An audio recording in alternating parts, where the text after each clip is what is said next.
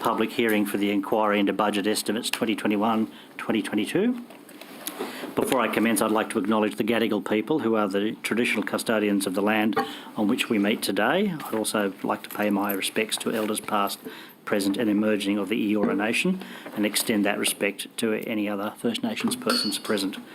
I welcome Minister Steph Cooke and accompanying officials to the hearing. Today the committee will examine the proposed expenditure for the portfolio of emergency services and resilience. Before I commence, I'd like to make some brief comments about the procedure for today's hearing. Today's proceedings are being broadcast live from Parliament's website, and a transcript will be placed on the committee's website once it becomes available. In accordance with the broadcasting guidelines, media representatives are reminded they must take responsibility for what they publish about the committee's proceedings. All witnesses in budget estimates have a right to procedural fairness according to the procedural fairness resolution adopted by the House in 2018. There may be some questions that a witness can only answer if they had more time or with access to certain documents. In these circumstances, witnesses are advised they can take questions on notice and provide an answer within 21 days. If witnesses wish to hand up documents, they should do so through the committee staff. Minister, I remind you and the officers accompanying you that you are free to pass notes and refer directly to your advisor seated at the table behind you. There seems to be a few. And this is always very revealing because it applies to me. Could everyone turn their mobile phones off or to silent for the duration of the hearing? Before we turn to the witnesses to be sworn, Minister, the committee received correspondence from the government seeking to end today's inquiry early at 1 o'clock due to the unavailability of some of the officials in the afternoon. The committee has this morning deliberated and has decided to accede to that request, but on the understanding that we receive a rescheduled half-day hearing with officials only. It's the committee's preference that that occur before Easter, but obviously we have to, committee secretary will have to liaise with officials to work out an appropriate time. So, in good faith, we have acceded to the request. With all due respect, Mr. Chair, we have our commissioners have made alternative arrangements, feeling that we couldn't wait for your decision as a committee, which is completely understandable. We have made alternative arrangements, and all commissioners or acting commissioners that are here today will be able to see out today's hearing. Okay. This morning was, in fact, the first opportunity we could deliberate. I understand that, yes, but under the circumstances, with the weather conditions that we're facing, we had to put alternative arrangements in place regardless. We couldn't assume that we would be granted the request, so we've put alternative arrangements in place. So everyone here now is available for the duration of today. Okay, well, we'll see how we go. Thank you. All right, well, all witnesses, of course, now need to be sworn before giving evidence. Minister, I remind you that you don't need to be sworn, given you've already sworn an oath to your office as a Member of Parliament and indeed as a Minister of the Crown. I'd like to remind the following witnesses that they do not need to be sworn, as they've been sworn at earlier budget estimates hearings before the committee. Commissioner Shane Fitzsimmons and Commissioner Bob Rogers. I think you've already given evidence at this round of budget estimates, so you don't need to be sworn, is that? We did prior to Christmas. Yeah. That's right. These are the supplementary hearings, so you remain on your oath. Now, for all other witnesses, you will need to swear either an oath or an affirmation. I think just for ease, we'll start with Deputy Commissioner Johnson. Could you swear an oath or state your full name, position and agency, and swear either an oath or an affirmation from the card hopefully provided to you. So, Deputy Commissioner Damien Johnson from the New South Wales State Emergency Service. I'll take an oath. I swear that the evidence now about to be given by me shall be the truth, the whole truth and nothing but the truth, so help me God. Thank you. Acting Commissioner Austin. Daniel Richard David Austin, Acting Commissioner, New South Wales State Emergency Service. I'll take an affirmation. I solemnly, sincerely and truly declare and affirm that the evidence now about to be given by me shall be the truth, the whole truth and nothing but the truth. Thank you. Now, I can't see your full name behind there, but over to you. Megan Stifler, Acting Commissioner, Fire and Rescue, New South Wales. I solemnly, sincerely and truly declare and affirm that the evidence now about to be given by me shall be the truth, the whole truth and nothing but the truth. Thank you. All right, I think that takes care of those formalities. Today's hearing will be conducted from 9:30 to 12:45 with a... Acting Commissioner David Austin hasn't been sworn. Yes, he did. Oh, did he? He did. He was the second one. Oh, all right. Today's hearing will be conducted from 9:30 to 12:45 with a 15-minute break at 11 a.m. There will be questions from the opposition and then from the crossbench only. If required, an additional 15 minutes at the end is allocated to the government until 1 o'clock. And then the afternoon session will commence at 2 p.m. With public servants only. It being 9:34, we might commence with questioning from the opposition. Ms Sharp. Thank you. Thank you and good morning, Minister, and to your officials. And before we get into this today, I just wanted to express our thanks for all of the work that you're doing under very difficult circumstances. And, yeah, just really wanted to put that on record and congratulate you, Minister, in the new role. It's a very big role. Minister, in 2017, after the Lismore floods, there was a number of reviews, and in particular, there was a Lismore citizens review where they went through within the community and talked through all of the issues that had occurred there. In their conclusion to that review, they said this: the section in the New South Wales SES independent review titled Region Response describes a chaotic staffing regime at the SES regional headquarters that reads more like a TV comedy script from Yes Minister or Utopia than a high-quality emergency management team that the community relies on and expects. Unfortunately, the ramifications to the community were disastrous, and for many, their livelihoods were destroyed. Minister, that was obviously 5 years ago. What has changed since then, given what we've seen in the last few weeks? Thank you very much. As you've quite rightly identified, that was in 2017, which not only predates my time as Minister, but even my time in this place. But what I would say is that the SES continues to be funded by the government. We've increased our funding to the organisation over the past several years. There's no doubt that... How much, Minister? Well, the budget for the 2021-22 year was $193.1 million for recurrent and $47.3 million for capital, which is a total of $240.4 million. This is a record budget. Okay, that's great. What was it in 2017? I'll just take that on notice, thank you.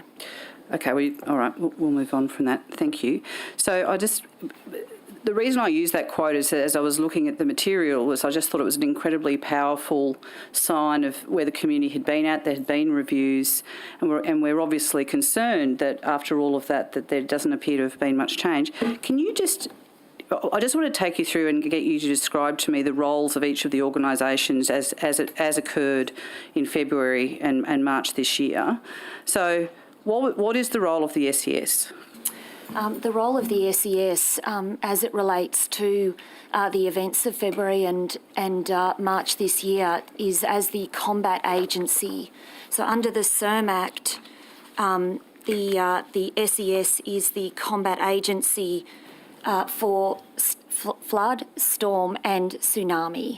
And so in relation to the most recent event, they have led the initial response to what we now know has been an unprecedented disaster. So they were responsible for coordinating the evacuations, for carrying out flood rescues and responding to requests for assistance, not just in the Northern Rivers region, but right across New South Wales, where we did see this event impact 58 local government areas. So an enormous part of the state was impacted.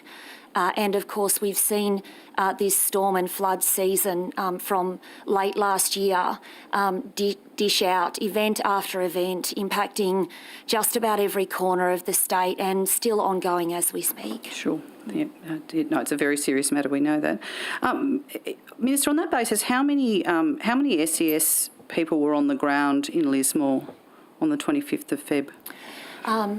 As that question is of an operational nature, I might ask Acting Commissioner Austin to answer the question, please. Yeah, thank you, Minister.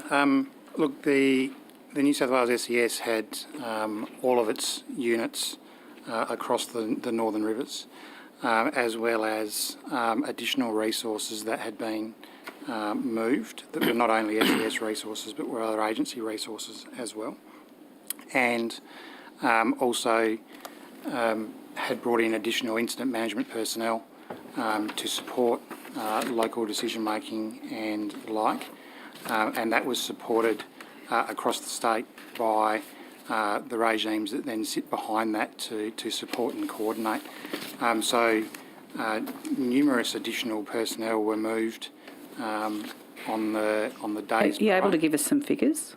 Can I look those figures? You can take them on notice. Maybe we can come back to it in shortly. detail in the afternoon. So we'll have time this afternoon. So that would be great. I also obviously want to know how many volunteers were able. Clearly, so many volunteers were actually impacted themselves. So huge impact. But if you could provide that information as well, that would be great.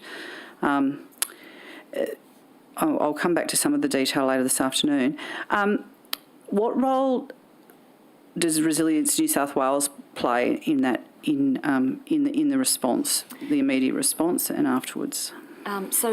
Resilience New South Wales was established in 2020 to coordinate emergency management policy and lead a whole of government prevention, preparedness and recovery efforts. Resilience supports the agencies, the combat agencies set up out at the State Emergency Operations Centre. How does that do that? Specifically, how does that work? Maybe Commissioner Fitzsimmons can tell us that. Thank you, Commissioner.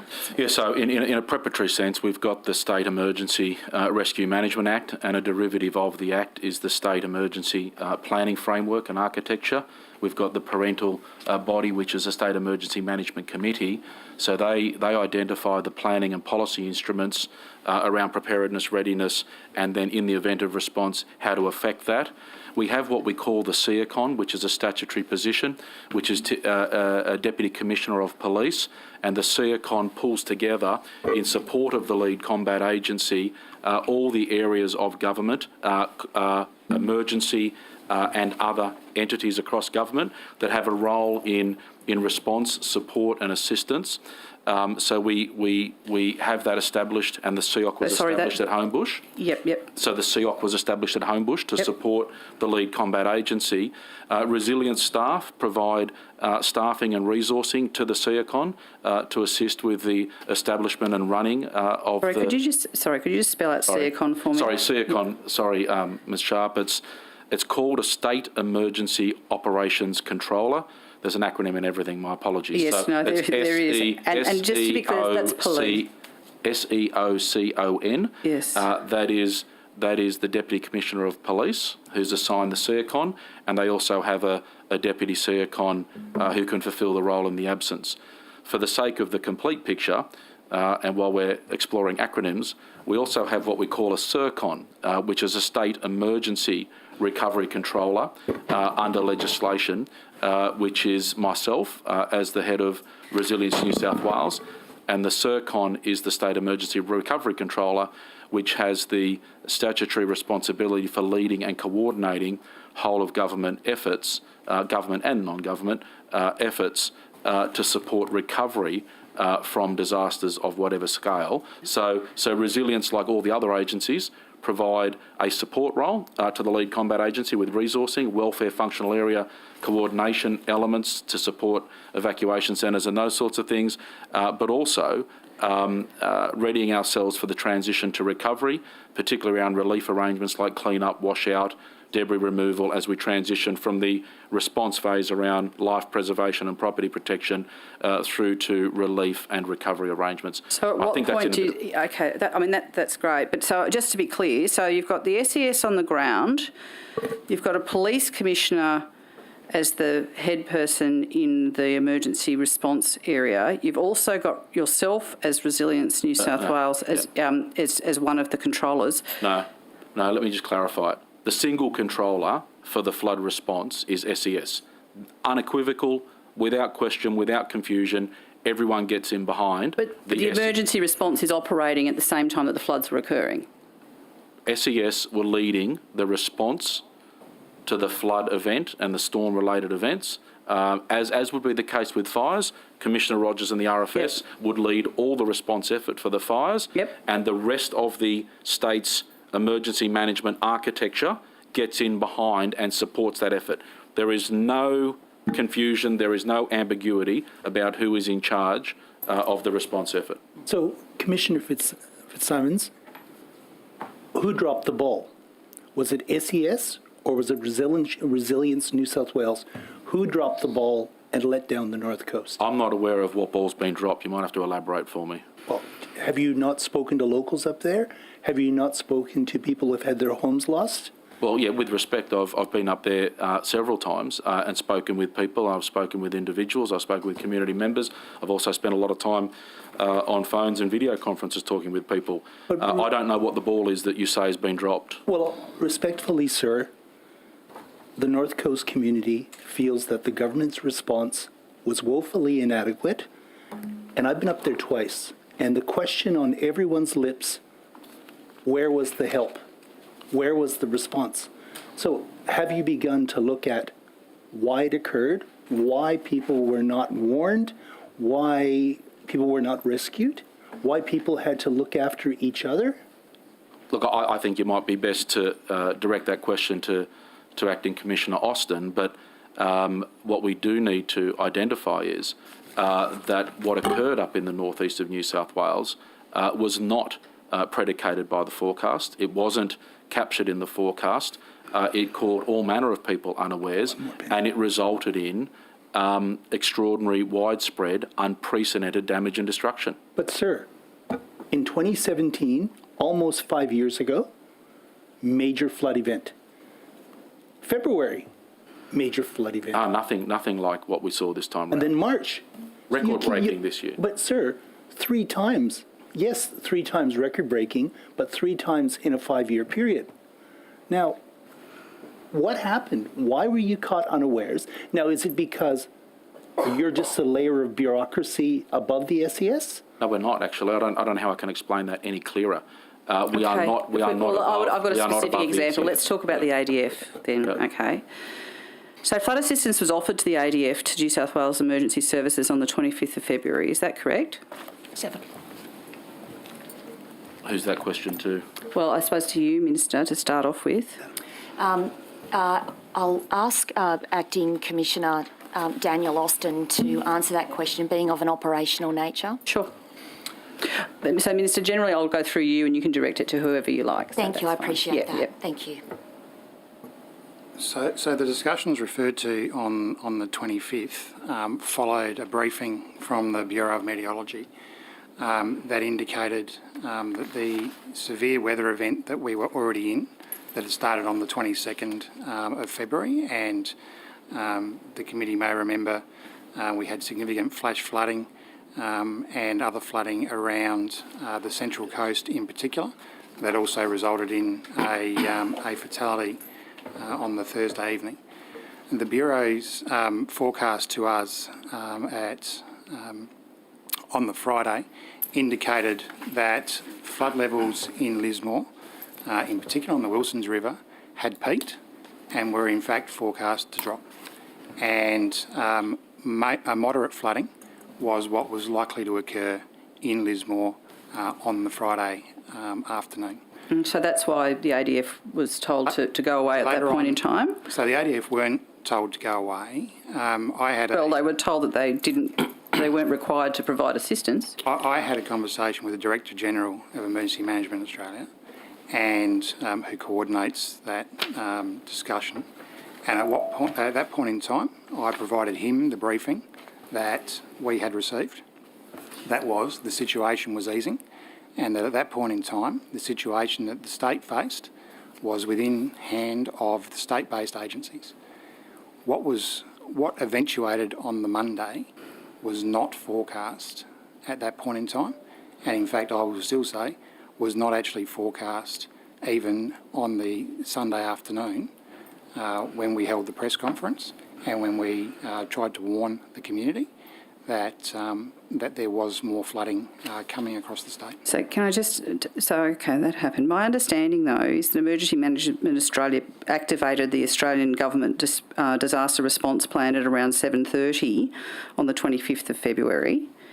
And again contacted New South Wales SES at around 9:30 p.m. and asked if defence presence would be required, and that was again rejected. Is that incorrect? So common discipline was activated in relation to the situation also in Queensland, not just within New South Wales. Sure. So the situation in New South Wales at the time. Brisbane's not very far from the North Coast. The situation was the ComDis plan was activated in relation to the events across Australia, not just within New South Wales at that point in time. I mean, I just when we're talking about dropping the ball, it's a pretty critical issue, and you know, I know that there's a lot of things happening in real time, and we understand the issues in relation to concern about different ways in which we're forecasting, but there's clearly a significant issue here, given the outcome where people were left on their roofs without the support they needed to evacuate. There were resources ready, willing and able, and the SES basically turned those around at least on 2 occasions. You don't think that's an issue? So if you look at what was forecast on the Sunday, we were looking at a river level of around 11.4 metres in Lismore. What occurred was a river level of 14.4 metres. That is 3 metres different, and ultimately that impacts significantly different level of community.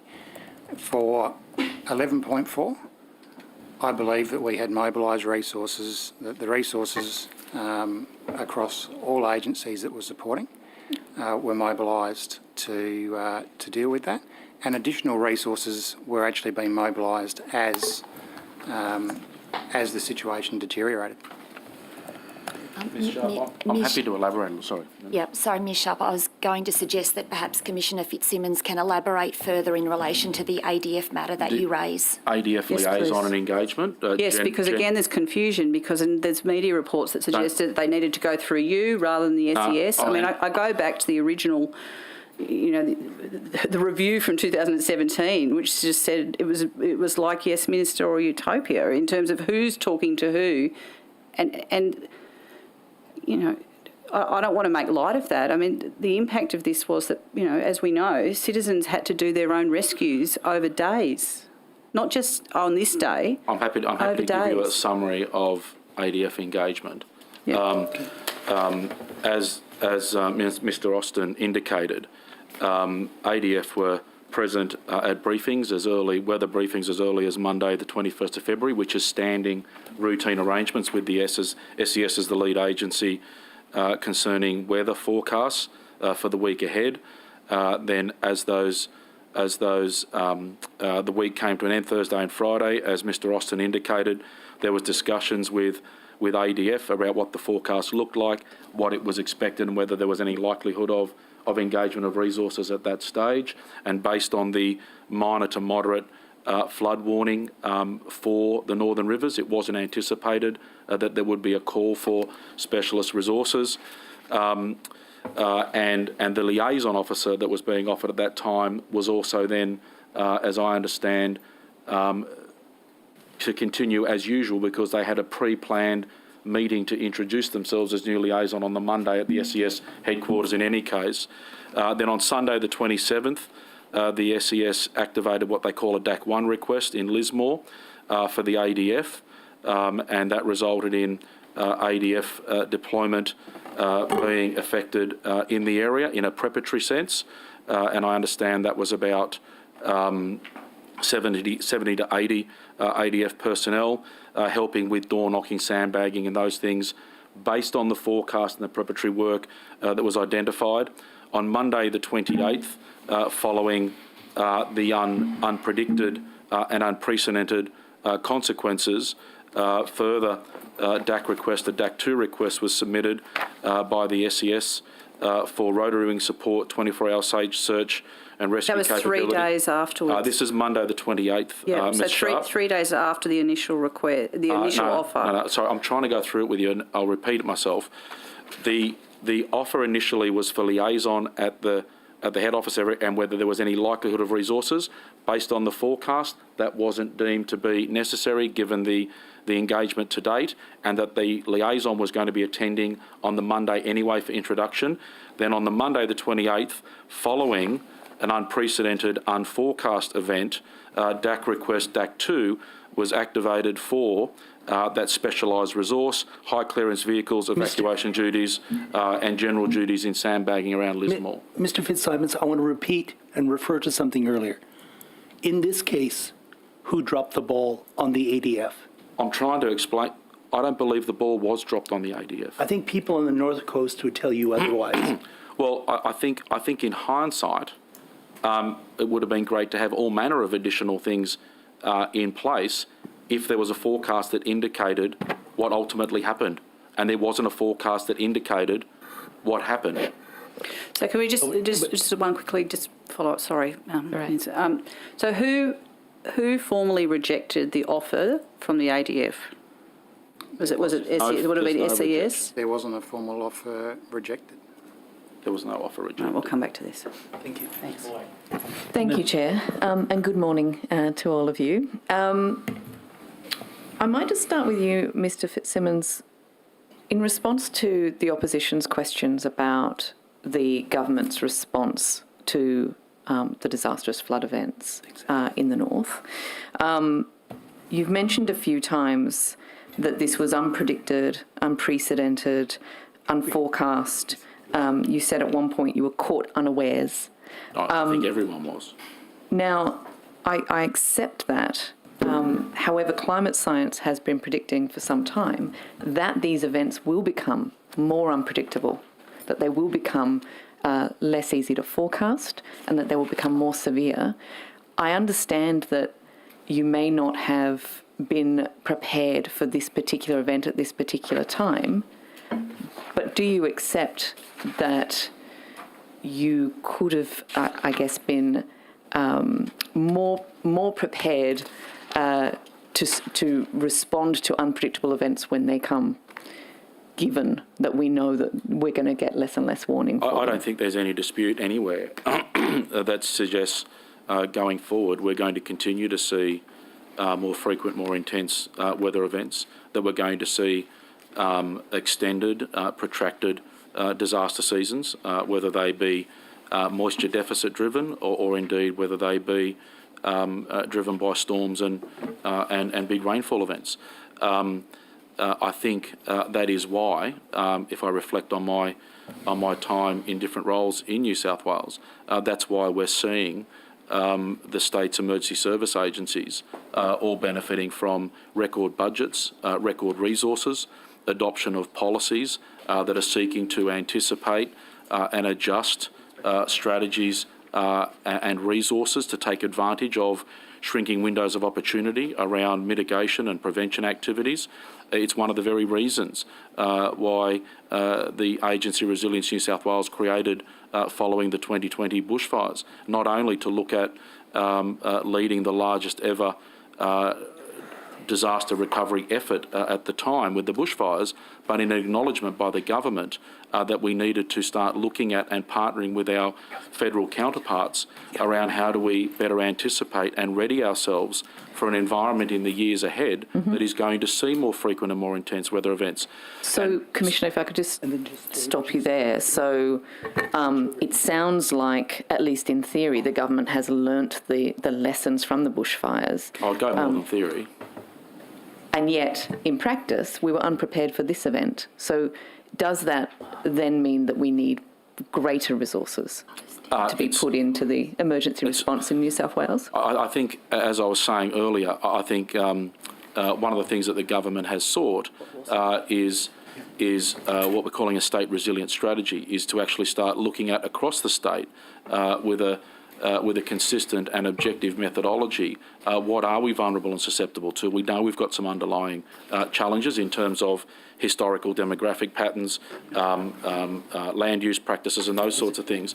But understanding what that vulnerability or susceptibility looks like, how do we invest going forward, not just in readying ourselves for the event that's going to come, but how do we seek to invest in low-cost, no-cost programs right through to significant investments to better prepare to seek to mitigate or prevent the impact of those disasters, natural or otherwise. Yep.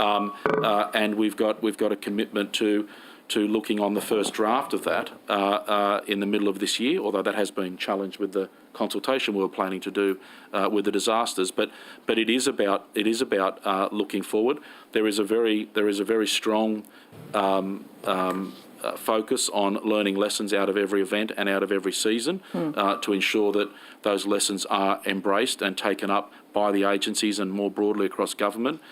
We've contributed very much to state infrastructure and climate strategies and plans, recognising this sort of environment.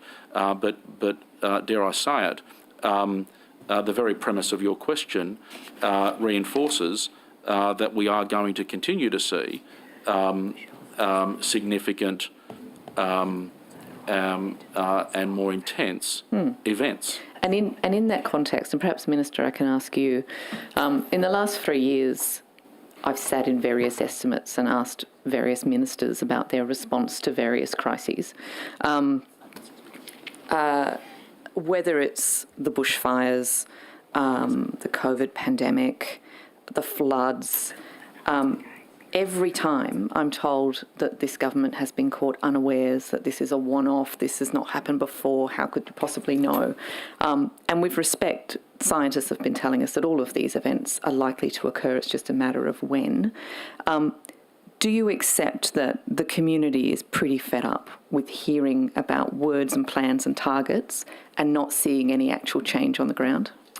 I think it's important that we continue to learn and from each and every natural disaster that occurs. And the Bureau of Meteorology has, it's done research to suggest that we are going to see intense bushfires going forward. And now we've seen this most recent rain and this unprecedented flooding. I mean, to think that what the Northern Rivers region saw by way of this flood was 2 metres beyond any previous record is simply extraordinary. And the word that always comes to my mind is unimaginable, because it's not just 2 metres as you sort of hold your hand up. It's 2 metres across an enormous and vast landscape. I mean, the local government areas impacted make up just on 28,000 square kilometres. And whilst not all of them saw like 2 metres higher, a lot of them did. That is an enormous area. It's a little over half the size of my own electorate, so it's enormous. And I think that I believe, and in my role as Minister, I'm determined to ensure that we push on with the reforms that we need to, that we continue investing in our emergency services. They have a record budget of $1.9 billion in this year's budget. We need to push on. We need to do more for community preparedness, readiness. We need to work with communities. I'm heartened by the fact that with our bushfire inquiry, independent inquiry, we saw 76 recommendations come back. We've completed 39% of them. The remainder are well in progress. We will push on through this. Minister, you refer to the floods in the Northern Rivers as unimaginable, but I put it to you that the climate scientists have been imagining this for decades. Just this week, the IPCC released its final report to say we're on track to increase our greenhouse emissions by 2030 as a globe, and that we are very unlikely now to cap at 1.5 degrees of warming. Given just how dire things have become, will the government now properly listen to that climate science and treat this as the climate emergency that it is? Well, I can speak for my own portfolio in terms of emergency services and I guess more recently in flood recovery. And I take it very seriously that we make sure that we're ready for the future. And I think there are four key areas that we need to focus on: the planning and the preparedness, the response and the recovery. And we need to ensure that at every single stage of that continuum that we have the right resources, the right funding, the right programs and the right relationships in place to make sure that our communities are ready, that they do have the level of confidence that they deserve to have in our emergency services so that when these events do continue to happen, which I genuinely believe that they will, that we are there, that we are ready to respond and that we do everything that we can to minimise the impact on communities when it occurs. And I think that's a whole of government approach. From my perspective as Emergency Services Minister, it's about ensuring that our various agencies that are sitting around the table today and the 176,000 volunteers that sit behind these commissioners today, that they have the resourcing that they need, that they are well trained, that we have enough of them. So recruitment, these sorts of things are really important to me as Minister. They are, and I agree with you. I just wish it had been done a lot earlier. When we look at the series of events, the series of emergencies that we have seen in the last 3 to 5 years, I put it to you that this is actually one emergency, it's the climate emergency, and that we should be acting accordingly. 1.9 billion isn't going to cut it for an emergency this big. What are you doing to push for more funding? Even if that means that we have people twiddling their thumbs, waiting, so that then when we get another event like this, we don't end up with people dying and losing their homes. Well, I've made it very clear publicly. The term I like to use is tooth and nail. I will fight tooth and nail to ensure that our emergency services agencies and organisations and all of the volunteers have the funding and the resources that they need to save lives and to keep our communities safe. And I'm certainly committed to that for as long as it takes. I just wanted to pick up on something that Acting Commissioner Austin mentioned during answers to the opposition questions in relation to Central Coast and the flash flooding that was seen there. I live on the Central Coast, and as long as I've lived there, we've had roads that go underwater every time there's heavy rain. It's not a surprise to us when that happens, and I know that the Central Coast Council and the prior Gosford Council had been provided with sea level rise risk analysis and basically being told that they need to move a whole bunch of infrastructure higher up, including train lines and roads. But again, nothing's been done for a long, long time. What is going to happen now to ensure that the Central Coast is flood-proof?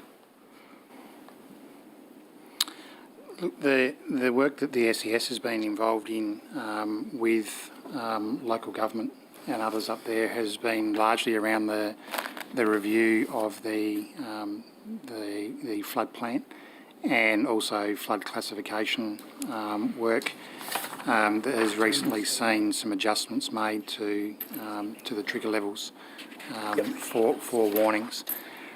There's also a number of community engagement and community capability activities that are undertaken through the Central Coast on a regular basis, and it has actually been something of a focus for us, certainly at least over the last 2 or 3 years, to work on that.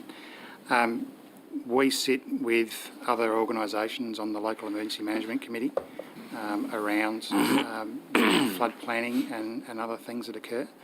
And in fact, I'd say that Council were one of the more vocal people in the amendment, or the amendments made and the updates made to the last edition of the flood plan.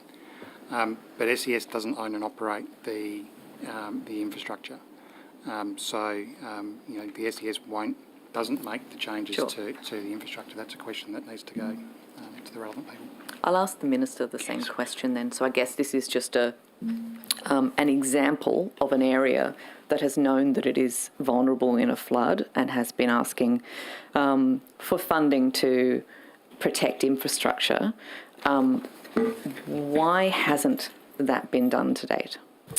I'll take that question on notice if I could, Ms Boyd, but what I will say more broadly is that it's really important that the state government, the federal government and local government really work together to identify those vulnerable areas, vulnerable infrastructure and assets, and that we work together through the emergency management arrangements that are in place to identify and then look to put plans in place and ultimately deliver that whether you want to refer to it as adaptation or preventative or resilience pieces. It's my view that it's really important that we continue to work toward that. And the local emergency management committees are extremely important because that's where we get that grassroots, that from the ground advice from people who are living and breathing it every day.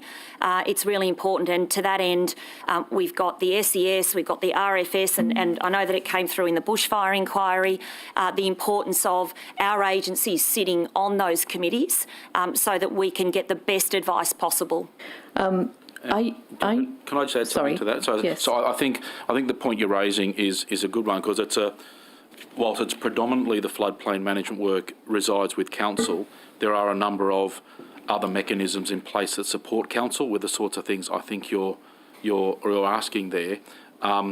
I don't know that anyone would be as bold to say that we're going to flood-proof an area, but I know the point you're making. But there are mechanisms through the Commonwealth and the state government. So DPE and the feds provide a range of funding and technical support arrangements to assist council with that floodplain management work and the construction the undertaking of works, including construction that might assist with transport corridors or signage or whatever that mix might be to get the range of treatments. I think more broadly, picking up on the principle I think that you're raising, Ms Boyd, are there a lot of areas whether we look at it through a lens of vulnerability to flood or vulnerability to fire, us as white settlement in Australia probably didn't learn a lot from our First Nations people in terms of where we sit in a static lifestyle and all those sorts of things. So there is some real challenge there as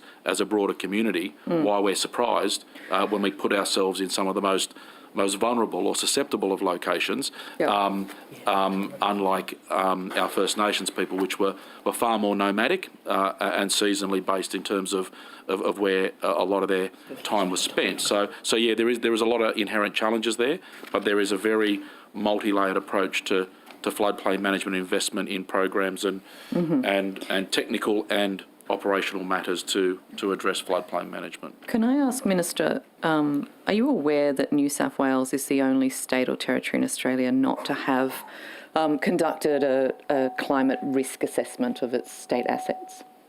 Well, we are.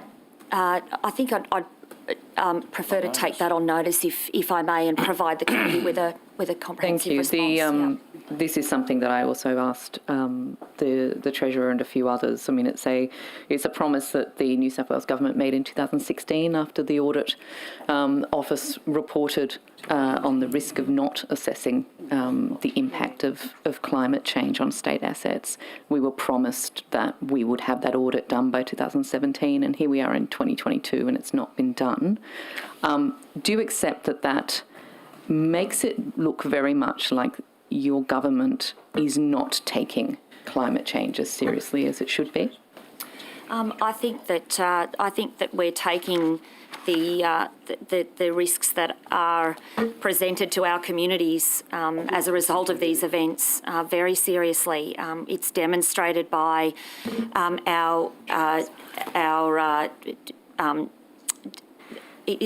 by the fact that we've set up inquiries after these major events have happened, whether it was the bushfire inquiry or now the flood inquiry. We've adopted all of the recommendations out of the bushfire inquiry. We've either completed or we've got them in progress. We're going to do the same in response to the flood inquiry, depending on how that goes. A lot of words and promises, but your government has not even done the work of working out which train lines will go underwater with sea level rise. Like, it's done none of that work yet. How can the community look to the government and think that it's going to take this climate emergency seriously enough? Well, I'll take the specifics of your question on notice. However, it is incumbent upon us as government to keep learning and to keep doing what we can to make sure that our communities are prepared and that we do respond and ensure recovery happens in the best way with the heart of our communities firmly in our focus. I find it's very difficult to learn a lesson if you don't accept that you've done the wrong thing in the first place. Do you accept that the government has been woefully underprepared when it's come to these climate-driven crises over the past 3 to 5 years?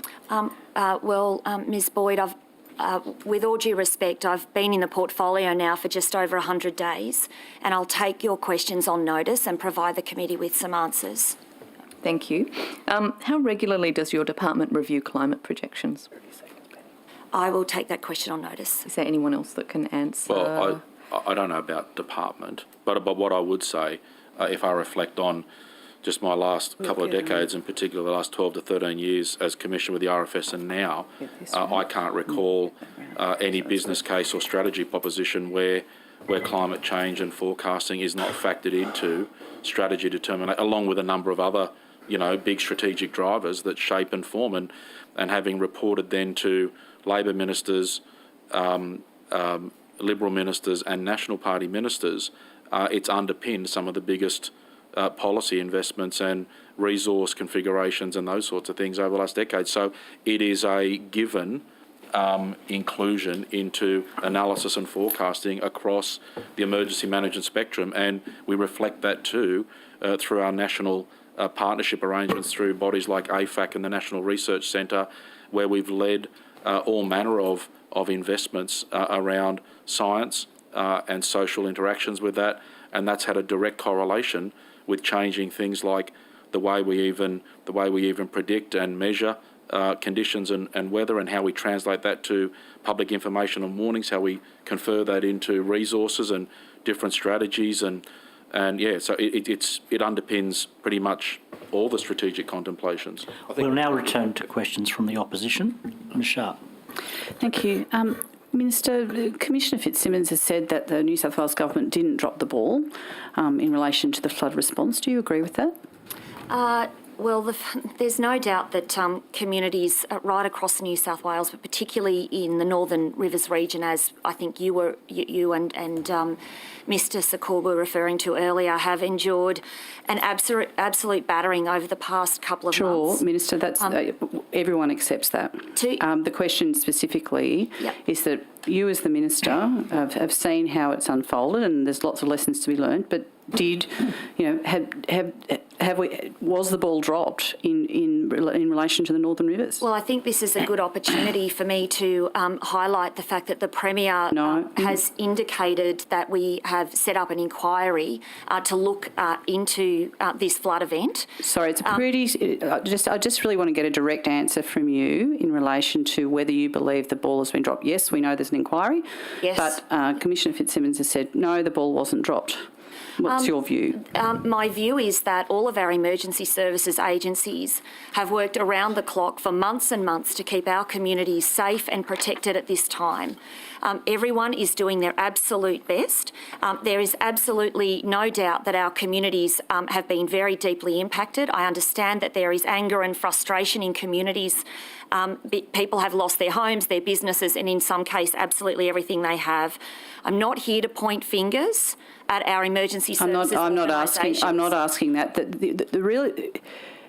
You are aware that the Premier apologised on behalf of the government in relation to the response. The Premier has indicated that the response wasn't perfect. I absolutely support. He went further than that. He apologised and said that it was unacceptable and that people shouldn't have been left on their roofs. You've got your one of your commissioners has said this morning that the ball wasn't dropped. What is your view? My view is that I will wait for the findings of the inquiry. I will continue as the Minister in this space to fight tooth and nail for all of the resources that our emergency services organisations need to do their job into the future.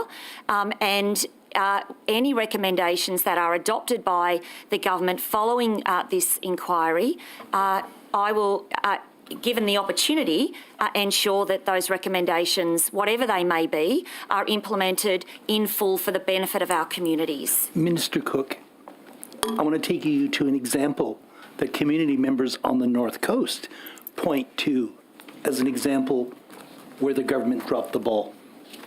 I want to take you to March 29th, to Lismore CBD, to the evacuation. People told to evacuate, then not told, people told to return to return. Will you concede that is an example of where the government dropped the ball? Telling people to evacuate and then telling them to go back, and then a second flood comes through. Can you take me through that? I think the questions you're asking are of an operational nature. I think everyone, Madam, I think everyone would agree that this is an example where systems failed and the government dropped the ball. Can you or the two gentlemen supporting you, either one of them, explain what happened when people were told to evacuate, then they were told it was safe to go back, and it was not safe? To that end, Mr Secord, I will ask Acting Commissioner Daniel Austin to initially answer your question, and then Mr Fitzsimmons may have some comments to make further. Thank you, Madam Minister. Thank you. So in relation to that event, I think we need to peel back the specifics around what actually happened there. So what we were expecting was to see, once again, the Wilsons River rise to the point where it was going to overtop the levee, and that would cause flooding of the CBD. And as that was coming up, then an evacuation order was issued in relation to the risk of the Wilsons River overtopping the levee and impacting the CBD.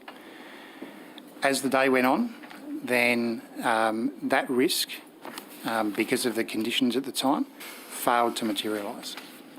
And in fact, the renewed projection was somewhat below the top of the levee, at which point the decision was made that the risk posed by the overtopping of the levee by the Wilsons River no longer existed at that point in time. But, sir, Can I finish that one first? Okay. So at that point, the evacuation order for the Lismore CBD was revoked.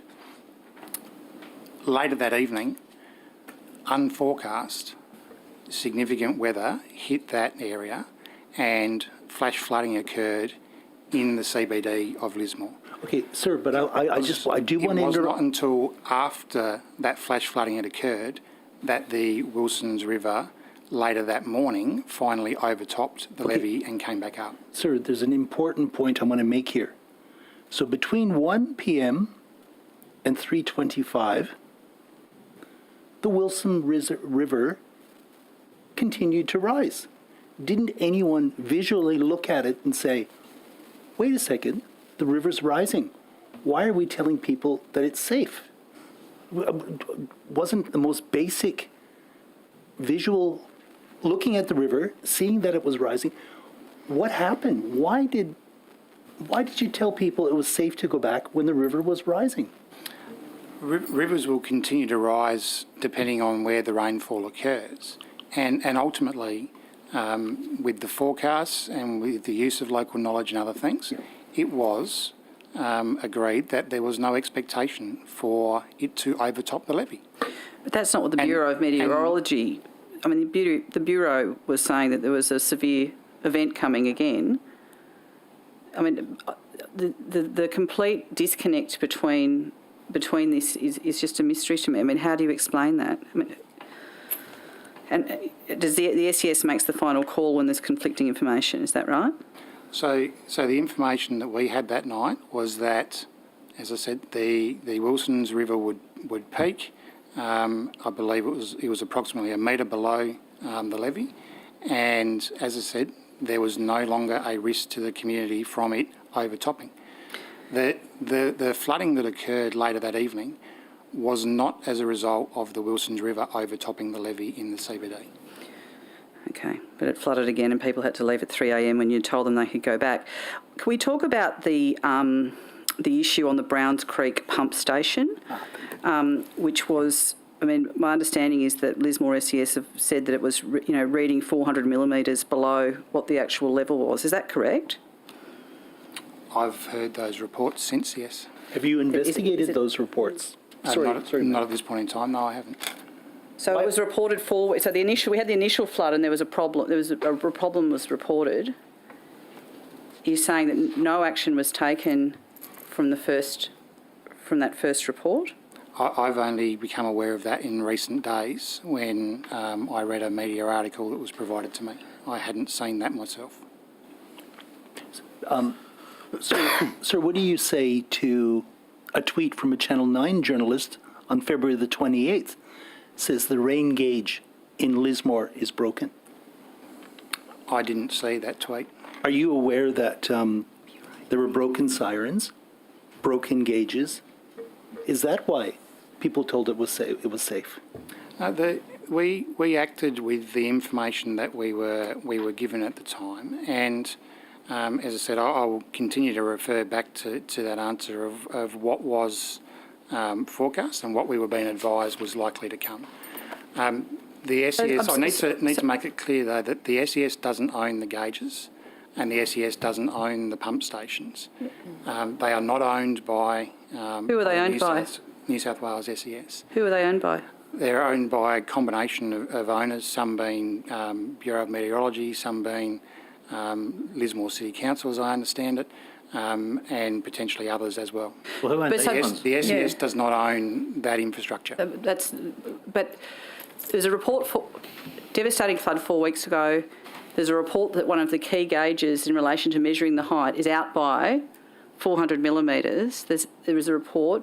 Surely, do we know at any point whether the local SES picked that up and reported it in through your structures? We just spent 10 minutes this morning talking about all of the different groups that are doing all of this coordination and that it's all working, yet a critical gauge that is actually talking about the level of the water is broken and no one seems to have actioned anything, and then nothing's come through this apparently very sophisticated coordination system. So I am aware from the Bureau of Meteorology that all the gauges were online. That is a conversation that I had because I was told that potentially a gauge was offline.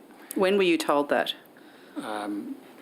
I'd have to go and take that on notice and find the specifics. But If you could, I mean, it's very important. So again, it's about if the SES knows there's a problem, you may not be responsible to getting it fixed, but surely what is your role in terms of getting it fixed and giving you as we've described, the lead agency who's in full control of what's going on. So as I said to you, I did raise that with the Bureau, and I was advised by the Bureau that the gauges were online. Yeah. So, sir, okay, we've canvassed the water gauges. Now I want to take you to the sirens. Were the sirens working or not working? So as I understand it, Simple, sir, a yes or no answer will be sufficient.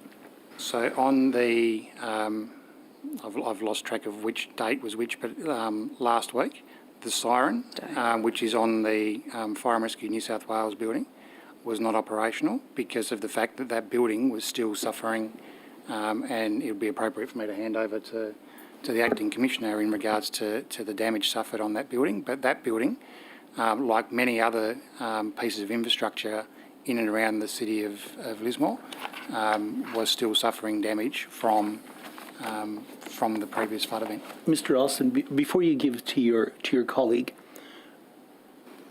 are sirens and water gauges fixed and working now, so that if we have another incident, the people can hear a siren, know that information coming to them is correct and they should evacuate? Can you give a commitment today that the gauges are working and the sirens are working, and if something happens in the next 24 hours, that you'll be ready? So in relation to the siren is not part of a formal warning process in and around the Lismore CBD. So what is its role? So what is the siren for? Perhaps No, I'm sorry, sir. Yeah, but it's a What is the It's a siren fire- for? it's a- Fire siren. Sorry. Okay. Yeah. Sorry, ma'am. Thank you. The siren that is fitted to the facility in Lismore is not a current Fire and Rescue New South Wales procedure to use. It is currently only used as a memorial siren. It has been asked in the past by SES to be used as a warning system. However, the community... So it has been used previously? I believe so, yes. But the community are used to it being used when there's a flood coming. I would not agree with that, Ms. Sharp. They'd expect that was... Well, The challenge we have, unless it's a well communicated and system that all of community uses, we actually put community at risk by using a system that they are unaware of. well, sorry, the actual information from the SES, so this is when this was specifically occurred. So we've got the issue that the evacuation order was lifted, people went back in, and then there's on the 30th of March, there's important information. Lismore is overtopping. The sirens will not sound due to a malfunction. Everyone must get out of this CBD immediately. I mean, it seems to me that you may not think that the community don't do it, but the SES clearly do because they're using it in their communications. The other problem that we've got, of course, is that a lot of mobile towers and telecommunications was knocked out at the time. Surely, if you've got an alarm, it may not have always been used there. I just can't understand why you just decide, it's a useful optional extra in a circumstance where you need to tell everyone immediately to go. I just don't understand how that's... So with the second flood, Ms. Sharp, our building was still without power. So with all good intentions, we could not have activated that siren due to the conditions of Lismore at that time. But it's an option. But the SES relies on the malfunction. I mean, I just don't understand that. That there were additional warnings and evacuations issued, and there were also vehicles travelling around the streets which were driving around with sirens going and warning people and door-knocking people to leave. So whilst it may well be a tool, it is, the reality was if it was going to sound, it wasn't going to sound until the actual levee was to overtop, by which point the CBD was already flooding some time before that. I mean, I think the point we're trying to make is that it was malfunctioning, and no one, at no point was there any priority given to fixing it, knowing that it's not the silver bullet for everything, but there was some significant other problems that I think it people was a had. city power supply issue. I think it was a supply issue to the general city area, wasn't it? But Is it just the power issue that's the malfunction, or is there other issues I'll with take it? that on notice, Ms Sharp, because I'd like to get the current status of that siren for you. sorry, ma'am, so you don't know the current status of the siren? I know at the time it was spoken about in that tweet you referred to, we currently didn't have power. Okay. So but- I will confirm for you on notice before the close of this session its current status, if I could, Mr. Secord. But don't you understand the frustration of the community that sirens didn't work, gauges didn't work, and now you're telling us today that you don't know if the siren, that you've come to this. I take my oath seriously that I gave this morning, sir, and want to provide you with the most accurate information. So if you could give me the courtesy of taking it on notice, I'll give that information to you as soon as possible. Minister Cooke, so after reports of faulty gauges, a siren not working, did you raise it with your colleagues and your agencies that you're in charge of to say, what happened? Did we drop the ball? Did you follow that up when these reports came forward? I talk to the commissioners regularly about the state of play, and I was advised, and I understand that Acting Commissioner Stifler will take on notice your earlier questions. I was advised that the entire block where the Lismore Fire Station is located has been out of power since the first flood. That station was subsequently flooded in the second event that occurred, and I happened to visit that station in the immediate aftermath, of both floods, but particularly the second flood, and the damage to that building is extraordinary. It is absolutely extraordinary, like many buildings in the CBD.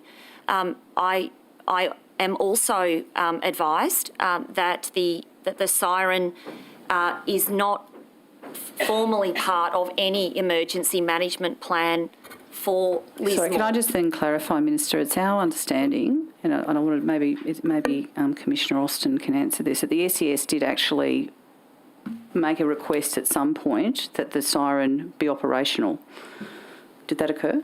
I would have, I'll ask Acting Commissioner Austin to answer that question. I'd have to take that on notice as to what the specific local conversations were.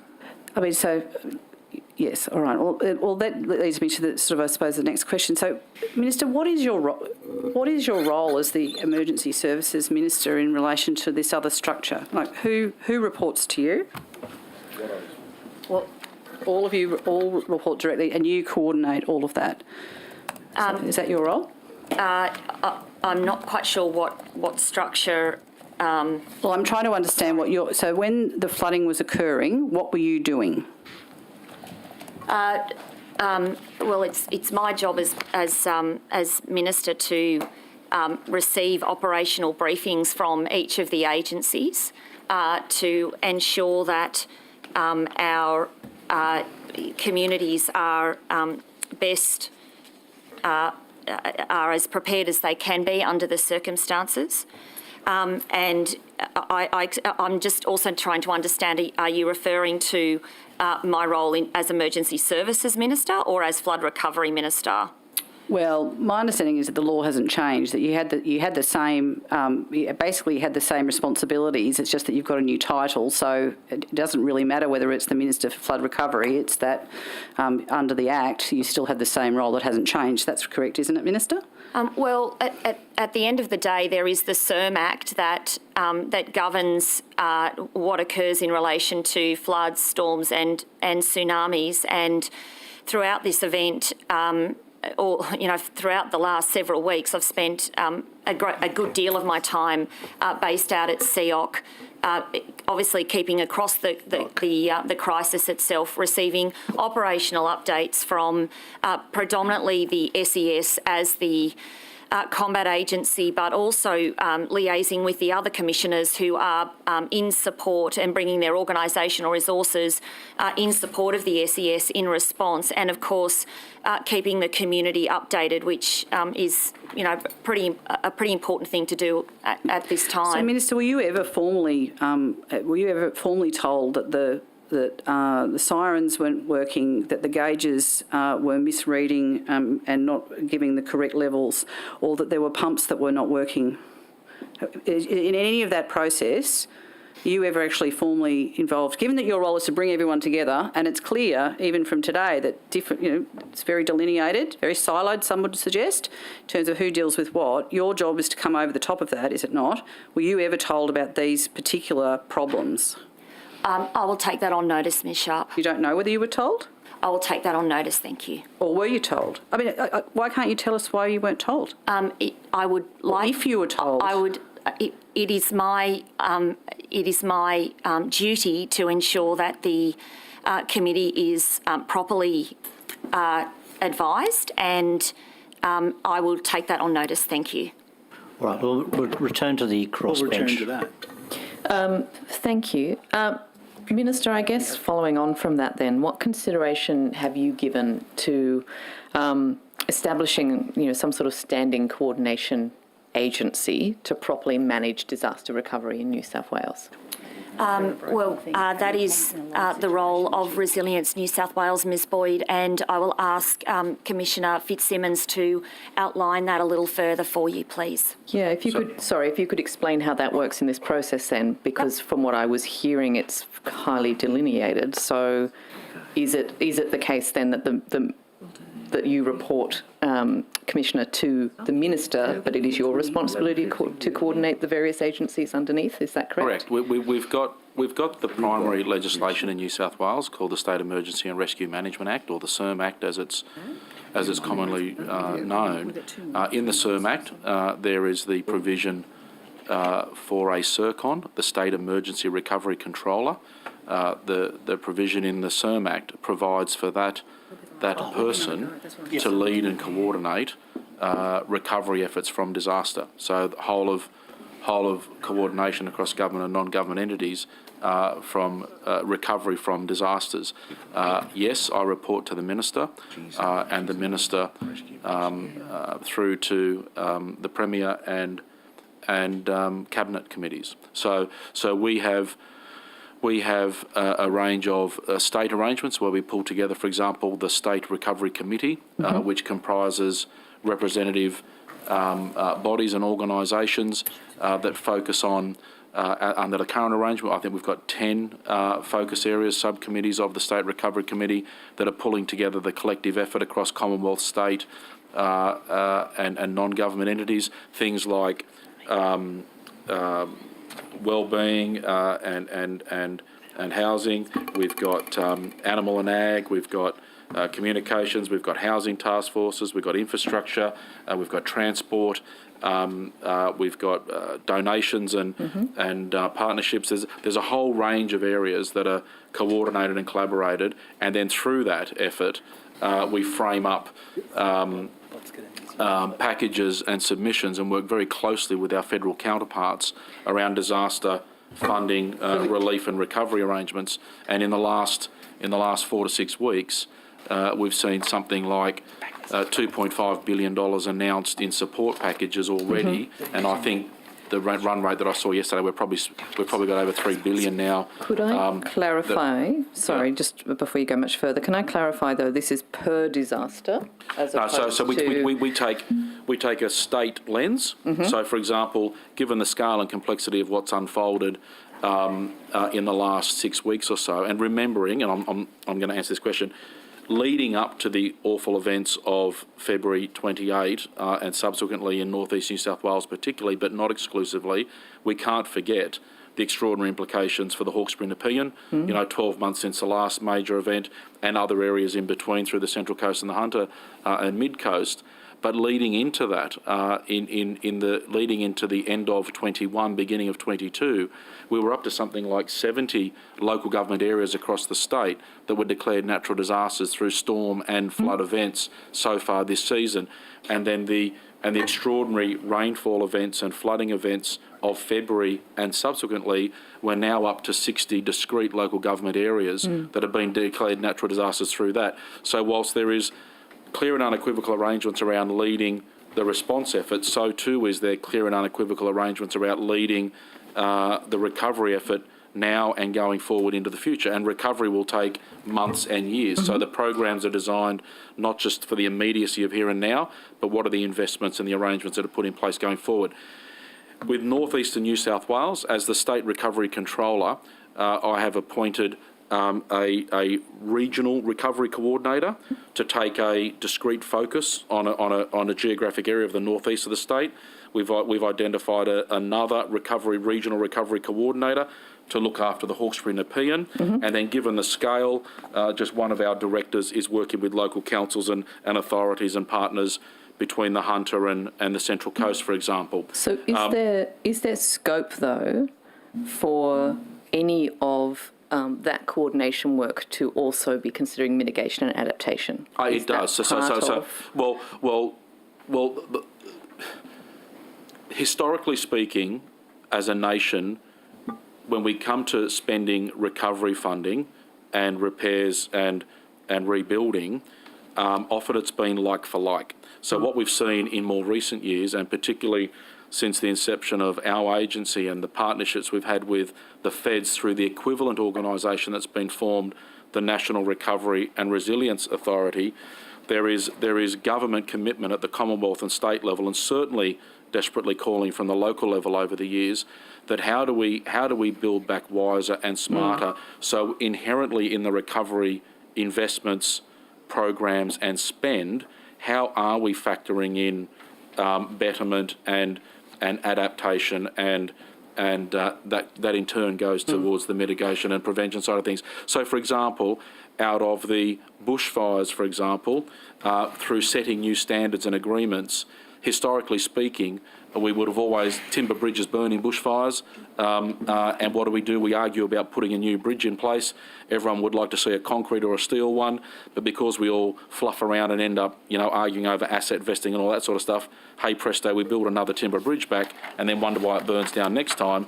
But similarly, it doesn't afford any benefit to low to moderate flooding, which might be more the challenge in that area. So out of the bushfires, all the timber bridges are being replaced with more robust materials. We also saw the government... Sorry, it's quite a long answer. Could I ask you, though, if we're looking at how we do things better in the future, are there more powers or more people needing to be involved in this disaster recovery process to ensure that we do mitigate and adapt and plan for the future more effectively? As the recovery controller, through to the minister, we have access to whoever and whatever we want in terms of affecting the best recovery arrangements that we can. Do you think, that a whole of government response? We are a whole of government response. We've got planning, we've got environment, we've got engineering, we've got emergency services, we've got welfare services, we've got housing authorities.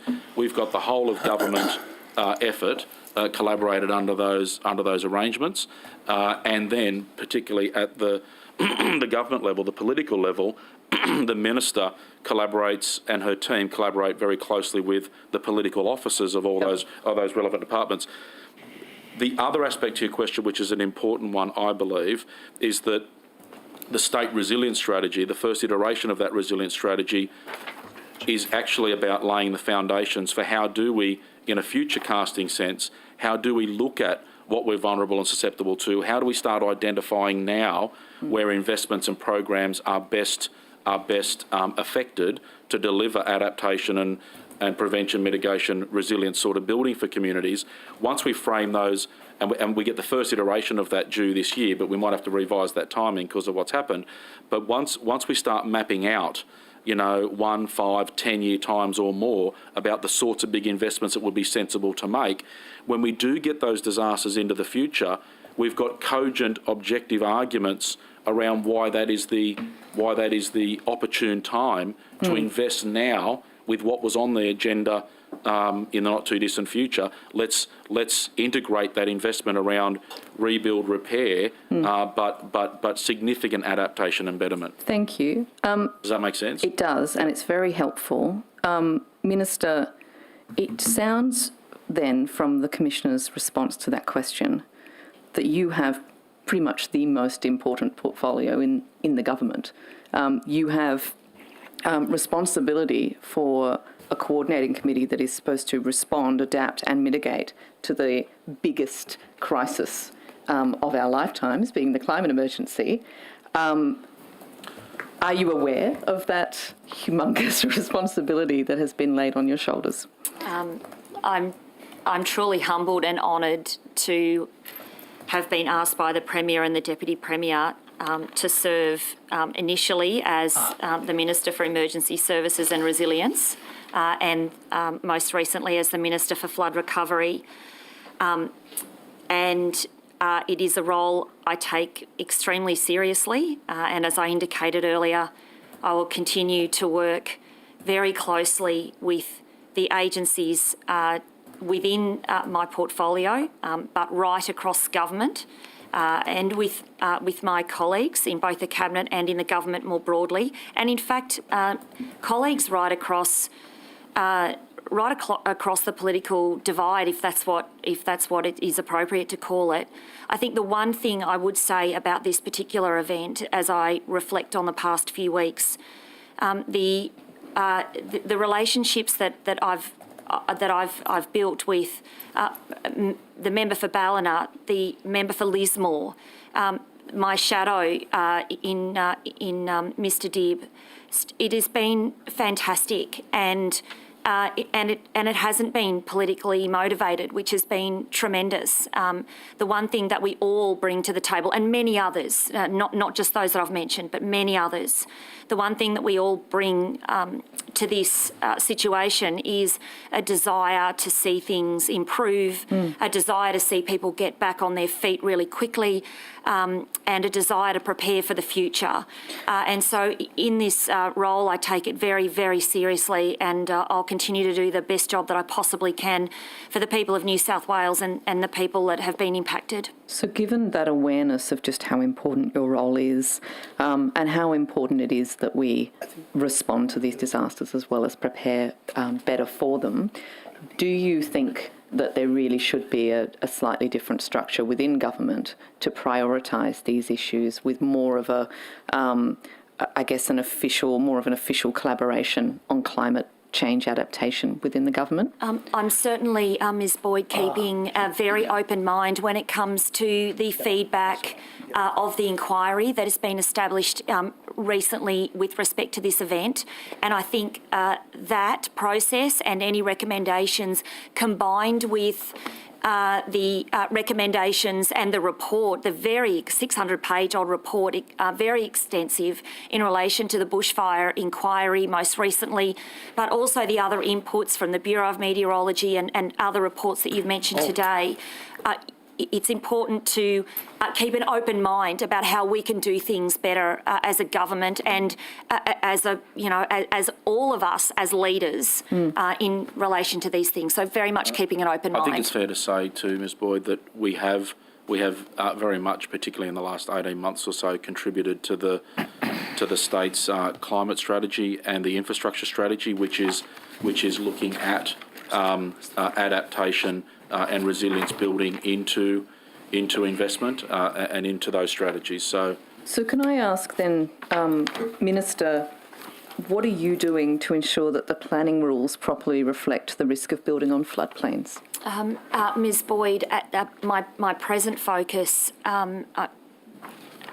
is ensuring that people, particularly those people in the Northern Rivers, have safe accommodation, that we keep the immediate focus on that recovery my time presently is dedicated to that, and I genuinely believe that your question is better directed to Minister Roberts in relation to planning. And that's my point right there, I think, because you are the one who is responsible within this government for coordinating the experts in this area who are going to tell us how we adapt and mitigate and respond to climate change disasters.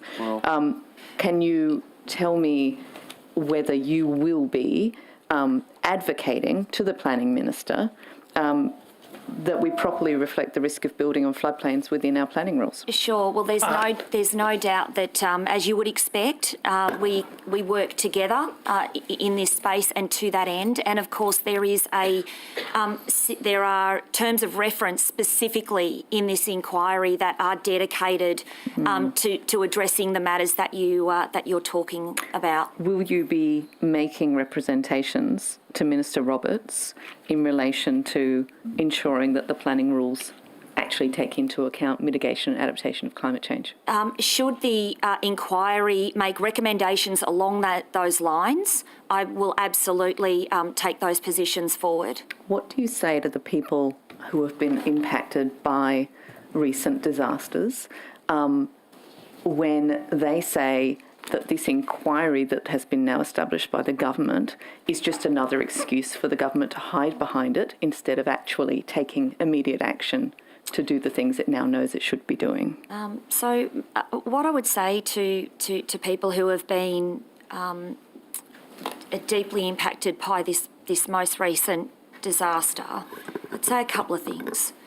The first one is, yes, we absolutely recognise, and I recognise as Minister, and I've spent a considerable amount of time in the Northern Rivers region in particular, but also in the Hawkesbury. I've been to the Central Coast. I've seen many communities that have been impacted, and I absolutely acknowledge their journey and how devastating it has been. That's the first thing I want to make absolutely clear. The second thing is that these are ongoing conversations that we will continue to have within government, and with respect to the inquiry, it's really important that we identify where we can improve, the things that we can do as a government and as a community more broadly, the things that we can do better into the future, the learnings that we need to take forward to improve things for future generations. I mean, I come from a small town myself, and it's really important that people in communities appreciate that their community has a future, that their children can choose to live and grow and remain and work and all of those things Minister, in those places. That is why we're here asking these questions, why I'm asking these questions. Yeah. But the question to you is whether or not you would be making representations to Minister Roberts in relation to the planning rules. Your response to me was that you needed to wait for the inquiry.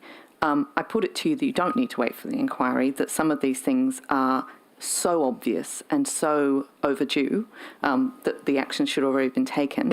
As the Minister responsible for, and pretty much our only hope in mitigating and adapting to climate change, what are you doing to ensure that your colleagues are on the same page? Yeah, well, I continue to have conversations on a daily basis with my colleagues in relation to these matters, but also respecting that and I know that you appreciate this more than anyone, they are complex matters, and you know, we do have people that have built on floodplains all over New South Wales, as an example.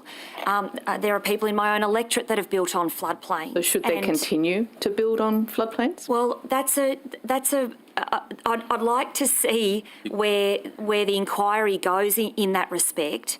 But what I'm getting at in relation to the complexity is that there are people that live there currently, and that is their home. That is their home. Yeah. And so we need to always bear in mind that when we're having these conversations and we're looking to the future and how we can do things better, Yep. that at the end of the day, it's someone's home. They may have lived there for 40 or 50 or more years. And we're dealing with two separate issues here. We're talking, I haven't got to the point of talking about relocation. I suspect that is a much bigger issue to talk about. What we're talking about here is planning rules that allow people to build new homes in floodplains or new developments to open up in places that we know are going to be disaster prone. I understood, Ms Boyd, you can't do it in 1 to 100 floodplain, for example. Government's already got that in place. We are, yes. I could have a whole other the argument question about is, 1 do in you go 100. further, I think is the point you're raising. Yes. When you've had 1 in 500, you flag to us. Sorry. You've got a minute. Yep, sorry, I thought you were interrupting Was me, mumbling. but you were mumbling. That's absolutely fine. In short, Ms Boyd, I will continue to work with Minister Roberts in relation to these matters and look forward to the process of the inquiry and any recommendations that result. Thank you. Could I just perhaps ask Commissioner Rogers, how much of the $52 million raised by Celeste Barber's fundraiser has been spent by the RFS? I can tell you that almost all of the money has been allocated. And if you just give me a moment. If you could tell me what it's been spent on or allocated I'm to as happy well. to go through that, if I can just find the right bit of paper. It's on the website too, isn't it? 16 106. 106. Sorry, so yes, if you could tell me the difference between what's allocated and what's actually been spent. Sure. I'm happy for you to take that on notice if you like. Minister, has that money been used to reduce government funding to the RFS? I'm happy to answer that as well if you wish me to. Well, Minister. just Yes, Commissioner, yes, I can please. categorically say no. Yeah. The agreement when those donations were made and government was explicit about the fact that it was not to replace government expenditure. What it did help us to do, though, was to accelerate the rollout of some things. So and I'll give you an example, helmets. We wanted a better standard of helmets and we wanted them out sooner. So we used that money to help roll out those helmets quicker. The ongoing replacement of those will come from normal government expenditure. There's a whole range of things, and what the premise of I guess of the use of that money has been, it's got to be to the betterment of firefighters, not us as an agency, and certainly not replacing money that government would otherwise need to spend. I've run out of time, but I'll come back to these questions in the next round. we'll take the morning tea break and come back at 11:15.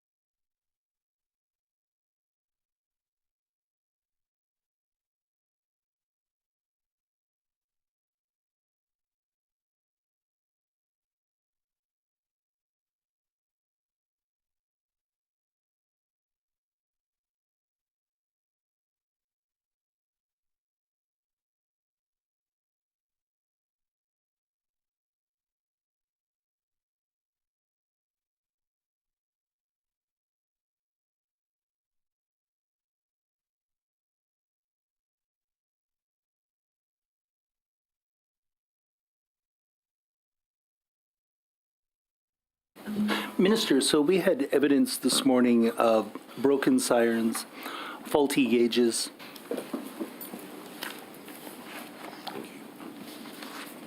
How many boats does Lismore have at the moment, the SES?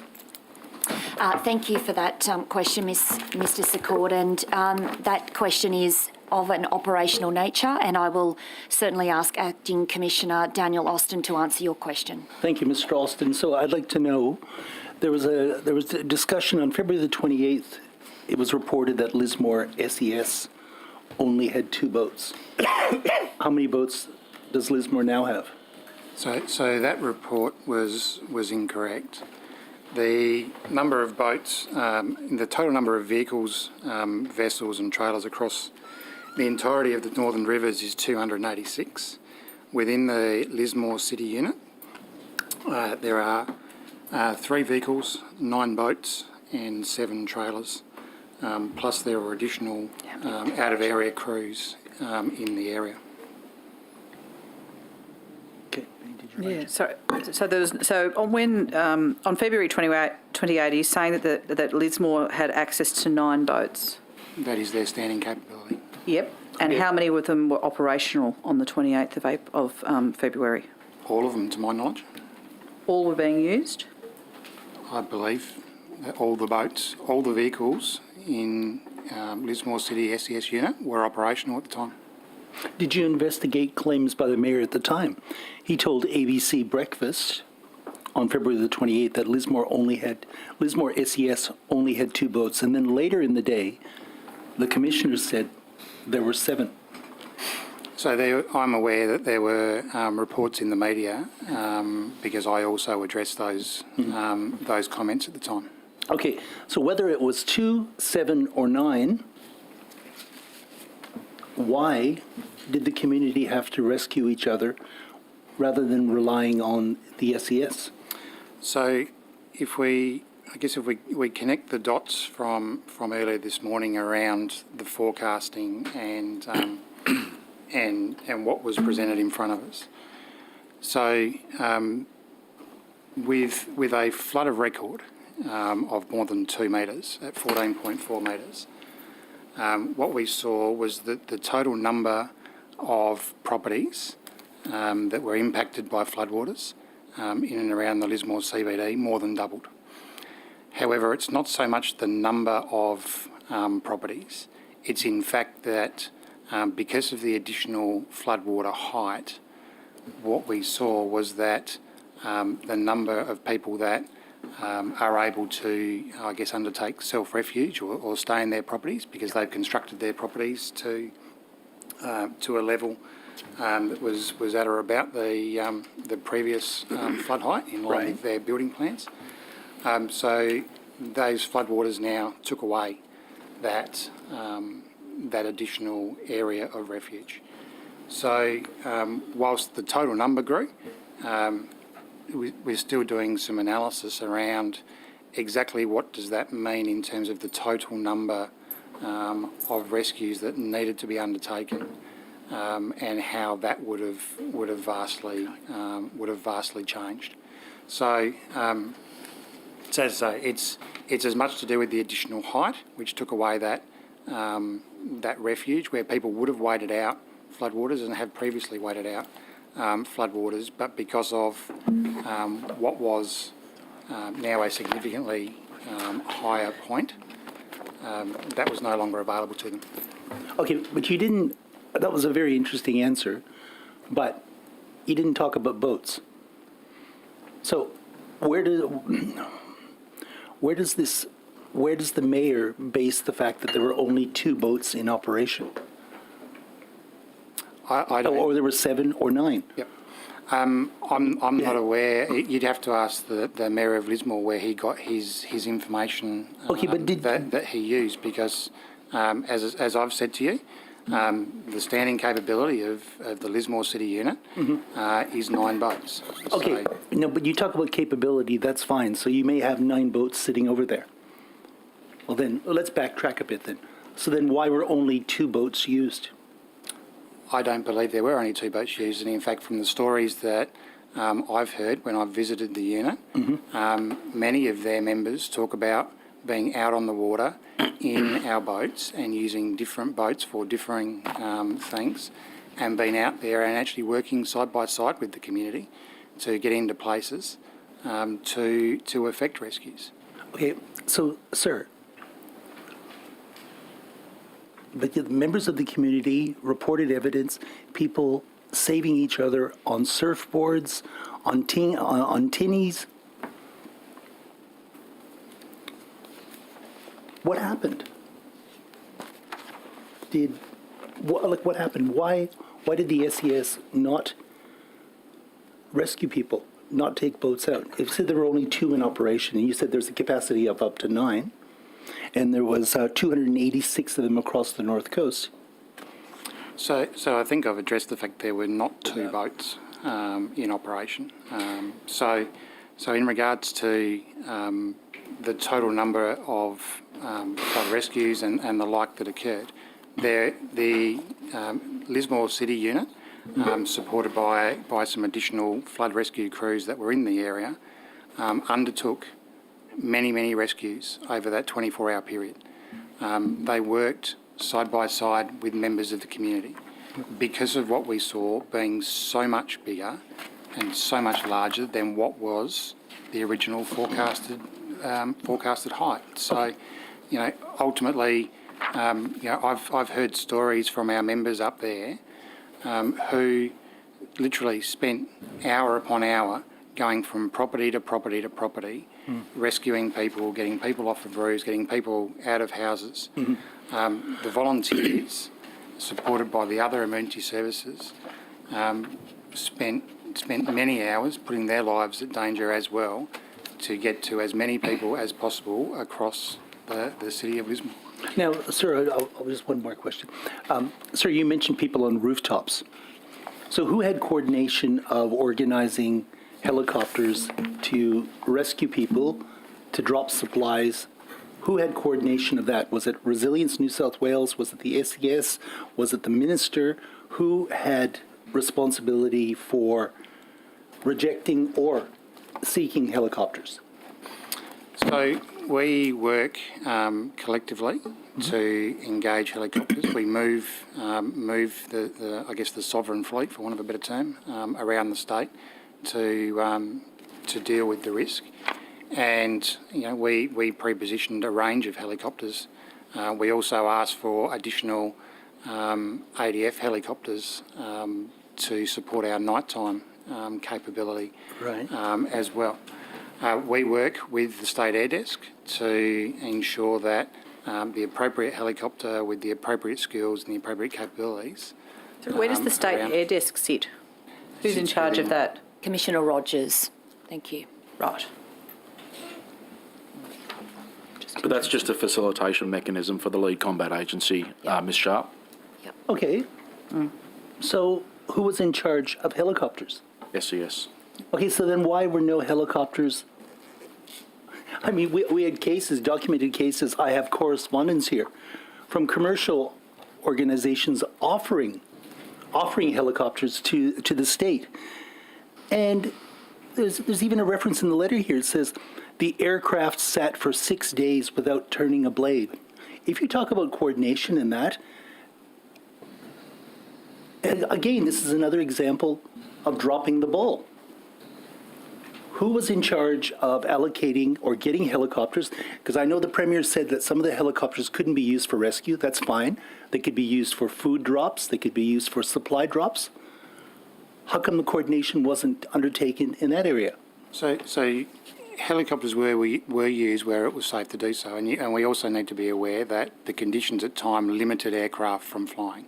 So we did have times where aircraft were unable to get off the ground, or aircraft had to even be relocated because of their base. But sir, respectfully, I saw footage from Channel 7 and Channel 9 and the ABC and Channel 10.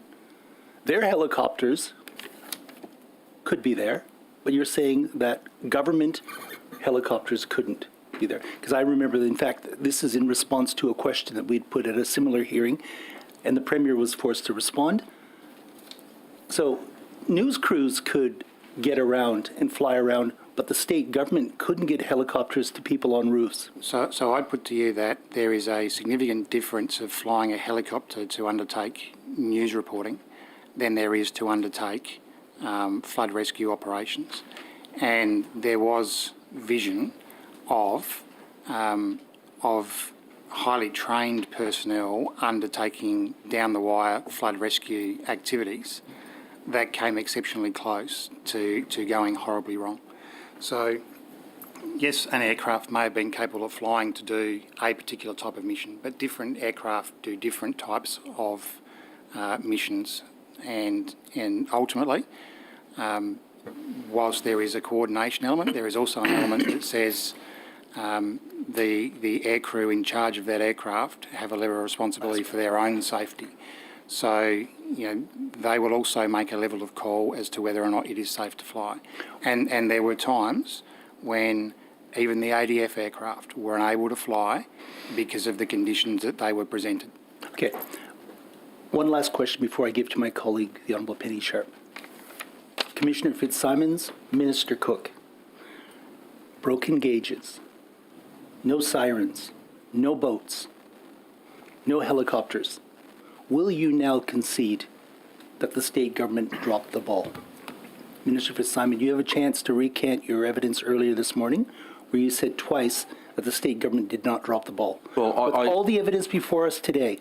Well, with respect, I reject the premise of your question, and I don't know that you're hearing what Mr.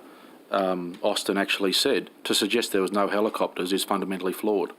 Well, not when people were on. Well, I in fact received telephone calls from people on roofs from their mobile phones saying there's no one up here to help us. Now, there were no helicopters, no boats, broken sirens. Can I just clarify? Yes. RFS helicopters were there. We conducted a number of winches from Lismore. Indeed, over that February-March period, some 75 people were winched from roofs from RFS-owned helicopters. 75 people. How many people were displaced? I can't answer. What's the figure? I don't know. Mr. Fitzsimons? Well, I think the number of it's, people displaced on the North Coast? I think it's more about how many people required aerial extraction would be the comparator. I mean, there's thousands of people that have been displaced. And it's also, if I could just extend a little bit from what Mr. Austin was saying, is the helicopter extraction of people is not the first thing that we look for, because it is inherently a dangerous thing to do. Quite often our helicopters were there and they would guide, for example, an SES boat or another agency boat to to those people that are trapped, and just try and make sure you connect those people, and where possible put them in other means. So I would suggest if you added those into it, there'd be hundreds of people. But I think the sheer volume of people that were in those areas, combined with the weather, combined with all those things, makes it really difficult to simply say we can get to every person at every time. It's a little like the fires, where I'm probably more familiar with that. You can't always get to every single person, and they have to make do themselves to help themselves, which is always what people do in disasters, and neighbours help other neighbours. And it's very much the foundation of our agencies are about neighbourhoods helping neighbourhoods. So I don't think there's anything untoward with community members helping other community members. Indeed, I think those people should be congratulated for assisting their fellow community members, particularly at a peak of an activity, because you're just not going to get... It's like saying you're going to get a fire truck to every home. You can't. You do need that. Mr. Rogers, all respect, all praise. We had the community saving each other. Absolutely. They were expecting the government with the SES, Resilience New South Wales, to be the people that they would turn to. Instead, they turned to their neighbours to be saved. Now, they're the heroes, and I'll give you that.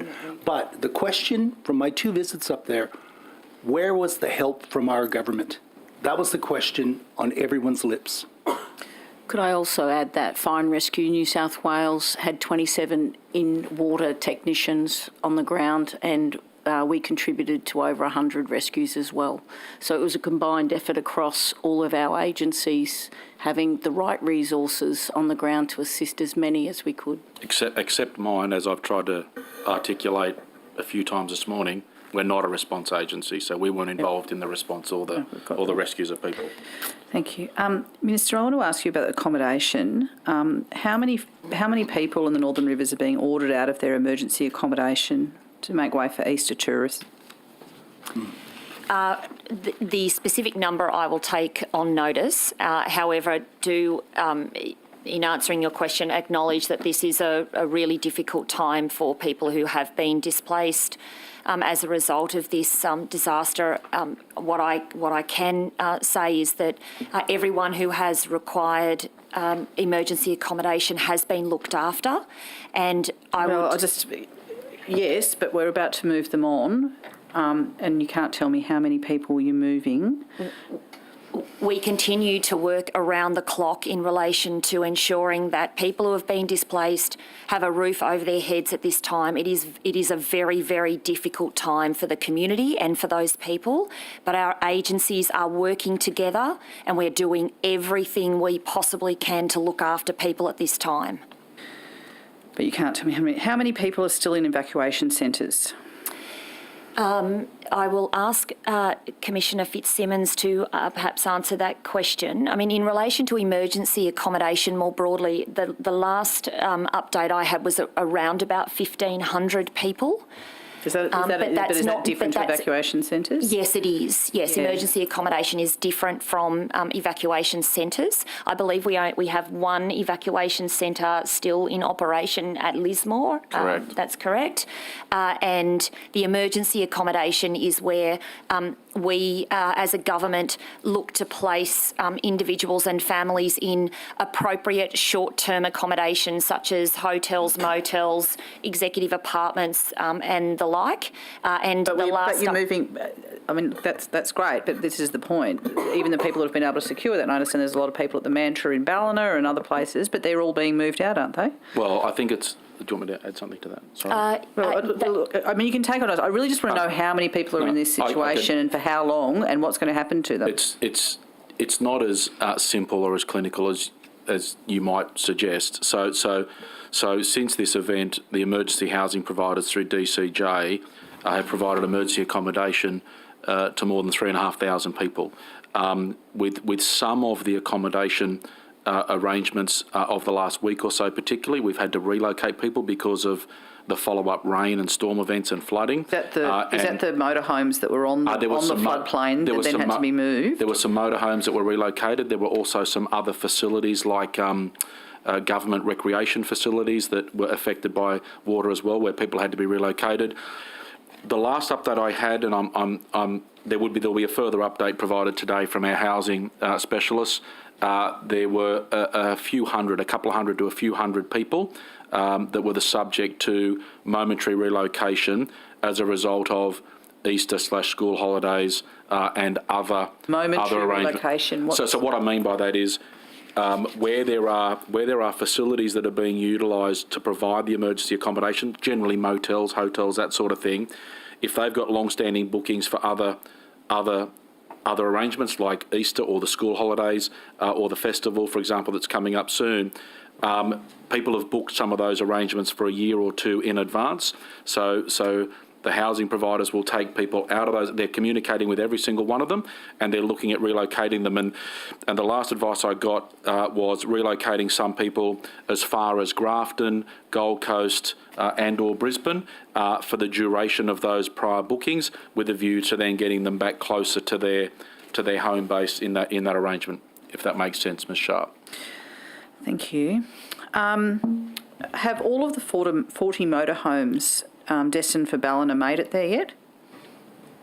I understood that all the motorhomes have been, and I think there was like 120 of them across a number of geographic areas, including what did you say, Casino then? Yeah. Ballina. I'm particularly asking about the 40 in Ballina. Yeah, so I'll take it on notice, but I'm pretty sure Ballina did get the 40, and we've also gone into another arrangement in partnership with Red Cross and Camplify, where we can actually access further mobile home, motorhome, camper van sort of accommodation arrangements as well to support people in the interim. So yes. Can you take on notice how many of those you've accessed? I mean, surely you'll have the same problem in terms of Easter and the holidays. The last update with the motorhomes that we've brought into the region, the last update I think I had on Monday's State Recovery Committee meeting was that all motorhomes were occupied with one allocated waiting for someone to occupy it, and they may have had a medical appointment or something, which is the only reason they weren't in that facility, but I could be corrected. It was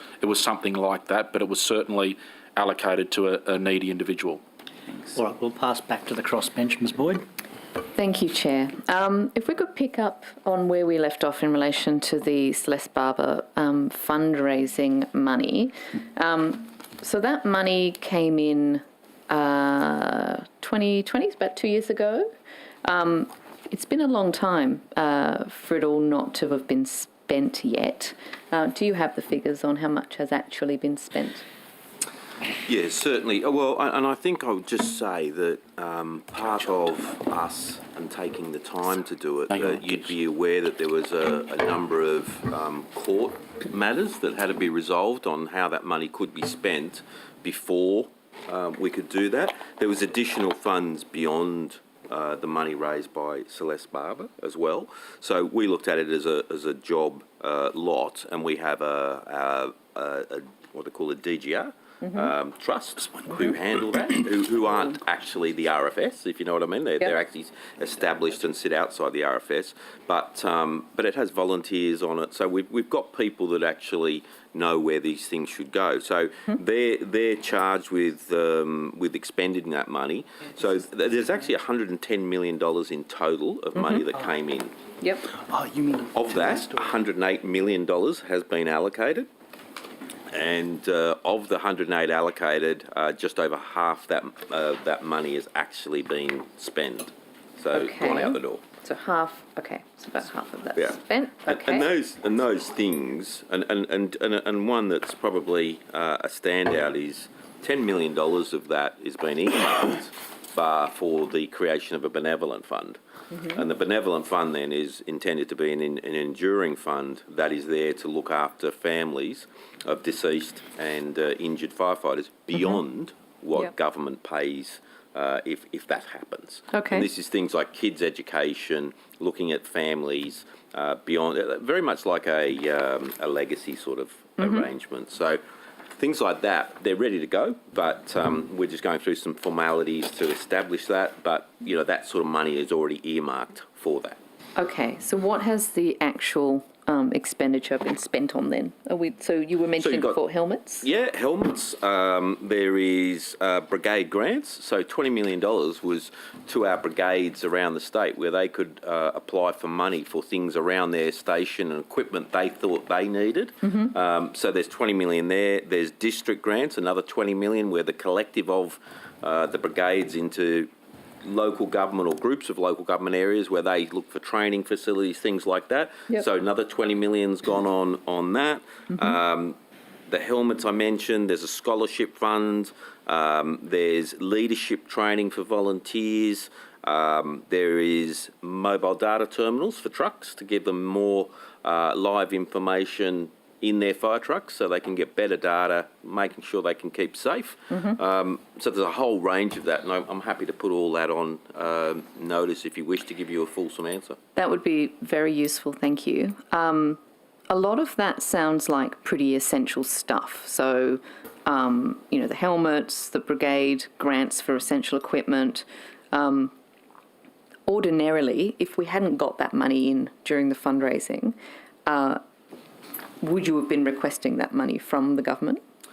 Well, I mean, at some point we probably would have tried to fund that, but I wouldn't say necessarily all of it is for essential equipment. I'll give you an example. It could be a concrete area a brigade wanted at a station to do better training, something like that. So it's not like necessarily essential, but it's important to them, obviously, for their brigade, for their membership, to make sure we can support them. So, look, there is a level of things, and that's, I guess, what I said to you before. It's about things beyond what the government money will do, or accelerating something where we would have funded it, but over a longer period of time. So with the exception of the 10 million that is earmarked to look after families, will the rest of it be spent ahead of the next fire season, or are there other parts of it that are sort of long-term allocations? No, I expect that I'd be very confident that by the next fire season, I'd be very surprised if there's much money left to be spent. I mean, there's orders in place and commitments in place for 108 out of $110 million. Okay, thank you. That's useful to know. Can you tell me what workplace protections are currently in place for RFS volunteers in relation to bullying, sexual harassment, discrimination or other misconduct?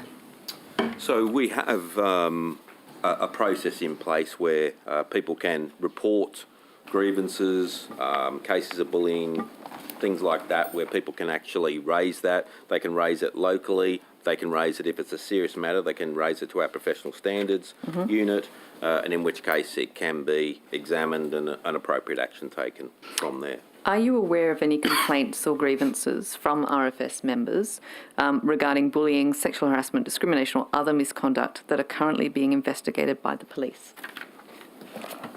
I was aware there were some matters that were raised to former Minister Elliott that were referred, I recall one or two were referred to police, but I don't think any action was taken with them.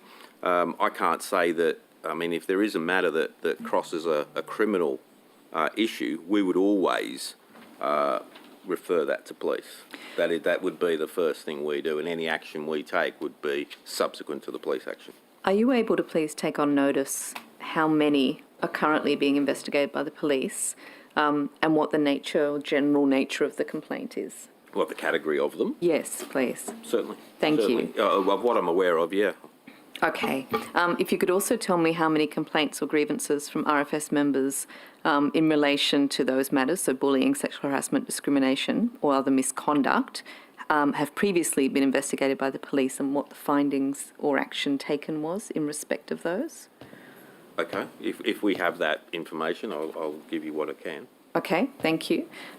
Regarding the Speak Up independent review process, to provide for members to seek an independent review of serious misconduct matters that they've reported in the past, can you tell me how many reviews have been requested?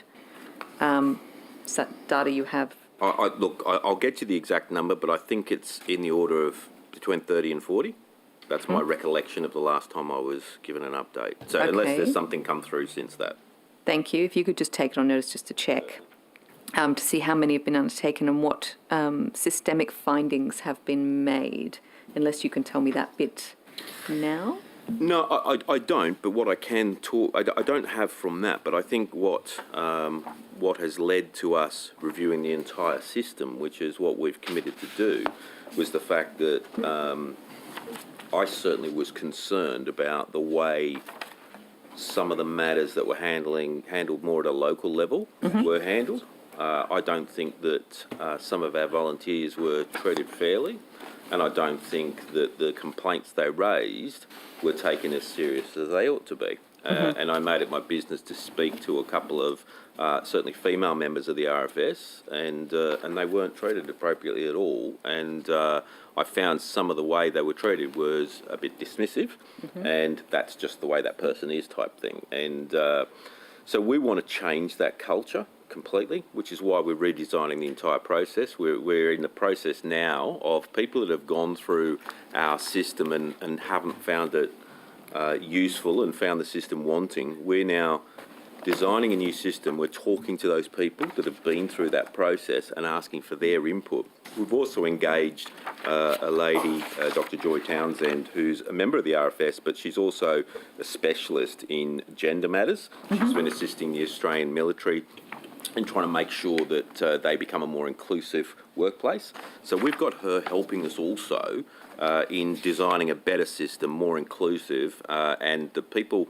I mean, one of the things I want to see out of this, and I've been very open with the fact that I think we have to acknowledge that our system is antiquated and it's certainly not contemporary. And I've been very open with our membership that we failed some people and we need to fix that. And that's why the speak up process is there, to try and catch those things where we haven't, I guess, done as well as we ought to have been historically, whilst at the same time redesigning a new system that will give people confidence in the way going forward. And part of that is about, you know, not giving out details of what happened out of, so someone complains about something and we've traditionally kept it quiet. You can't know, even if you're the complainant, you can't know what happened. Well, you know, modern ways of doing things, you need to be more open. People need to see what the result is, see that action's been taken in order to have confidence. So it's a whole body of work, I guess, and part of that is the Speak Up campaign, but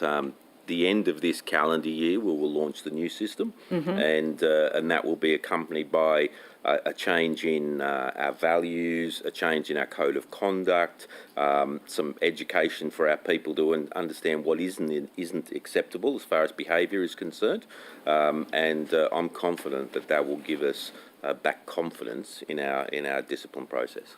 So I understood that the RFS was considering those changes to grievance and discipline handling process, and it was to be in place by the beginning of 2022. Is that now what you're referring to come into place in 2023?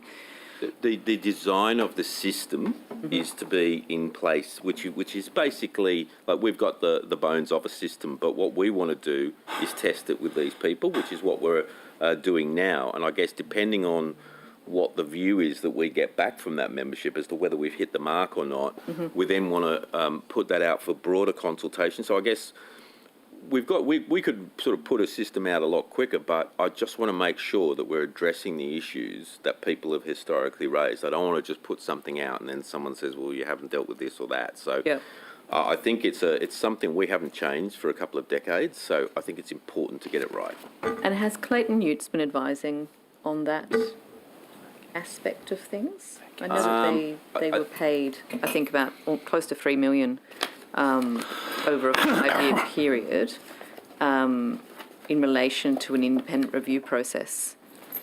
Was that in relation to that? No. Well, no, that's not in relation to paying for that. I mean, Clayton Utz, along with other companies, will advise us on employment law, contractual law, a whole range of different legal processes. So, I mean, I don't believe that that would be accurate for that process at all. Okay. I'm happy to get to the actual figures on what they've been paid for it. Yeah. But we're very much, I think we've got a range of people assisting us to develop a new system. I guess the outputs of what Clayton Utz are going through with that Speak Up process has to factor into that. Because if we didn't look at that and take lessons from things that are historically we may have got wrong, then we might miss something. Okay, so perhaps if you could come back to me on notice with how much of that Clayton Utz spend in total over since it began has been in relation to that process, that would be very useful. Thank you. Thank you. And what's the total compensation that's been paid to RFS volunteers for complaints and grievances upheld? Are you able to give me that figure? Yeah, I don't know. I don't know that figure. I will just add, if I might, just on that issue, if I could. The Clayton Utz process that they're going through also is quite independent. And in such, I actually wrote to Clayton Utz, making sure that they understood it's a completely independent process and no one in the RFS can change that, because I wanted to give that level of confidence to people that they could come to through that process and feel confident that it's not just a proxy for RFS, if you know what I mean. That we have, and as I say, I do have a letter to that end that I'm happy to provide that letter also, if that would give the committee confidence. Thank you, that would be very useful. Just a couple of final questions for you, Commissioner Rogers. In relation to the Rural Boundary Clearing Code, how are you monitoring that, and what data gathering are you undertaking on how it's being used? Well, I mean, by nature of the fact that it doesn't require any approvals, there's no way for us to monitor anything, because what you're saying is that if you sit within a particular framework, then you're not required to follow the otherwise process. It can be a development application or any other approval. So by nature of people being able to self-check that, there's no way for us to monitor anything on that code, and that's the design of it. The whole design of it is to, I guess, let people who own land manage that land within certain parameters without compromising environment and the like. And as far as then the monitoring and enforcement, so whoever would be enforcing whatever legislation they're having that's providing them a relief from, if they haven't fulfilled the requirements of the code, then they're liable for whatever penalties they have if the code didn't exist in the first place. Okay, so, but the RFS doesn't have any sort of data or oversight of that? No, we don't. Okay, thank you. If I could go back to you, Commissioner Fitzsimmons, just a few questions on the structure of Resilience New South Wales. What's the total number of staff members that you have now? So our agency headcount that was approved is just over 230. 230? I'll double check. It's a country Our town. total agency headcount as at 4th of April is 245. 245, so that's number of staff. Do you know what the full-time equivalent is for that? That includes ongoing staff, senior execs, temps and contractors. Okay. How many of them, if we're looking at the sort of different levels of staff, how many of them are at a sort of senior executive level? So I've got currently, including myself, 26. 26? And what is the total staffing costs per year? So we have a budget allocation of labour and expenses, employee-related matters, of $38.5 million. 38.5 million. And how much of that is in relation to those 26 executives? Oh, I'll take that on notice. Thank you. That would be very useful. I think that's all I have for now. I'll come back in the next round, though. We return to the opposition. Mark Buttigieg. Thanks, Chair. Minister, can I ask you, are you aware of what the average response time to incidents is for the fire brigade service? That's an operational question. Thank you, Mr. Buttigieg, and I'll ask Acting Commissioner Stifler to respond to your question. Thank you. Sure. Thank you, Mr. Buttigieg. I'll take that on notice, and I'm just getting our latest figures sent through to me, and I'll be able to give you a fulsome answer as soon as that comes through. Could I have 2021 and 2022? So average response time. Certainly. Thank you. Do we have a goal for that arrival at incident time? Certainly. Across Australia, fire services have goals of response, and we look at 50 percentile and 90 percentile response times. And when I give you the figures that we're achieving, I'll also give you those milestones that we're trying to achieve. So you'll get both. So you can't tell me now, Minister or Commissioner, what the goal is, what the aim is for the fire service to respond to incidents. We don't have a goal at hand. If you give me one moment.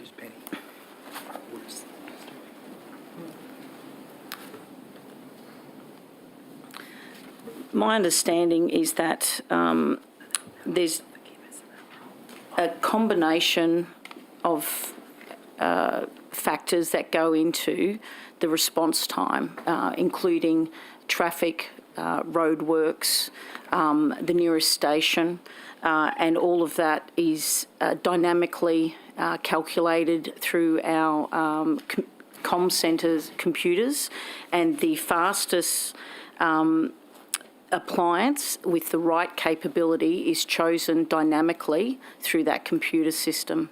Sure, but there is. You can say here definitively that there is a goal that you set, that we target. for those, given all those dynamics and the various circumstances and incidences, you do actually have goals that you target for responding to incidents? There will be goals, sir, and I don't have those. There will be, or there is? There are. There are goals. And if you give me Sure. a moment to confirm those, I'll Okay. make sure I give you a correct answer. All right, thank you. Can you tell me historically what those goals might have been going back, say, 15, 20 years? Do you have any recollection of what we might have used to adhere to compared to what we're doing now? Having joined New South Wales Fire and Rescue 6 months ago, I don't have that historical history, but again, I'll take that on notice. Okay. Are you aware of your counterparts in Victoria in terms of their thresholds and their requirements for incident response times? Are you aware of those? I've never the worked for criteria? Fire and Rescue Victoria. No, but presumably you consult and have discussions with your counterparts in other jurisdictions to see how you're tracking, or does that not happen? Look, I think the industry does comparisons, but as I said, I don't work and I can't control Fire and Rescue Victoria's response times, so No. it's not a figure that stays current to me. Minister, you haven't been briefed on any interjurisdictional regimes that target response times and what those thresholds are, and sort of thought, well, we should be at least living up to that, or it's a comparison, or that hasn't crossed your desk since you've become Minister? Not to my knowledge, Mr. Buttigieg, but our fire and rescue, New South Wales is world leading in response to keeping our communities safe from fire and from natural disasters and other emergency incidents, as we've heard this morning in relation to the natural disasters that we're dealing with at the moment. Fire and Rescue have played an enormous role in respect of that, and they will continue to do so. Well, can I ask you, Minister, if it's world leading, how can you objectively make that statement and measure it if we don't even know what the response times are? Response times aren't the only measure of whether an organisation is world leading. No, but presumably they are quite a critical input to tell you how effectively your service is operating. I would have thought response to incidences like fires and floods and other calamities in terms of expediency is one of the critical measures, would it not be? So I have some figures, if you'd like me. Thank you. Thanks, Commissioner. Thank you, but I would say it's not the only measure, Mr. Buttigieg. Thank you. What I was specifically asking was, do you think as Minister it's a critical data set to be across, or is it lower order? It is an important measure, but as are the number of deaths related to fires and taking into account property damage and property loss as well. And I think to elaborate further, I'll now turn to Acting Commissioner Stifler. Thank you. Thank you, Minister. Mr. Buttigieg, I have the latest figures that I can go through with you. So you indicated first 2021. So in major cities, would you like me to go through them in areas, major cities? Look, I think just to simplify it for the benefits of the committee, if you could just give me what our targets are at first, if you have those at hand. Sure. We currently have...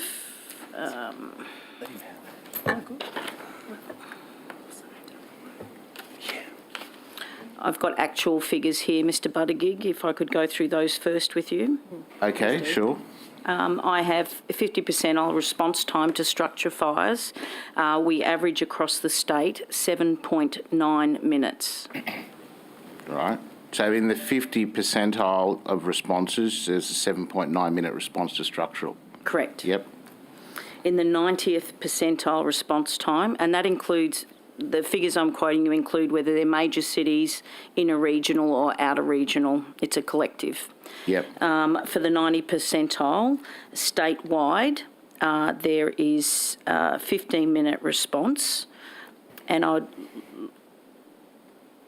again across all of those areas, major cities, inner regional, outer regional and remote. Yeah.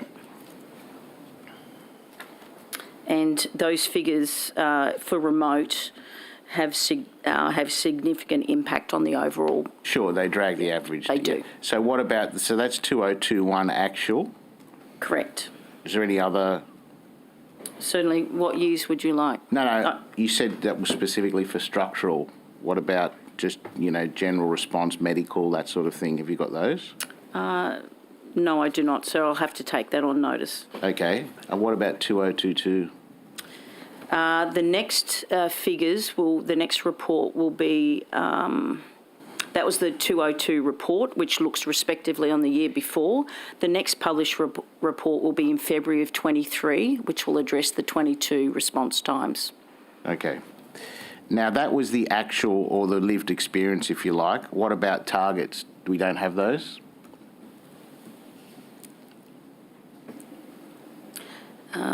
I don't have those before me, sir, and I'll take that on notice. Okay. Minister, could I put to you that the Victorian targets are as follows? And I just want to get your response in terms of whether or not you think we should be looking to live up to those sort of targets. They've got a 7.7-minute deadline for structural fires. Medical response is 9.2 minutes. Fires in medium density areas, 8 minutes. Fires in low density areas, 10 minutes. And fires in rural areas, 20 minutes. Do you think that would be an aspirational goal for New South Wales? I will take that on notice, Mr Buttigieg. Well, I'm asking you as the Minister of the Crown responsible now for this area whether or not you think that a New South Wales jurisdiction should be at least living up to those sort of standards. You don't have an opinion on that? I would like to have all of the information in front of me before I provide an answer to you. That's why I'm taking it on notice. Thank you, Mr Buttigieg. Okay. Would you be able to give us an answer sometime today? I will endeavour to do so. Okay. Does it concern you that we don't have targets to hand in a hearing like this? Mr It goes to those earlier questions I asked you about the criticality of that sort of data set in knowing how well your service is performing. Given the calamities we've had over the last few years, and I think the average person listening to this would think, goodness me, you would think that they would have at hand how quickly our fire service responds to incidents, wouldn't you? As I've already indicated, that the response time is only one measure, and as for the rest of the questions that you've asked me, I will take them on notice and provide the committee with a fulsome answer. Do you think, as Minister, that there should be a minimum response time that the service guarantees or aspires to? Once again, I would like the opportunity to have all of the information in front of me, and I will take that question along with the others on notice.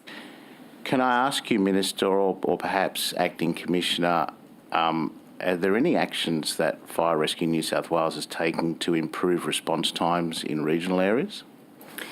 I think the issue that the Minister has spoken about is that response times make up one of our very important measures. If we look at the number of fatalities, injuries, property damage, the amount of fires that are kept to the room,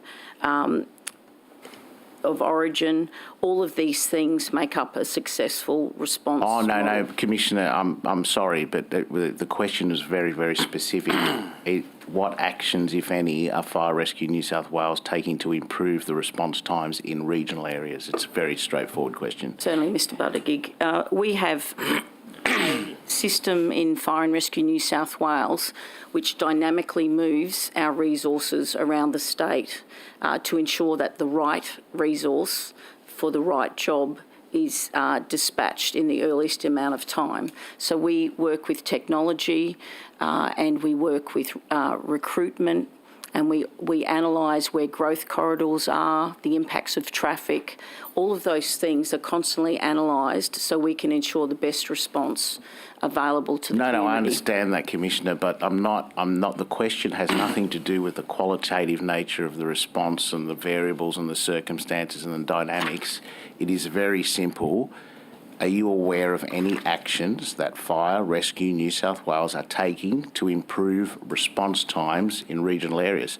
If the answer is no, that's fine. I think I answered that, sir, by talking about using data to better place resources around the state based on incidents, the nature of the incidents, traffic build-up. So is that in the form of development. an investment in technology to improve response times, to be more specific, or? Well, we invest in our comms rooms on a regular basis, so we're currently going through an upgrade to help with dispatch times as technology advances. But analysing data to understand the need of community is a really important aspect of providing response. Minister, could I just take you to the practice of tolling? Are you aware of that acronym and what it means? Yes, I am, Mr. Bogey. Could you just give me your understanding of how it works? So, yes, I can. So Fire and Rescue New South Wales uses a risk-based approach to manage the readiness for its emergency service delivery. Fire appliances are only taken offline when risk-based decision-making indicates it is safe to do so. The advice I've been provided is that these decisions are based on data, including ongoing incident response coverage of the area by other nearby appliances. Tolling is not used by Fire and Rescue New South Wales when it would place the community at risk. Fire and Rescue New South Wales highly skilled firefighters provide rapid and reliable response to emergencies across the state 24/7, and each fire truck and its crew is a mobile resource available to respond whenever it is needed. Fire and Rescue's New South Wales network of coverage is managed centrally from the Communications Centre and provides rapid emergency response based on the fastest available resource, independent of a fixed fire station location. This means that the emergency coverage is always provided to the community, irrespective of fixed station locations. Under the Fire and Rescue New South Wales' risk-based approach, an appliance is only taken offline when there are more than sufficient resources in the area to respond to emergencies. Okay, thank you, Minister. That's quite adequate. So when we raised this in budget estimates last time, the question was put to the Minister about what cost-benefit analysis had been done as to the efficiency of the tolling process. So presumably you take a fire station offline, it comes with some sort of risk because you've got less resources to deploy. And the answer was that if we were going to do such a cost-benefit analysis on the financial implications, it would be too laborious, too much resource dedicated to it, so that they hadn't actually done it. Is that your position as well, that there's no cost-benefit analysis on tolling? The budget estimates that you refer to, it predates my time as Minister. And on that note, I will ask Acting Commissioner Stifler to make some comments. Thank you. Thank you.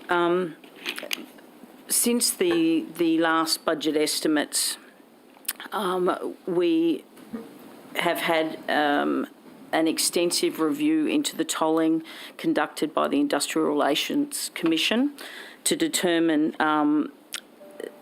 the validity of the policy. We have safety as our paramount in Fire and Rescue New South Wales, using our network of coverage to manage centrally from our two comm centres, provides us with that mobile network that the Minister refers to. We've been using the tolling system since 2008 without issue. In 2019, the Commissioner sought to increase the number of stations that could be tolled, and in October 2019, the FBU lodged a dispute with the Industrial Relations Commission. I'm aware of all that. I'm specifically asking now, has a cost-benefit analysis been done on the efficacy of tolling? And you're aware of the findings of the Commission, Mr. Buttigieg? Well, I'm aware that the Commission ruled Sloan, that you could have those stations on the list, and they overruled the FBU. And Commissioner Sloan was not persuaded that it had any material bearing on public safety or lives or property. And Commissioner Sloan also stated that it would not expose firefighters to increased risk, and that it did not present any basis for the IRC to interfere with the Commissioner's exercise of powers under his So Act. is the position of Fire Rescue New South Wales that a cost-benefit analysis is not required in light of that ruling? Is that the position? Not our position at all. So has a cost-benefit analysis been done or not? And if not, will We've it be done? calculated an estimate savings of approximately 9.4 million over the life of the tolling, and that's based on several assumptions, including average figures for relief staffing of firefighters, firefighter ranks. This does not provide an accurate depiction of budgetary savings, though, and the approximate comparative cost for salaries and wages for the same period does not provide the answer that you're looking for, I don't believe. So 9.4 million, over what period would that be? Because you said over the life. Is that since tolling was introduced, or FY, or? One moment, please.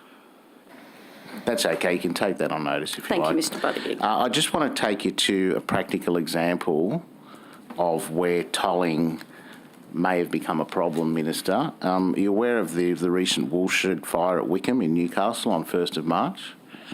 So if I could just walk you through the timeline, and feel free to correct the record if I made any errors here. There was an automatic fire alarm that went off at 2:37. This is on the 1st of March. The closest two appliances were at Carrington, which is 3 minutes away. This is in the Newcastle area, obviously, and Newcastle itself, which is 6 minutes away. But Carrington was offline. It was on the tolling list. So the tolling substitutes Carrington with Merewether. At 14:43, Newcastle arrived first on the scene, which was some 6 minutes after the alarm. And at 14:47, Merewether arrives 10 minutes after the alarm was sounded. So Merewether was the substitute for Carrington. And then at 14:50, Newcastle, who were on site, declared that there was actually a real fire and requested additional trucks, and then there were several appliances dispatched to the area, including Mayfield West and Lambton Alpha, which arrived 22 minutes and 23 minutes later, respectively. The point of that little timeline, and I can go over it again, is that as a result of the tolling system, we had Carrington taken offline, who would have been able to respond in 3 minutes had they not been on the tolling list. And we've had evidence given to us that suggests that had Carrington got there, it could well have contributed significantly to the quelling of that fire much earlier. Do you accept that that's a practical problem of where tolling just doesn't work? Mr. Buttigieg, if I could, firstly, a station may go offline for many reasons, whether it be training, operational deployment to other areas, injury, illness. There's a myriad of reasons a station isn't available, including tolling. With our dynamic dispatch, we constantly reassess where appliances are to provide coverage. I will take on notice this particular instance. However, I will suggest to look at a complex building site such as the one that you've mentioned with historical risks.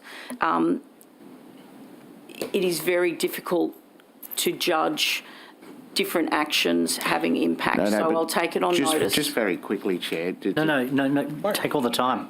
In Ms Boyd's absence, the opposition of course, gets the question. thank you. So look, that's all very well, Commissioner, but Minister, this is perhaps best directed to you, but I'm happy for the Commissioner to obviously supplement. You have a person who, for example, businesswoman Kate Warner, who lost $40,000 worth of vintage clothing and textile equipment, who potentially could have been avoided had this station not been taken offline. And let's not forget that because of that decision to toll, it wasn't just Carrington. We could theoretically, under that tolling list now, with the decision to add 30 new stations, we could now see Swansea, Carrington, Taralba, Merewether and Lambton stations offline all at once, as well as tankers from Cardiff, Tingara Heights and Charlestown. Now, you will say that that just won't happen because of the dynamic data arrangement of resources. And the risk assessment. But I'm giving you a practical example of where Carrington was taken offline and a resource that could have been deployed in 3 minutes was not deployed because of tolling. And this lady, this business person, has lost $40,000 worth of stock, and that's just one example of the fallout. Minister, I want to know, as a Minister of the Crown, does tolling concern you as an ongoing policy, given what we've just heard? Thank you, Mr Buttigieg. Firstly, I'd like to acknowledge any business person that loses their stock or their fittings or their premises or any part of their business due to a fire or any other event is actually really difficult. As a former small business person myself, I can understand how heartbreaking that would be. I think in relation to tolling, I would again refer back to Acting Commissioner Stifler, who was endeavouring to answer your questions, and anything that she's unable to answer, I'm more than happy to take on notice and provide you with a comprehensive answer. Thank you, Minister. I think context is really important here, Mr Buttigieg. You speak of Carrington, which is a retained fire station. They are never expected to be able to turn out in 3 minutes due to their paging system. Newcastle will always be a quicker response, which is a fully crewed 24/7 station.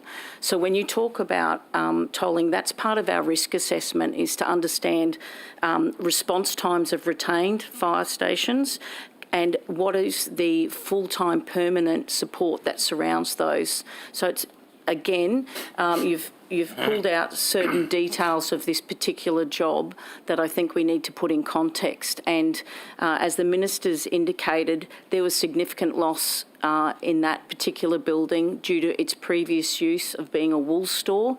It's a highly flammable building type, and I think we need to just put in context around the available response time of the station you've highlighted compared to the full-time fire station that was available and fully operational. So can I ask you, in terms of Taralba, was that offline as well? I'd have to take that on notice, sir. I don't have that before me. Okay. Well, can I take you to perhaps another practical example then? And Minister, this is at the end of the day, let's be frank here, this is about whether or not you as a minister are comfortable with this process of tolling, because the statement is that nothing actually gets sacrificed, there's no downside risk, it's an efficient process which allocates resources according to need. But I'm giving you practical examples of where this could be a problem, and I want to know if you're comfortable with it. So let me give you another one. If we take the situation of Glenbrook, which is in the lower Blue Mountains, Glenbrook's taken offline, and depending on where the fire is, the next nearest fire stations are Regentville, Penrith and Cranebrook. Glenbrook is, and this goes to your earlier point, Commissioner, is a retained fire station. Is that correct?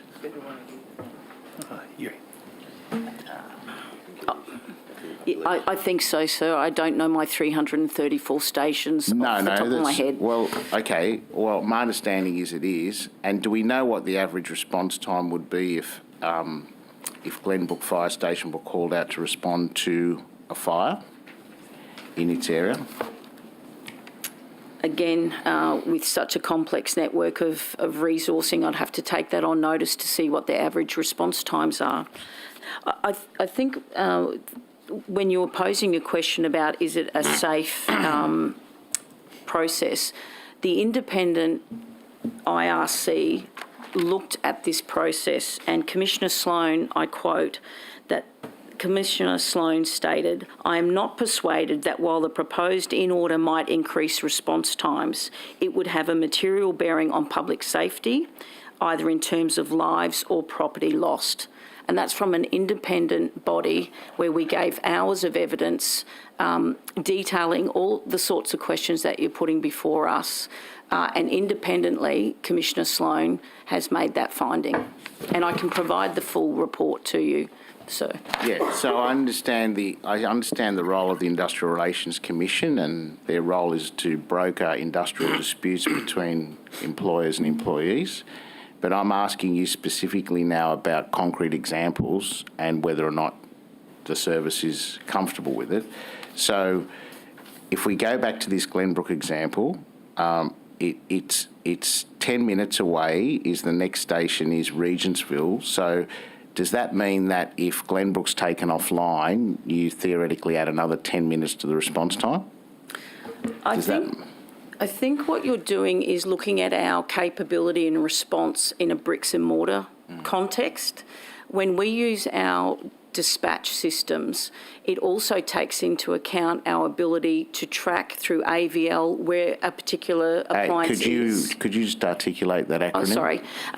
Automated vehicle location. Yeah. So our computer system can understand our complex network of vehicles and their capability. If we go back to old traditions where we look at a fire truck being in a station, a bricks and mortar model, then you taking appliances offline, you could then compare where one station is to another. With our system, but normally you'd have, hang on a minute, well, normally you'd have appliances at stations, wouldn't you? They're just not randomly lying around streets, are they? Well, we do education with community, we do inspections of buildings, we do training. We're a mobile resource. And what our computer system allows us to do is dynamically see where all those resources are.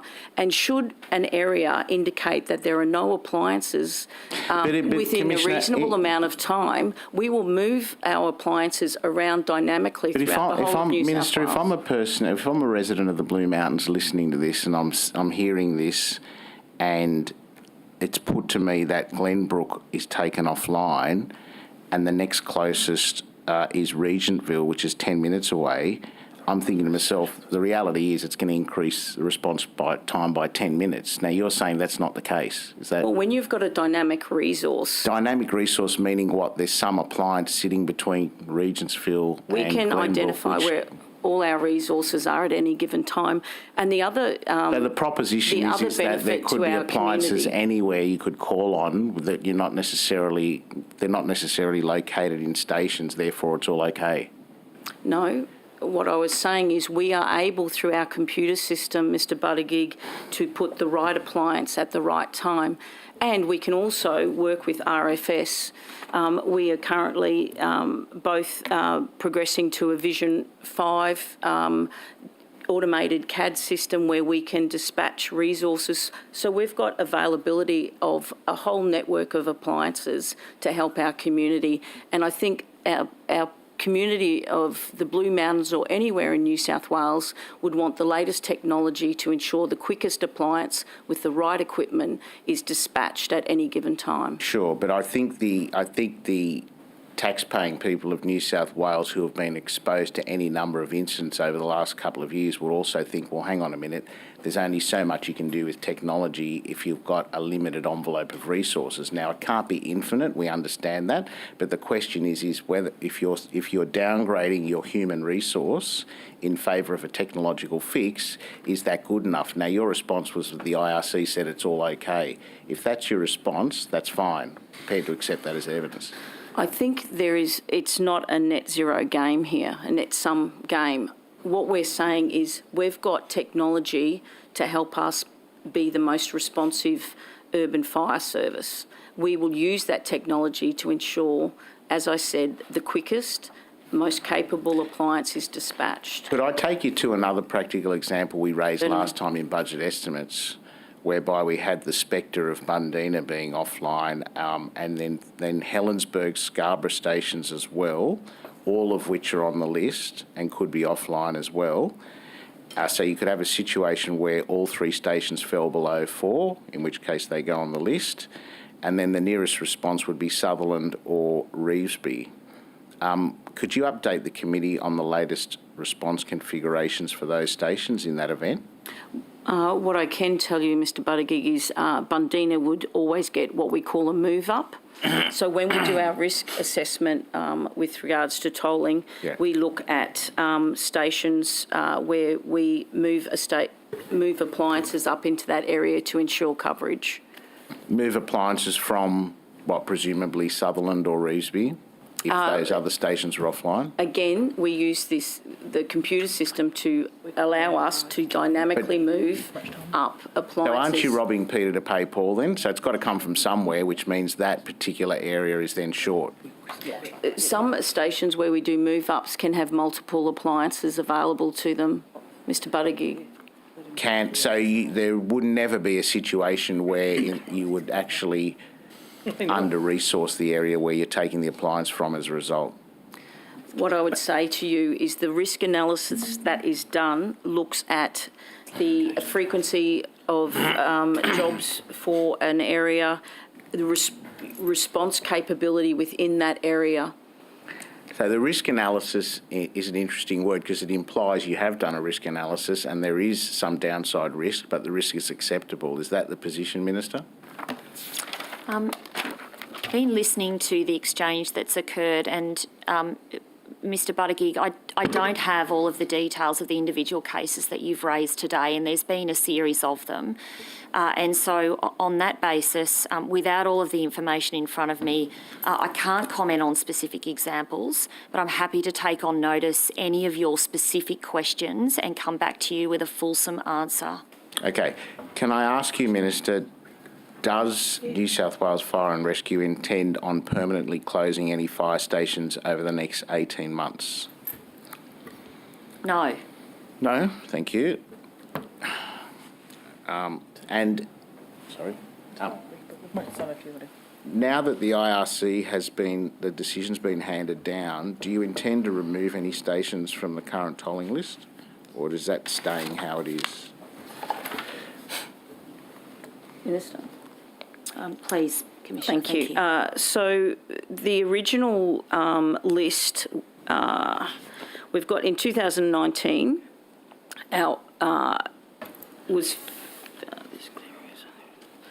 we're up to 56, and that includes removing some of the original list while we were adding another 32. So the 56 that is now endorsed by the IRC as being safe practice, we removed some off the list and added in answer to your question.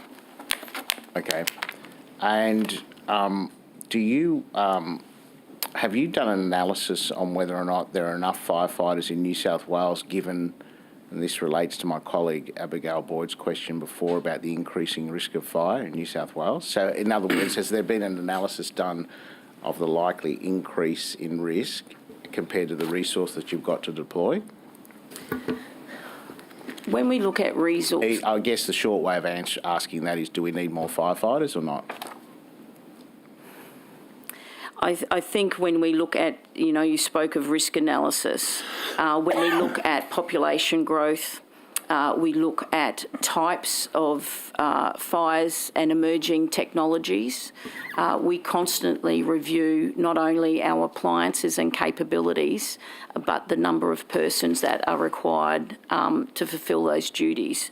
And we believe with the right equipment, the latest appliances or fire trucks, we can offer capacity and capability to our current community needs. There's no deficit in firefighters at the moment?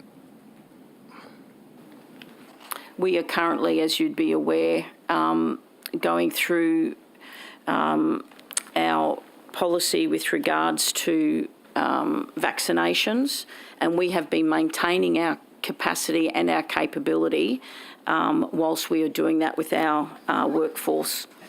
There's no recruitment drives that have been undertaken in the last 12 months? We currently have open recruitment, which is a regular occurrence within fire and rescue. So it's currently, a campaign is open. Okay, can you tell me how many retained firefighters there are in New South Wales? Just one moment.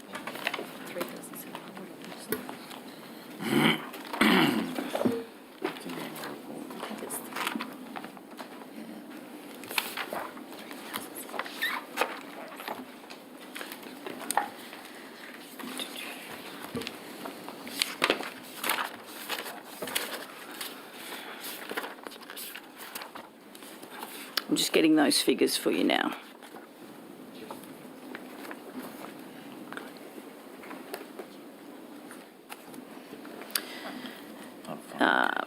So currently we have 3,317 on-call or retained firefighters, and that's an increase of 20 from the 1920 figures. And can you tell us how much they're paid, what their retainer is?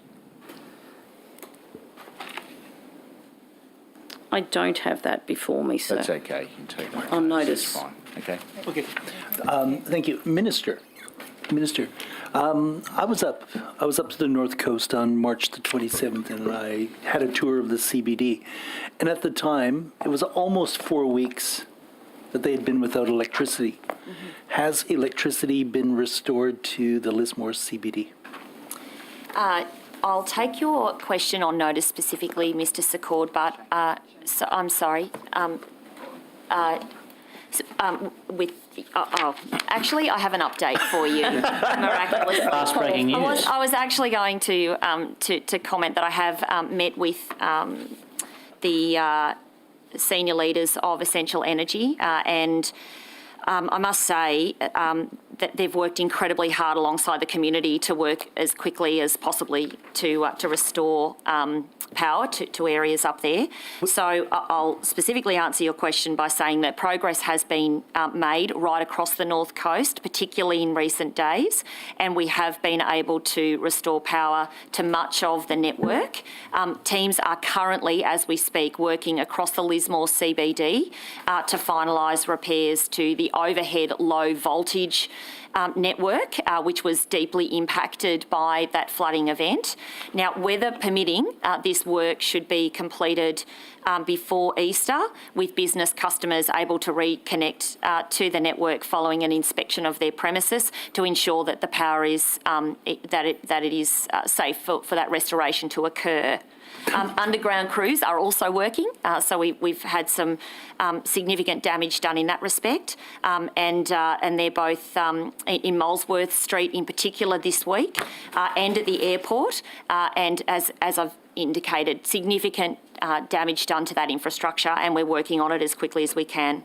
Minister, when you met with Essential Energy, Yeah. did you express to them that being without electricity for 4 weeks is unacceptable? And businesses, I spoke to businesses and they were paying between $110 to $120 a day for generators so that they could continue to operate or at least clean out their premises. Did you ask Essential Energy why it took 4 weeks, and your concession today is that there's still parts of the city that still doesn't have electricity, and you expect to have it by next weekend? Did you ask them why it's taken so long? We did talk about the length of time that it does take to reconnect. The bottom line is that the event was of such a significant and catastrophic nature that, and over a widespread area, not just the Lismore CBD, but obviously North and South Lismore, and well beyond that. So, as I indicated in an earlier response today, we have local government areas totalling 28,000 square kilometres impacted by this event. So the sheer size of the and enormity of both the event and the response required means that Essential Energy honestly, they have been pulling out all stops. They've had as many crews out as possible. Obviously, we had the first event then with a lot of work being able to be completed, but then the second event has come through and has, impacted areas again. And having said that, to answer your question, yes, I continue to impress upon Essential Energy and all services to make sure that we can get people back on their feet as quickly as possible. Mr. Fitzsimons, from your experience, is it acceptable or is it expected to be 6 to 8 weeks without electricity after a natural event? Well, it can be, I think, is a simple answer, Mr. Secord, and I think the complexity and the safety implications for re-energising communities and networks was also a key consideration up there.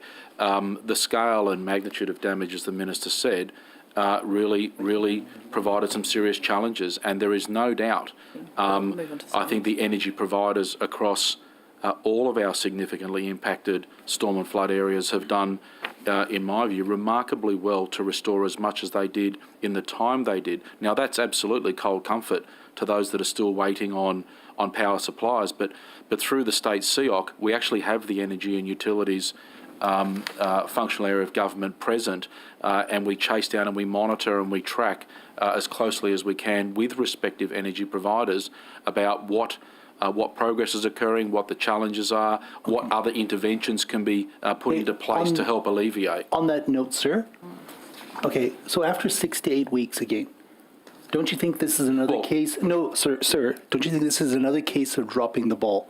Don't you think 4, 5, or 6 weeks without electricity in your business, didn't it occur to you that maybe you should provide generators or provide assistance? Two businesses in there, they had to provide it themselves at $110 to $120 a day. When did it occur that maybe you should do something 6 to 8 weeks after the event? I think the assumption is that it wasn't occurring. So generators and other provisions were being provided to people. Yes, people did their own thing as well. That's an absolute fact. But let's not ignore the fact that in that 6 to 8 week period, particularly with Lismore, the deflation that occurred with the impact a second time round, almost 4 weeks to the day, 28th of February to the 28th of March, of a whole area that was getting close to being fully restored was completely inundated and damaged again. So it's a significant setback, and I can't move past the fact that there are things that are occurring beyond the control of everybody that has compounded the challenges in northern New South Wales. Okay, one last question. But this happened in 2017. And a flood happened in 2017, yeah. Yeah, well, quite is it? Yeah. What lesson? A significant flood in 17, but this was, again, of an order of magnitude not like 17. But when is the government going to start learning from lessons from these incidents? So we had 2, and then 2017, almost to the anniversary of it. Mm-hmm. And I just think that's extraordinary. So yes, you have a layer of bureaucracy that you've created, and you have people who are doing... Sorry, what do you mean by that? Well, your organization, that you're creating strategic plans and that, but when are you actually going to provide assistance to the community, practical, physical assistance? Now we're at 5, 6 weeks after a flood. There's no electricity in parts of Lismore still. So let me just rewind a little there. Yes, sir. I haven't created anything. The government created Resilience New South Wales. But you're in charge of this organisation. I'll answer the question. The government created Resilience New South Wales. We assumed all the roles and functions of the former OEM, so it's not a new concept. It's not a layer of bureaucracy that interferes. It's designed to actually provide a more streamlined and coordinated approach to pulling together the state's entire efforts in relation to recovery. And the reality is that the dislocation and damage that's been occasioned, particularly to the poor people of North East New South Wales, with subsequent events within a matter of 4 weeks of one another, has really compromised the ability for things like energy, and indeed, dare I say it, some of the telecommunications were out for periods of time as well, to varying degrees of complexity, some aerial interference, as in towers and things, and then there were other things where there's a lot of configuration around pits and whatever to connect networks together. But the other inference, which I don't support, is the suggestion that lessons are not learned. Lessons are indeed learned after every event, after every season. There's a deliberateness to seek to learn lessons around how things can be applied and done differently into the future. And the suggestion that it hasn't been, I think, is not fair. And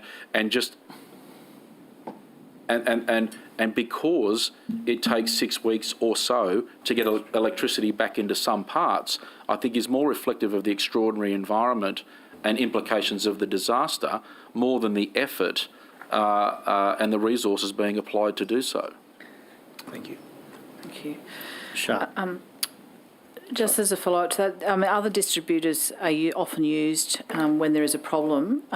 Did that happen last time? What do you mean by that? Sorry, well, I'm sorry. Well, my question is whether you asked for other help from Ausgrid or Endeavour in relation to getting energy back online. So through what we call the energy and utilities functional area, the USFAC, power companies routinely in disasters and post-disasters utilise resources from one another, particularly where there's a concentration of effort required somewhere geographically in New South Wales. Did that happen in this I can situation? take that on notice, but I'm pretty know? confident that that would As a have occurred. coordinating layer, isn't it your job to ask whether or not those resources were requested? You just leave it up to the individual electricity companies to sort it out, do you? So the energy and utilities functional area of government operating out of the CEOC coordinates those agencies, and if an energy utility requires those resources, then yes, absolutely, they coordinate and integrate those. Why didn't it happen then? Well, Why is the electricity still off, sir? I don't know how I can repeat that anymore, Sir, Mr. but that's what Secord. people are telling us, sir. It's been almost 6 to 7 weeks, and there are still businesses without electricity on. Correct. That is not fair, sir. Come on. I think the Minister's given a pretty comprehensive update as to where the energy companies are up to, and whilst it's cold comfort for several hundred locations in the town centre of Lismore, it's a reality, whether we like to accept it or not, that the entire town went back underwater only a matter of a week or so ago. Commissioner, are you aware of whether or not Essential requested Ausgrid or Endeavour? I will clarify that for you and get some information Well, back to you. I think it's astounding that the coordinating body for disaster response doesn't even know whether or not other distributors were asked for help. Mr. Buttigieg, I'm sorry, I don't know how many... People without power for 6 weeks, and you can't even tell us whether or not other distributors were called on. Mr. Buttigieg, I don't know how many times I've got to say this to you.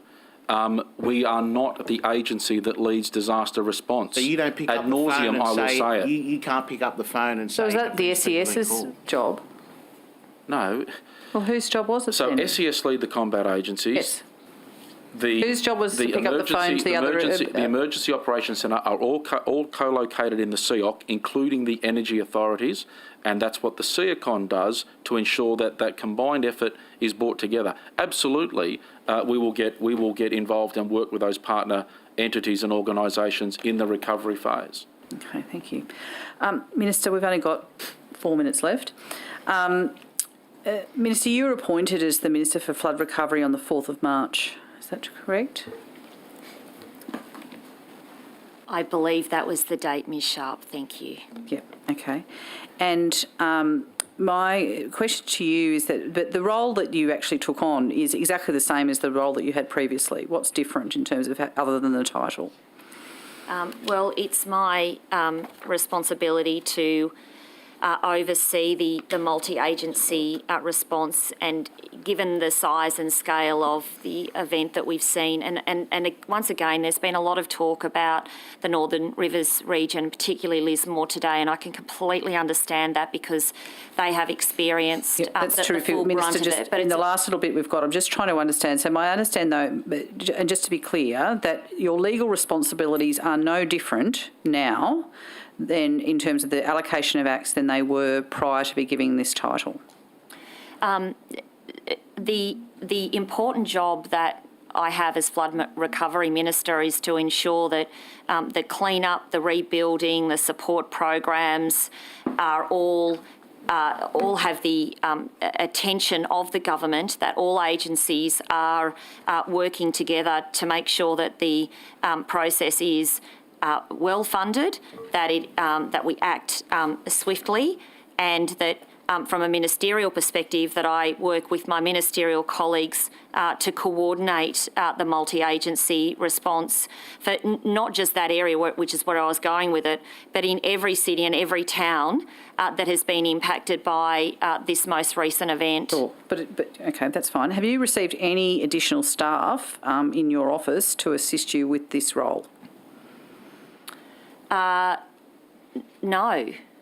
So you're doing it within what you were doing before, and essentially it's the same job that you had, but it's a new title. I understand what the role is, but I'm just trying to understand that the Minister for Flood Recovery has no more resources than you had previously, and essentially you're working under the same legislative framework. That's correct, isn't it? Yes, I have responsibility for the same acts prior to the most recent appointment as Minister for Flood Recovery. I have the same staffing budget. It has not changed.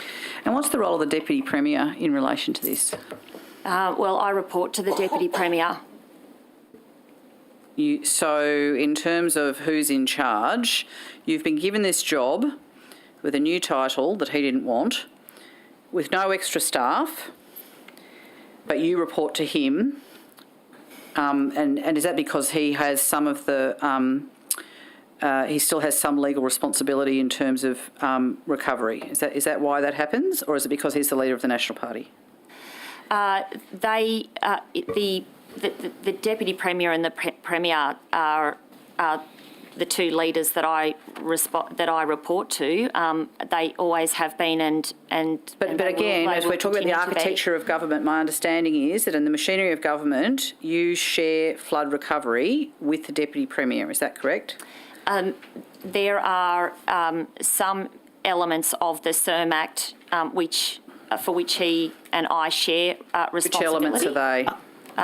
I will take that on notice and come back to you specifically with the sections. Do you not know which section of the Act you're sharing with the Deputy Premier?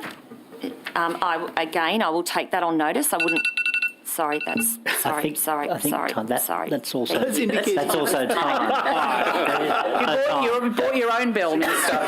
Bought your own bill. Very wise. Waiting for ours. I'm terribly sorry. Our bell's not working. That was because the it's siren. opposition time now. So that is the expiry of opposition Okay, well, you'll take that on notice. We'll pick up some of this afternoon. Thank you. Thank you very much for coming today. A lot of difficult questions, and we do really appreciate the work you've all been doing. We know it's been a lot of hours. Thank you. We'll now turn to government questions, if there are any. I think I'm okay, Chair, thank you. Can we have lunch? What time are we back, Chair? Okay, well, I was just about to come to that. Thank you, Minister, for coming this morning. Your questioning session has ended. The committee will now break for lunch and will return at 2 p.m. with public servants and officers for the afternoon session, which will go till 5:15, I think it It's is. supposed to go to 2. Are the prospects coming back? I don't believe so. Okay. I mean, just to give some people a little hope over, we're probably unlikely to go entirely until 5:15 because it'll just be opposition questions. So we've got questions, but don't expect an early mark, which we can't define On the other what that hand, will no be, but promises. there will be some. No promises are being made. It's just a good faith Unlikely, indication. just to,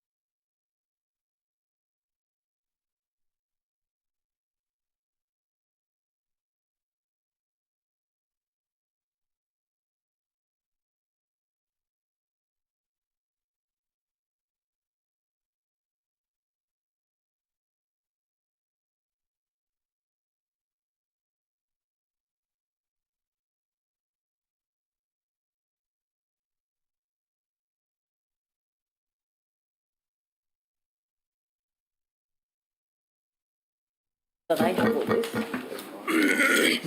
It being 2 p.m, this Budget Estimates Committee hearing resumes, and we resume with questioning from the opposition. The Honourable Penny Sharp. Thank you.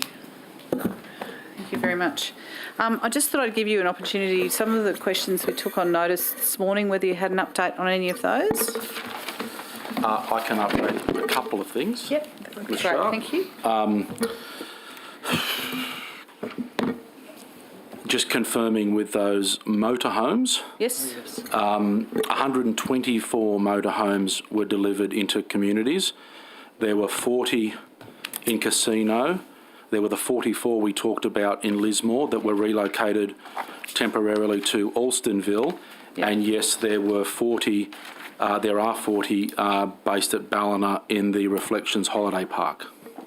Right, and they're all there and they've got people in them? Yes. Yep, great, thank you. And the only other thing I would say, which I'm just waiting on some 100% clarification, but energy resources were not the issue with restoration in North, so they haven't needed to access additional resources. It was mainly the nature and the access to the damage that was difficult to work through. So it wasn't a resourcing challenge. It was the damage and displacement challenges. Yeah, in the pits, yeah. Yep. Ms Sharp, I can update you on the siren in Lismore. Great. So the siren was not malfunctioning. So I stress that the siren has historically been activated to call firefighters across Lismore to station for response as an old technology, and it needs someone to actually activate it physically as well as power. So in the first flood, we did not deem it safe to put a firefighter back into the situation. We actually had water to the second level of the fire station, so it could not be physically activated. And then with the second flood that hit, the power was still out, and therefore it was non-operational rather than broken or malfunctioning. And But the advice given by the SES was incorrect. well, I've got the correct advice. I don't know, but what I'm saying is the advice given to the community that it was malfunctioning was incorrect. By my records, it was incorrect. Okay, thank you. Have we got any more? Mr. Austin, did you have some? I asked you for some numbers this morning. Have you got any of those for us? Mr. Johnson will provide those. Oh, great, thank you. There was an early question, I think, that the Minister took on notice regarding the budget for New South Wales SES for 2017. So the financial year 2016-2017, the OPEX was 109 million and the CAPEX is 21 million. So a total of 130 million for that year. And 2017-2018 financial year, OPEX was 107 million, CAPEX was 13.6 million, for a total of 120.6 million. And did you get me the figures on the number of SES people on the ground? If you haven't been able to, that's okay. I believe the note that I'm looking at is there were 363, but I do need to confirm that. And that's, I assume, could you give us the breakdown of the number of volunteers versus others, or are they all volunteers? That would be both volunteers and paid staff. Yeah, could you give us when you give that information, if you give us the breakdown, that would be great. I wanted to talk about the Owens review, which was the review of the New South Wales State Emergency Service Operation Response for the March 2017 floods. My understanding is that there were 36 recommendations and that that 35 of those were agreed to by the SES. Is that correct? I believe that to be correct. How many of those recommendations have been fully implemented? So the only one outstanding recommendation is actually the replacement of the Moolumbar SES unit. That has been an ongoing discussion and issue between ourselves and local government in that area. We have, over time, identified a number of sites as potentials, however, all come with their own issues as well. And it certainly rates as one of our most high priority sites to work to replace. However, that is a part of the funding model that we currently have. That is around local government being responsible to provide facilities for SES. But just to be, I mean, the premises at Murwillumbah were a problem as far back as 2012. It was a landslip that damaged the building, is that right? Correct. There was a landslip, and a number of remediation works have actually occurred on the site to limit any potential. However, that site, as I said, still remains as one of our highest priority to replace. 10 years, it's not a high priority. I guess I'd draw your attention to the funding model that the SES has, and the fact that the responsibility for the provision of facilities to the SES it's local government's fault. is the local government responsibility. Right. Why haven't you been able to secure another site? I mean, obviously it's up to. I mean, if you've looked at other sites, what's the issue with the site? So some of the sites that were identified were just not the right size and layout, so wouldn't enable the ability to build a standard facility on there. Others potentially got cut off due to flooding or other things, and others were in areas of the locality that perhaps weren't suitable. Are there any sites that have been identified that haven't been progressed but meet the criteria? I'm not aware of any sites that have been identified that have. So it's taken 10 years and we haven't got a site. When's likely to be there to be a site? As I said to you before, the discussions between us and local government continue on a regular basis. We've identified a number of sites over time, but yeah, at this point in time, none have been deemed suitable.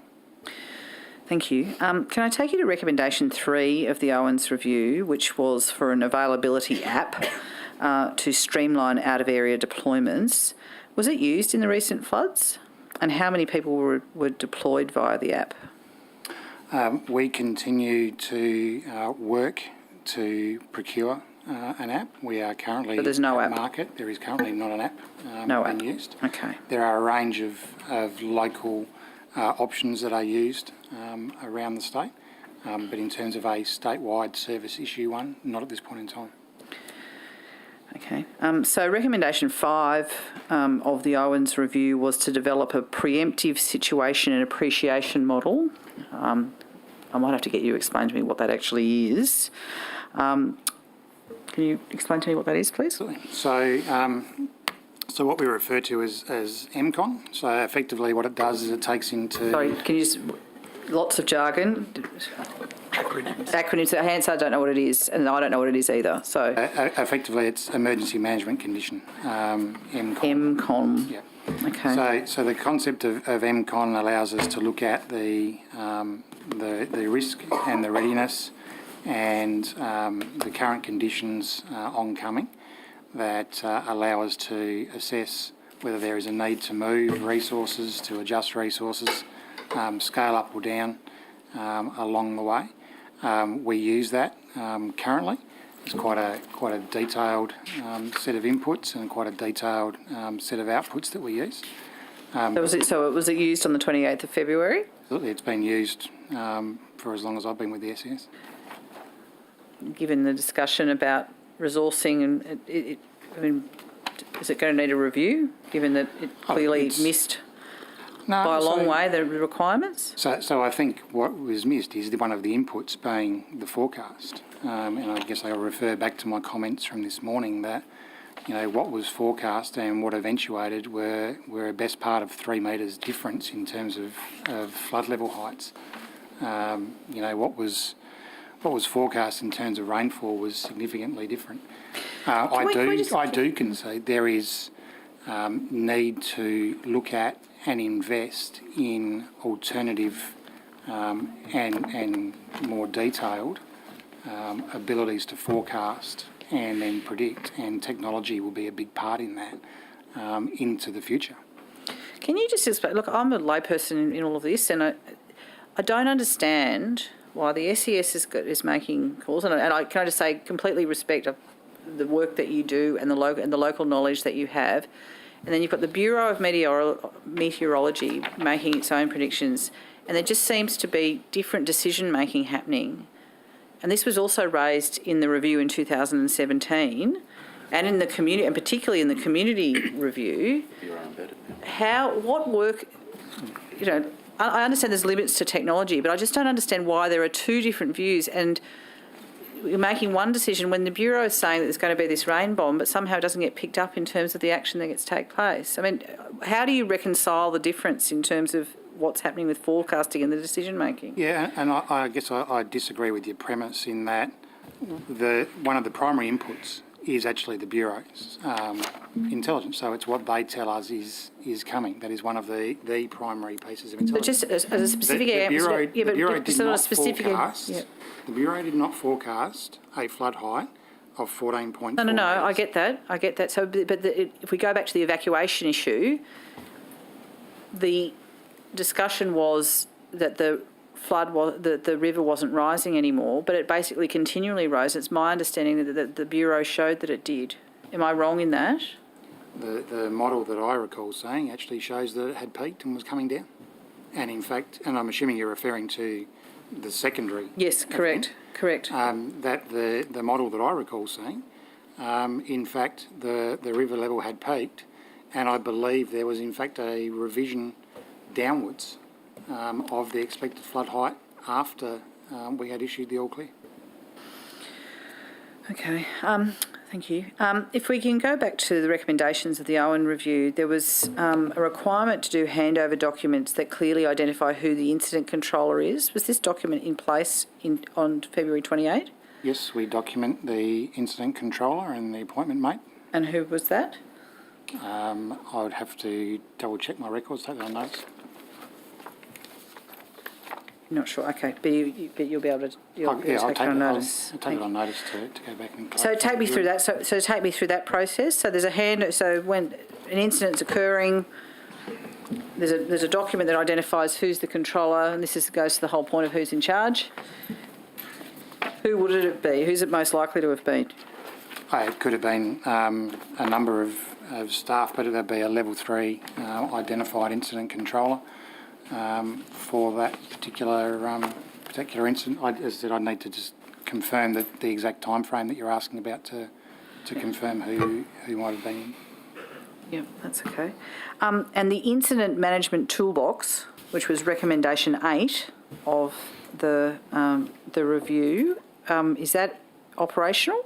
It is, and it's undergone a number of iterations of development over time, and it continues to be developed as we move forward. Is it not finalised? Is it sort of? It's like any of those things. They are a work in progress at all times to actually to continue to improve the way you do things, to implement learnings out of the next job, so on and so forth. So. It was used. It was there. It was used by both staff and volunteers. But as I say, we continue to develop it, trying to make it better and better each time. And what happens? So obviously, massive communications went down because of the severity of the thing. Does that make the management toolbox not really able to be used? I would have to take on notice whether or not there was any impact on the incident management toolbox, but certainly not from my memory. Yes, I understand, multiple telecommunications went down, but we also had a range of systems in place to support through business continuity plans. We'll get to the whole telephone issue a bit later, but okay, recommendation 13 was that the Bureau of Meteorology include notification of faulty gauges on all subsequent flood warnings. What's happened with that system, given that there's clearly been problems? Like, I accept that the SES don't own the gauges, but what's the system once it's identified for them to be fixed, or to be action to be fixed? So ordinarily, if it's picked up, there's a gauge that's not working, then it'll be raised with the gauge owner, whether that is the Bureau or somebody else. And who raises it with the gauge owner? When it's known, the people that have identified it. So if we've identified it, then we will raise it. But as I said to you this morning, I at the time certainly wasn't aware that the gauge was offline. Some of the ones the Bureau I understand, can pick up themselves from their own data. You've got people out on boats. You've got, the SES is the front, as has been discussed a lot this morning. The SES is in control of this terrible incident that's occurring. Someone, and I assume there's more than one person, realised that the gauge is out. I just find it quite odd that the SES wasn't drawn to your attention and formally actioned through the coordination work that you were doing. I mean, you're relying on the gauges so much in terms of being able to explain to the community what's going on and to deploy resources and do all of those things. And it was a recommendation from the previous reviews that, what is the role, you say that you're talking to the Bureau of Meteorology. How are you talking to them? So since the Owens report, we've actually got an embedded meteorologist that works within our State Command Centre. So they wouldn't have. So you're saying that? So okay, they're there, which is great. The idea being that, well, if their gauge is off, that they would be told to go and fix it. So there is an embedded meteorologist, and on times of significant incidents, we also have an arrangement where the Bureau will try and put someone from their hydrology department into SES as well. So we, subsequent to the 2017 event, we now have an MOU in place with the Bureau for a embedded meteorologist, and we have also recently agreed to fund an embedded hydrologist into the SES as well. Okay. And recruitment for that position is currently open as we speak. That's great. So there were faulty gauges though, that the Bureau of Meteorology may or may not have owned, but there doesn't seem to be any process where that could be addressed. I mean, the gauge is off by 400 millimetres. You've said you've got an MOU. This was a recommendation from 2017. I'm just trying to understand where is the gap that it gets to this point that this gauge, we have a second event, possibly a third event, and the gauge isn't fixed. And this is 5 years after the review said that you needed to have an official notification system. How is that possible? Are you saying to me that the Bureau of Meteorology has never notified about this faulty gauge? I need to check the particular gauge that you're talking about, because I'm not aware as to whether it's an automatic reading gauge or it's a manual reading gauge. There are still both out there, and as the name suggests, it physically requires someone to go and check that gauge. But it seems as though there were others who were able to observe that it was incorrect and it was out by 400 millimetres. I've already given you my answer on that. Okay. Recommendation 20 was that the SES formalise the process for the issuing of evacuation orders into policy. Given that Ballina and Byron received no evacuation order on 29 and 30th of March, what's fallen down here? So there's a difference between riverine flooding and flash flooding, and ultimately the warnings that we issue, such as the one that was issued for the Wilsons River, are based around riverine flooding. Largely, flash flooding is not something that is forecast, and in fact, by its very nature, flash flooding is unpredictable, unforecast, and exceptionally difficult to pick up in the radar and the models. So the rain event that happened overnight on that Tuesday night, I think it was, that was by and large a flash flooding event that was not forecast. So the Bureau, as I said earlier today, had forecast some rainfall during the day. That rainfall had ceased to exist effectively, and the system was moving away and expected to track down south. So that was not expected. So the rainfall that hit both Ballina and Byron Bay was unforecast and was flash flood events. Can we just go back to the issue of the Bureau of Meteorology? So that was for Ballina and Byron. I mean, I've got a graph here that looks at the Wilsons River. And to go back to your point that there was some sort of forecast that the river was actually receding.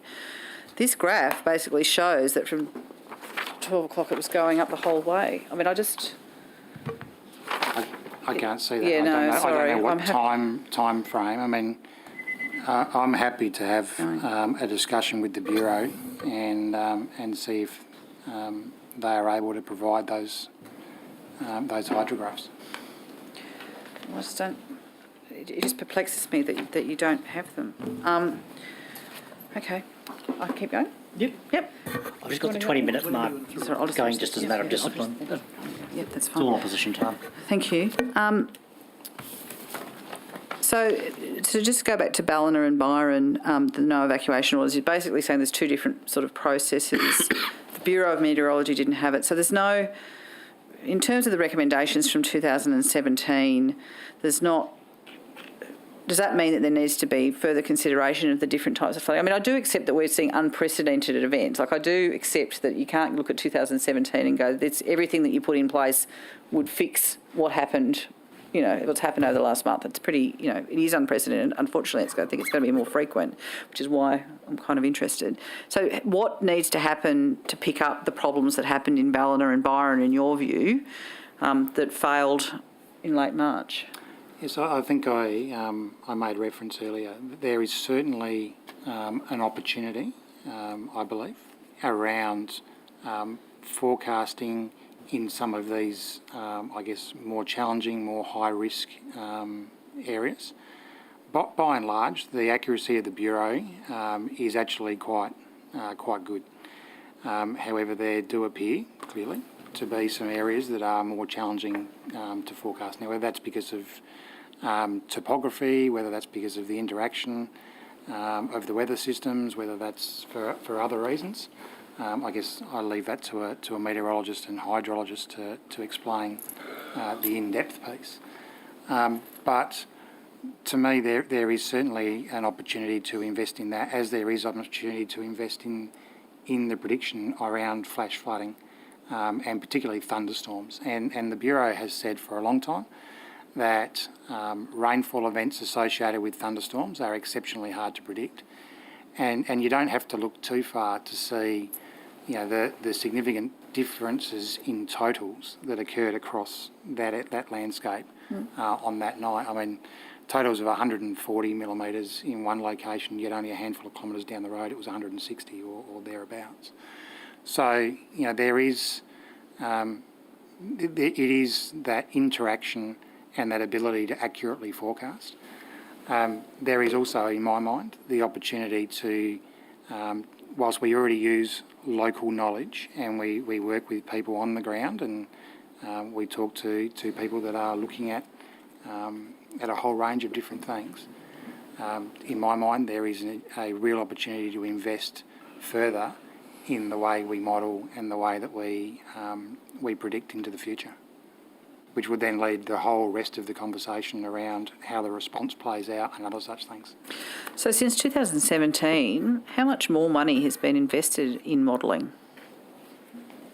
That's a question that I'd have to take on notice. I don't know, and that would be either the research agencies or the Bureau that would need to provide those answers.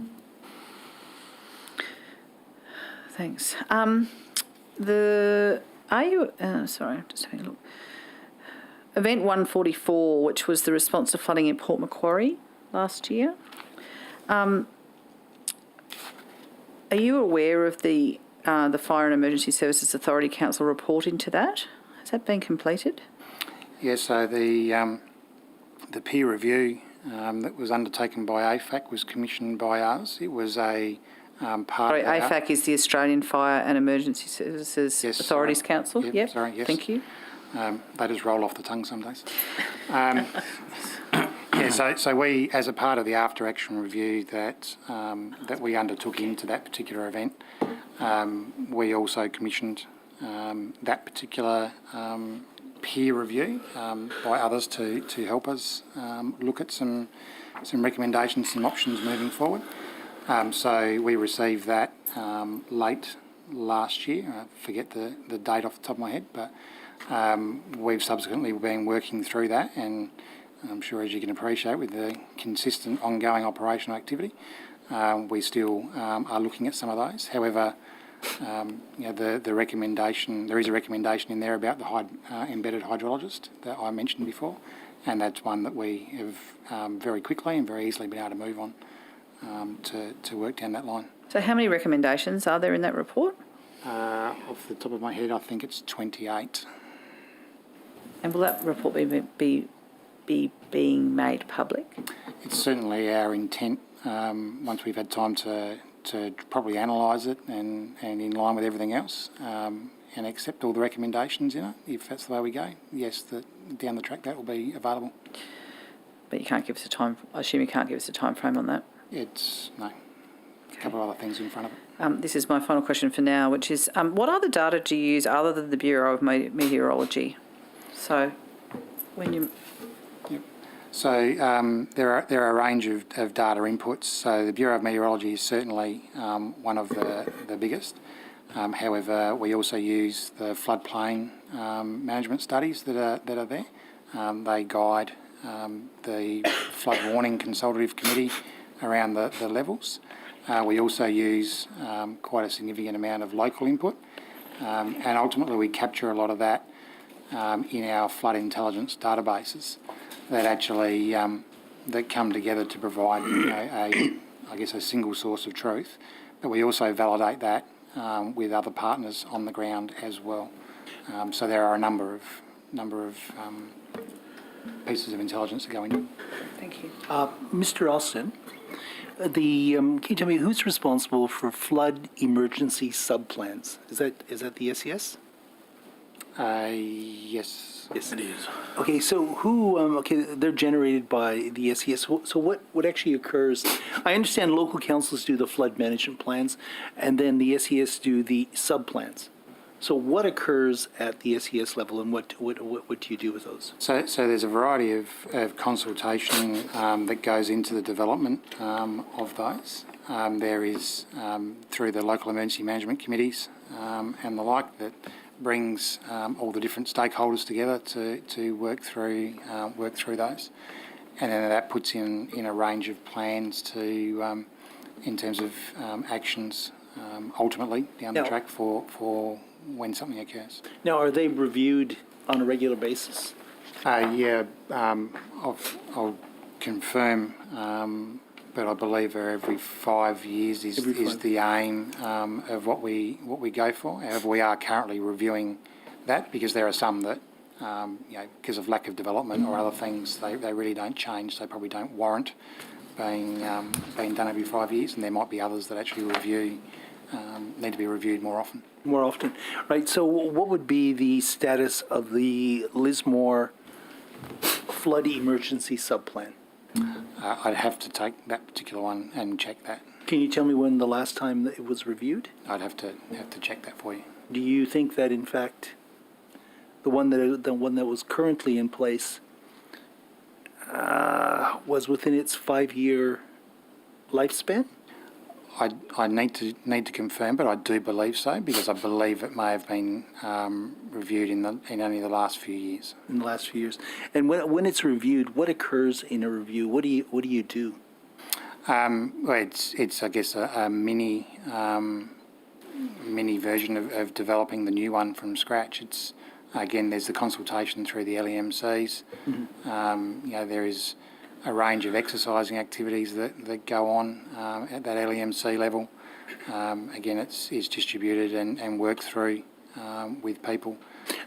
Triggers, etc., are looked at.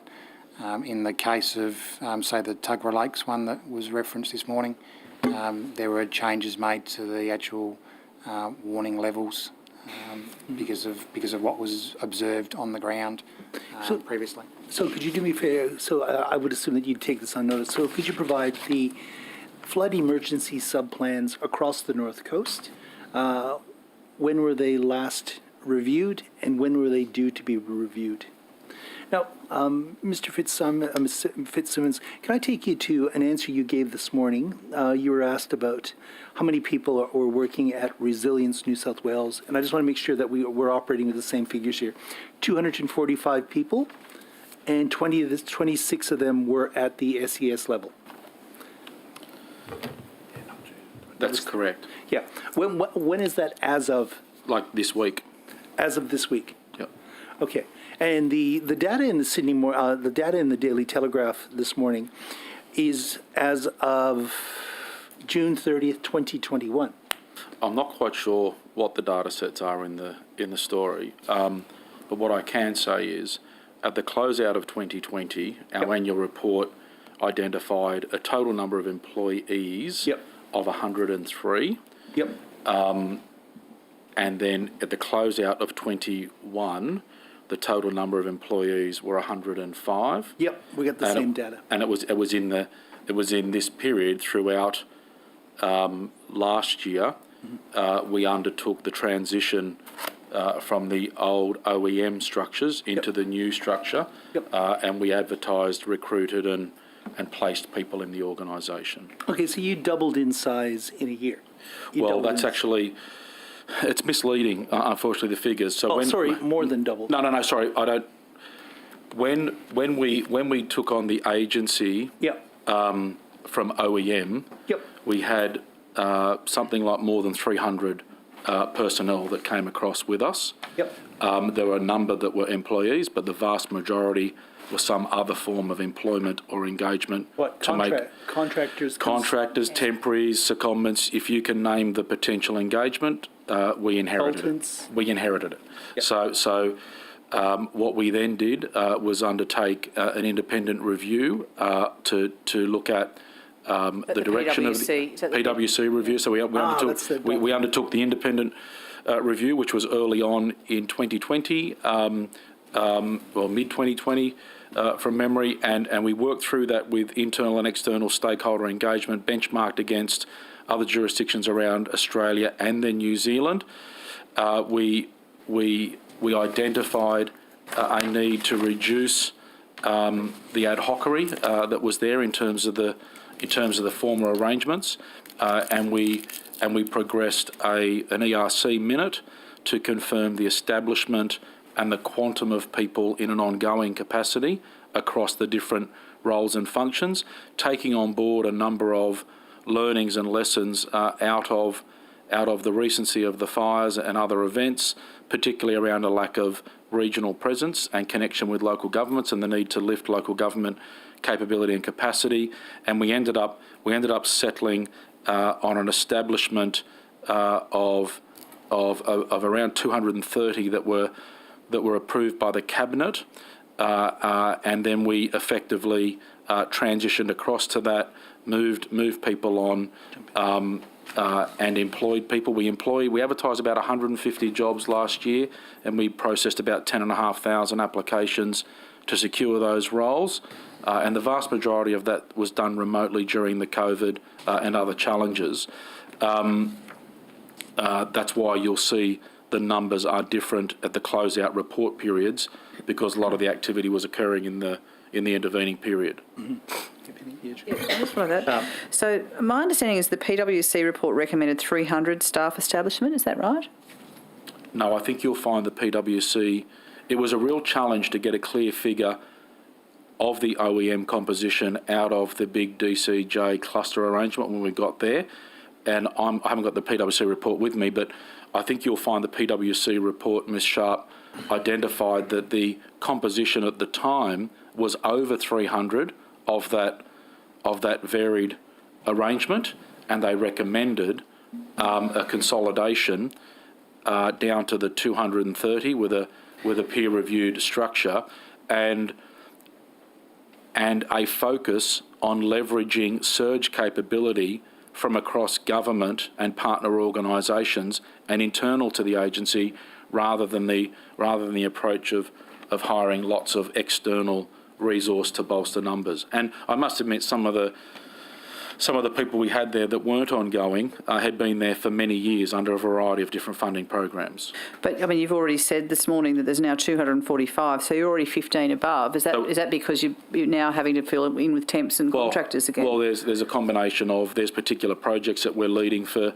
the sector, so we've engaged people to lead project management, and yes, there's been some contractors engaged to support areas where there might be challenges in filling roles or indeed some of the notional services. But you're above the required. 230. Correct. And do you anticipate that to continue? To where we are at the moment, yes, for the foreseeable future, but it's not foreseen to be going up to the more than 300 odd mark like we inherited at all. But there's been a big change in your wage profile, given that you've got so many SES staff.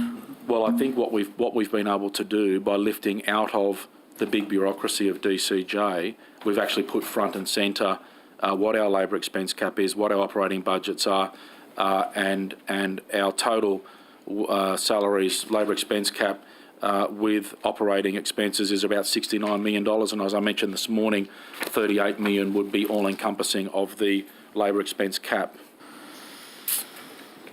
Can I just got one last question on this? When the people came over, how many people were made redundant from OEM? And how much did that cost? I'll take that on notice.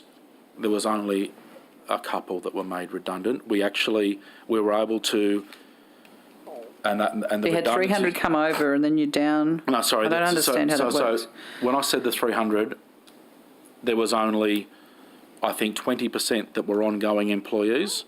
The rest were temporaries, contractors, secondments, whatever you can contemplate. We were able to, with the PSA and others, we were able to secure and transition a number of long-term temporary employees to ongoing roles. We transitioned ongoing employees into the new profile and structure, and the redundancies in the main.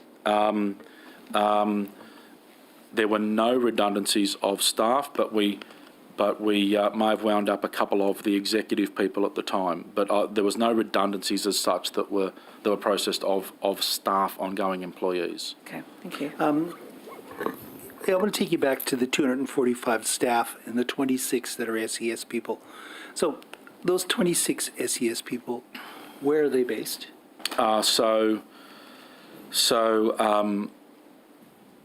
Seven of them are based. 7 of them are focused around New South Wales at regional profiles and locations, and others would be based across. So even some of my head office-based employees live in regional New South Wales in the executive, but they're across the different portfolios of the organisation with a focus on 6 dedicated personnel leading regional coordination and support to local governments and other partner agencies. How many Resilience New South Wales staff are currently based on the North Coast? In terms of operations? I just want to know the figure, and then I'll ask follow-up questions. So I'll take that on notice. I've got a rotating cycle of people being deployed and supporting operations up north, like I've got people in the Hawkesbury and Nepean, and of course up through parts You of must London. know dozen, two dozen? No, there'd be dozens up there. Dozens? Yep. Can you quantify it a bit more than dozens? I will. I'll take that on notice. So 245 staff, how many would be on the North Coast at this moment? I'd like an exact figure. Maybe your staff behind you could get it. I'm happy to get a figure, but what I would qualify that figure by saying, there's people going up there, coming back. So there's actually personnel rotations that are occurring on deployments. Okay, so then you must know what's in a deployment. Well, yeah, but it varies, You Mr. don't know. Secord. So there's a number of recovery centres. There's the regional coordination centre. I'll be able to get you a number indicatively of what's up there. But as I say, the number varies depending on the roles and functions that are being filled. Now, of the 26 SES people, how many SES people are on the North Coast? Is there 2, 3, 4, 5, 26? As we speak, I'd imagine there'd be. Again, I'll take that on notice, but I would expect there'd be about well, at any given time, there's probably more than half a dozen up there. Half a dozen, six. When it comes to determining what the 26 SES people do, what are those 26 SES people doing at the moment? So are they all working on the North Coast, or are they working on other issues? No. So our role in support of operational activity, like we're seeing now, is many and varied. So we've got people helping out with recovery coordination and leadership. We've got people helping out with significant recovery centres, and we've got significant amount of work, as we signalled earlier this morning, so far about $2.5 billion worth of programs across 4 streams and more than 20 different programs, which are actually being coordinated through Resilience New South Wales on behalf of government and in partnership with the Commonwealth. So there's people working on all those different aspects. Can you provide some tangible, practical examples that? $2.5 billion worth of programs across 4 streams, 20 discrete programs that range everything from relief and clean-up through to housing, through to all manner of activities. Do you have a note come up? Maybe give us some tangible examples. Well, I don't know what you mean by that. Well, tangible example. For example, we have a resilience person picking up rubbish on the street. We've got a resilience person finding someone accommodation. We have a resilience person estimating the cost to fix that road. So I'm just trying to get an indication, sir, of what your body does. So we lead. That's not really clear in the community, so I'm trying to. We lead and coordinate recovery efforts. So it's a multi-agency. So provide some tangible examples. So it's actually about recovery centres. It's about grants and programs. It's actually about formulating and compiling the assistance measures and packages. It's about negotiating and working with the Commonwealth to enable the announcements and the delivery of those programs to occur across the state. Does it do things face-to-face with human beings? Absolutely. So we've got people in, as I said, recovery centres. We've got numbers of recovery centres along with our partner agencies right across the North Coast, down through the Hunter. We've also got them in the Hawkesbury and Nepean, recovery centres and recovery access points, lots of interaction with people, lots of coordination and leadership with people. We've got, I don't know what else you want me to describe. There's lots of different things. I guess I'm trying to get an indication of what your body actually does. So the 26 SES people, they're giving KPIs. So you'd say, example, we've received 4,000 applications for grants. You've processed them.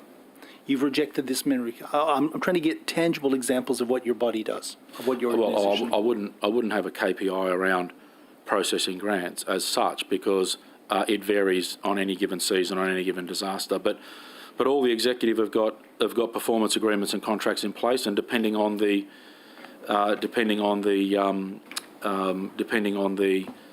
role that the person has, the division or the function that they look after, then those responsibilities will vary.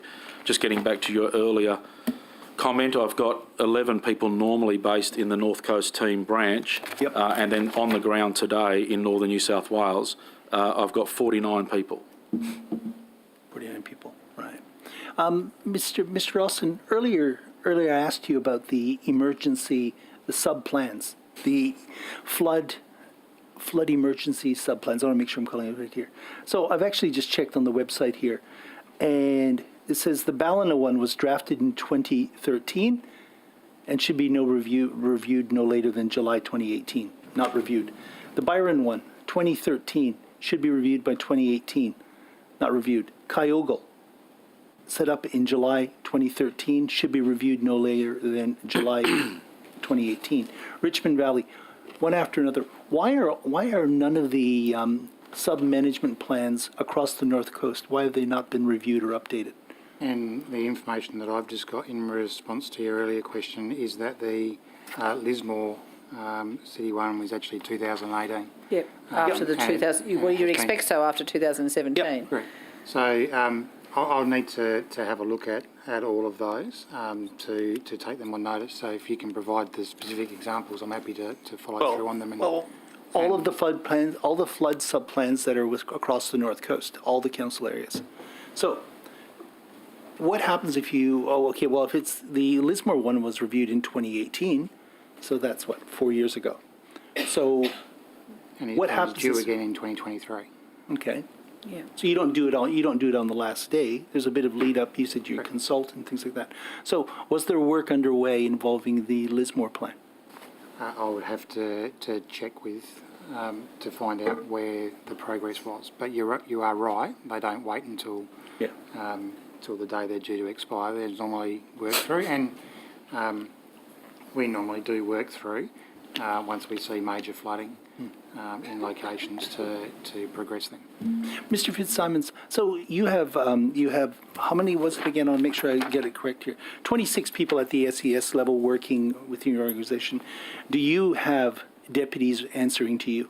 Sorry, could I just also, just for clarity for Hansard as well, that SES is not State Emergency Service? I think a lot of people might think that SES Yes, is... that's referring- right. Senior Executive Service. Oh, sorry, yes. Yes. Sorry, sir. Yes. I understand why you'd want to make that distinction. Yes. Sorry, the State Executive Service, sir. Or they call them PSSE now. So Yeah. there's an acronym for everything. I still call them Just to I still call them confuse SES. Sorry, what was your question? Oh, I want to know the structure that sits beneath you.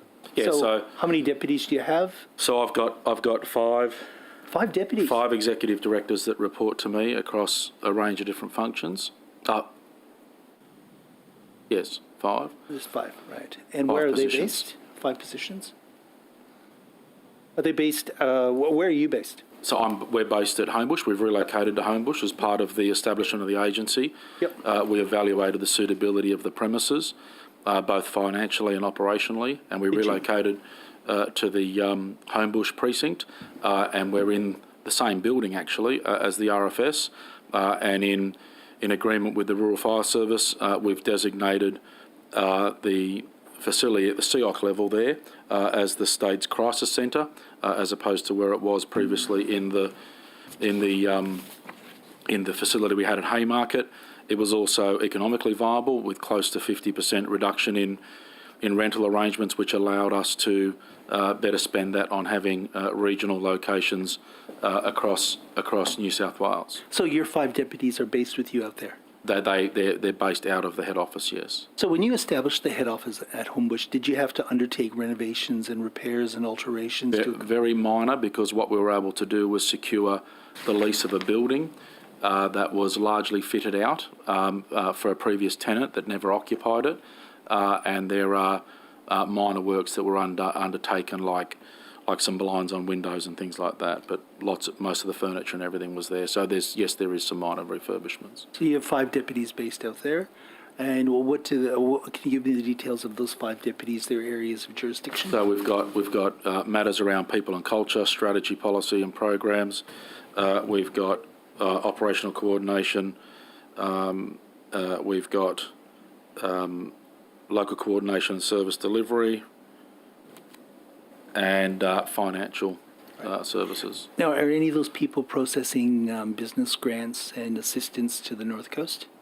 We've got the team processing a range of grants and programs and supports for people in all flood-affected areas and disaster-affected areas, including the North Coast. Okay, so as of today, can you give me a breakdown on people applying for business grants, the number of applications and the number that have been successful? I can get you that on notice. It's a living arrangement that's Sorry, how does administered it through. work? Service. Correct. So it's Service New So- South so- so Wales. ser- that service- does it. service- You don't have people doing that. No, Service New. He asked me separately about business grants. Service New South Wales. What other grants are you doing then?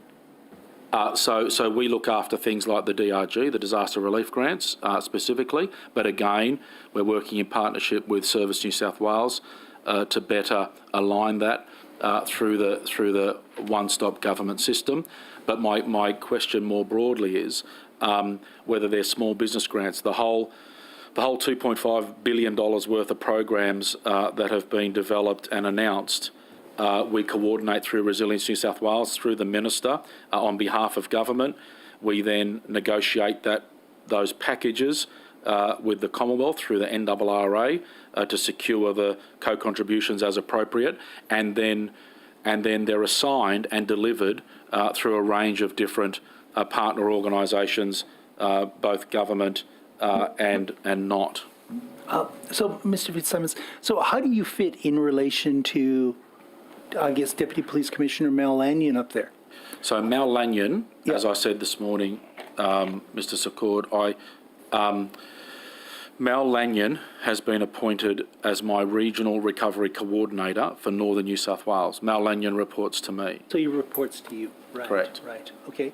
And then Now- I've got another officer appointed to look after the Hawkesbury Nepean as well. Right, so they both report to you. Correct. Okay, so now, the ADF, the Australian Defence Force up there, how many people are still on the North Coast? I'll take that on notice specifically, but Okay. the numbers would be in the thousands still. Okay, who do they report to? So they are working, if they're up north, they're working under the stewardship of our regional coordinator, Mr. Lanyon. So they answer And the to, team. They answer to Mr. Lanyon.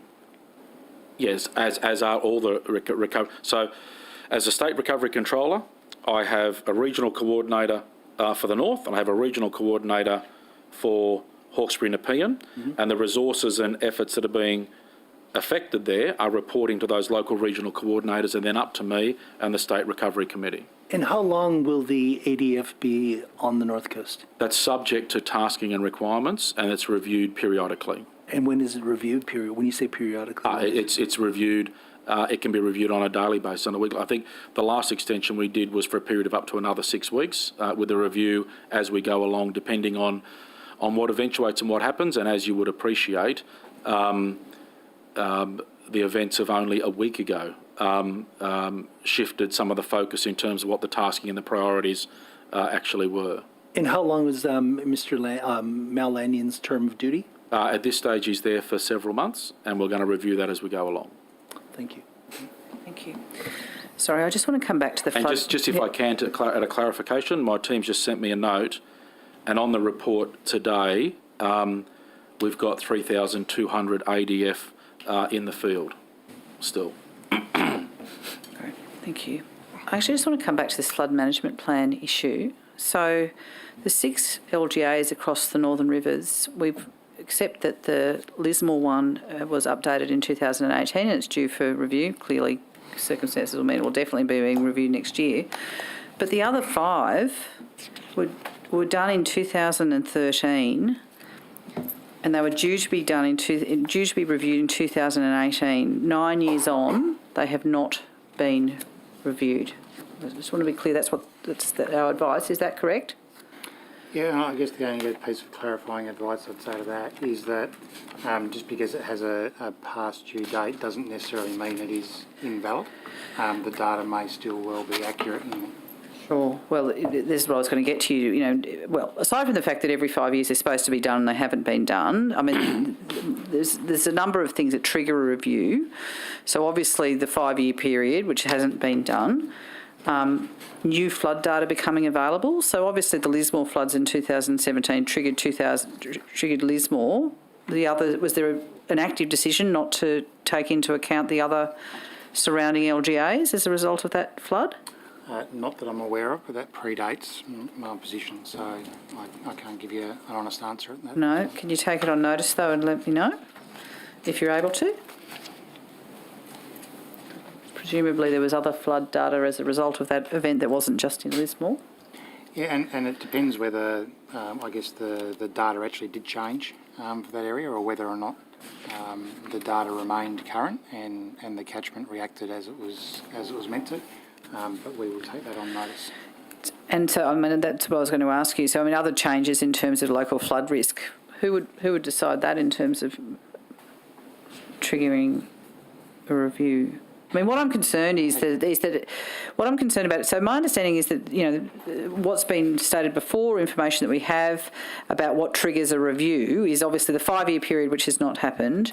New flood data becoming available. We're not sure after the 2017 flood or for those other 5 local government areas whether there was new flood data. You can't tell us you're going to take that on notice. I accept that.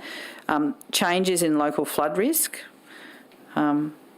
Things like increased land development on flood-prone land or infrastructure upgrades, evacuation routes, those kind of things. I mean, I just can't believe that in that area of the world, of New South Wales, that in 9 years there's been no changes would trigger a review? Because what you seem to be saying to me is that, look, if nothing's changed, well, then we're quite it's not unacceptable for them not to have been a review of these plans since 2013. And as I said to you, I will take that on notice to look into the circumstances behind that time. And when developing the plans, so the SES do main ones, but you do it with the local management groups. Is that how they're done? Correct. So the local council develops and pays for the flood management plans. Yep. Plan, and then our work flows, excuse the pun, from that. Okay, thank you. I can keep going if you want. All right. Yeah, you go. Okay. I want to take you back to Mr. Vasams about the use of consultants in Resilience New South Wales. So what was the expenditure on consultants in the last financial year? That would be 2021. Yeah, I've got that figure. Yeah.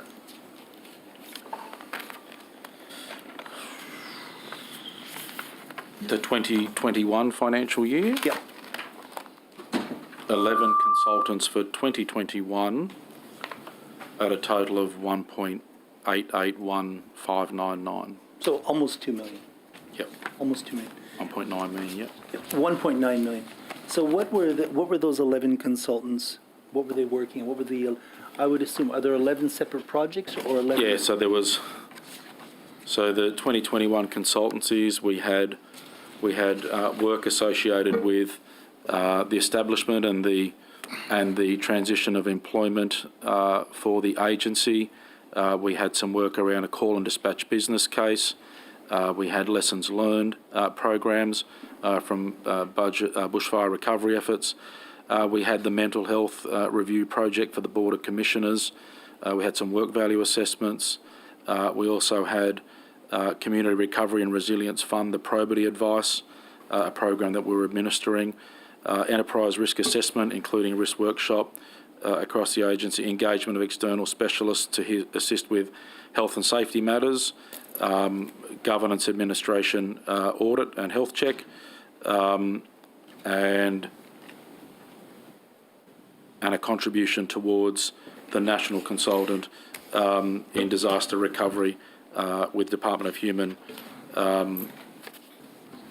Services at the Commonwealth level. Now I want to take you back to one of the consultants. So you had a lessons learned consultant. What was that in relation to? Was that the bushfires? What was it, the lessons learned? Yeah, that was concerning bushfire recovery efforts in June to September of 2020. Right. Now, have you put on any consultants in relation to the current floods, the response to the North and Northwest Sydney floods? Not that I'm aware of in relation to the flood. Let me take that on notice, and I'll just double check that I haven't. Because as I've said openly before, we've hired a couple of additional contractors to help with closing gap, but I'll just double check on consultants. Okay, I'd like to go back to the lessons learned project from the bushfires.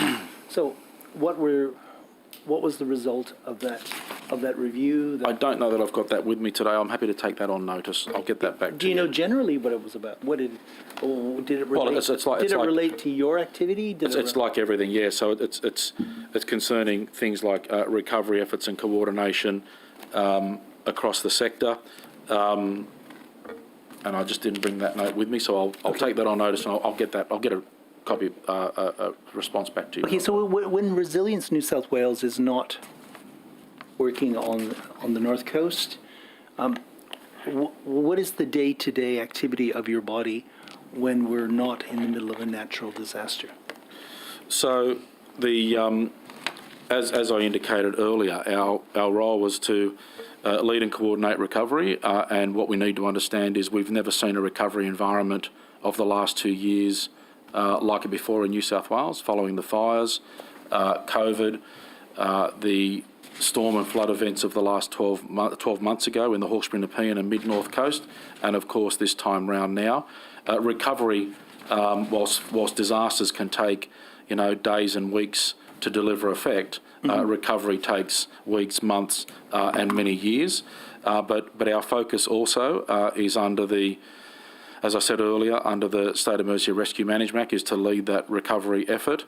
We do not duplicate the roles and functions of the emergency service agencies, such as RFS, SES and combat agencies. We also have the responsibility for leading and coordinating the welfare services functional area, and that's a broad spectrum of different things, but it can include the coordination and work with evacuation centres, immediate support for things like food, clothing, shelter.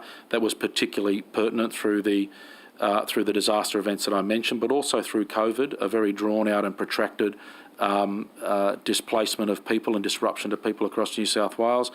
I think alone off the top of my head it was something like 70-odd thousand support hampers of food and sanitary products and other essentials, safety apparel, gloves, masks and other things that were distributed across the state, not just in the Greater Sydney region but right across New South Wales.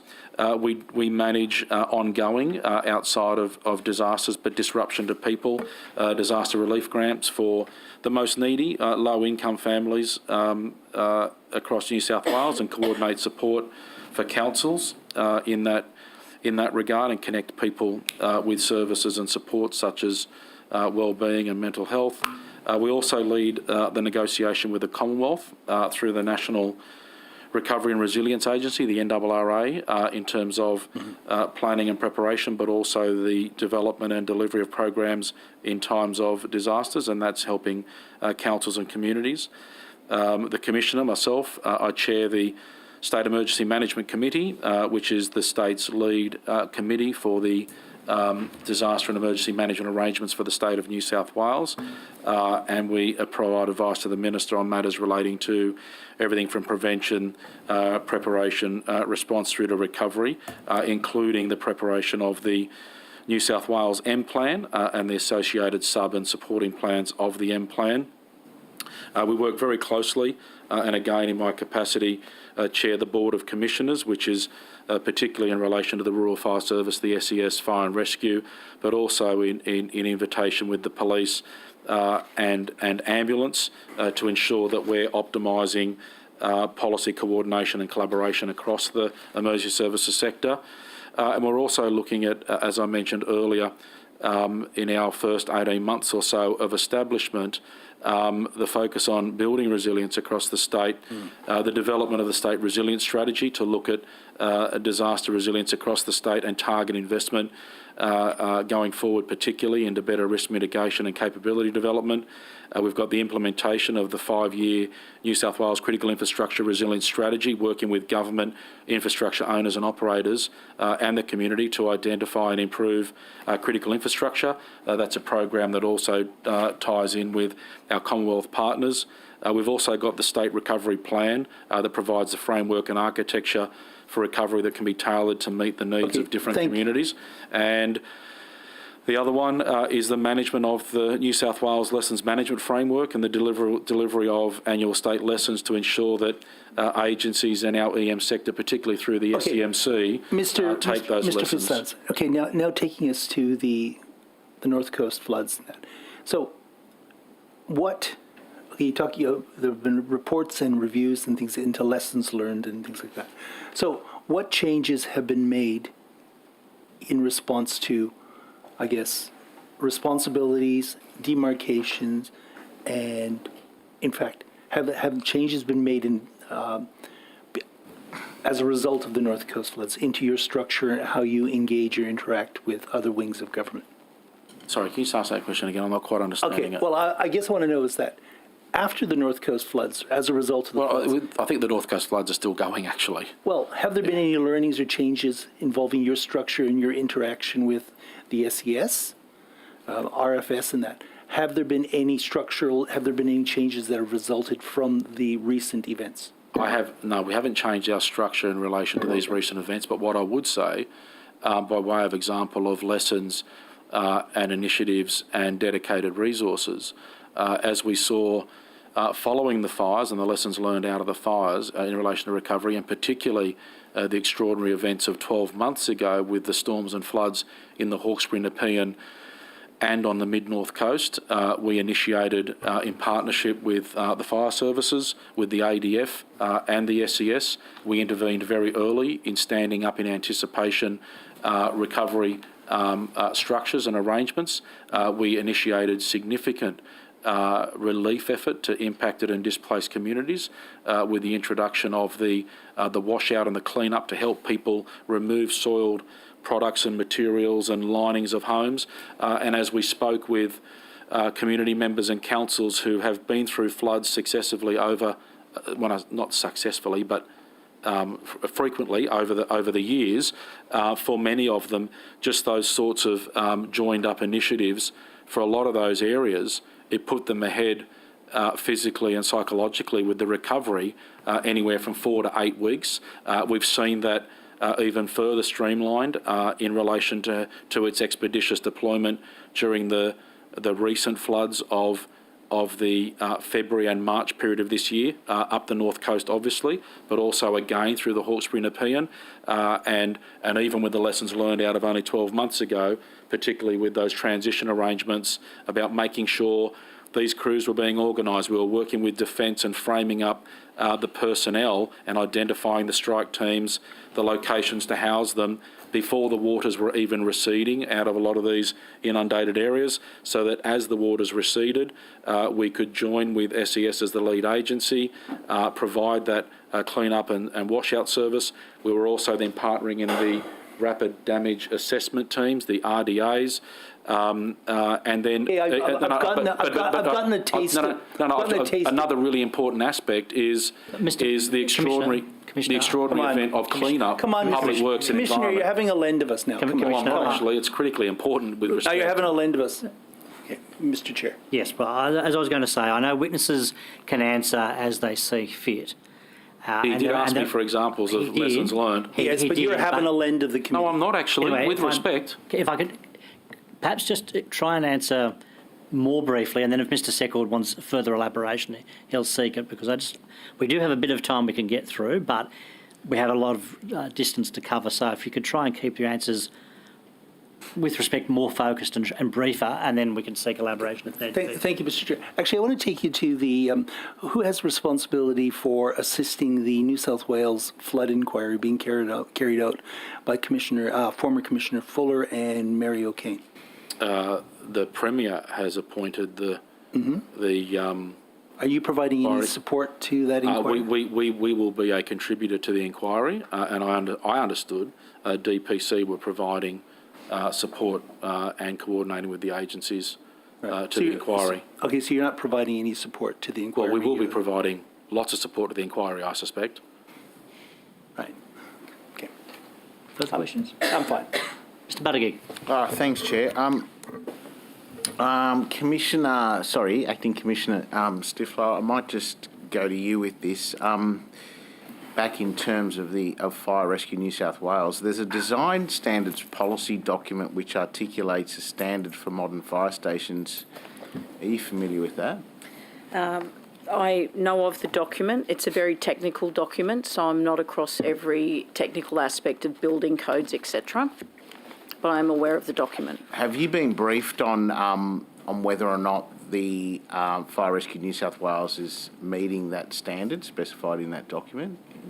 Well, we have the document as a guide for us, and for all of our fire stations, all 334, we go through an assessment of those buildings and rate their current facilities against standards. So is that done as a matter of course, annually or something, is it, as part of WHS inspections, or...?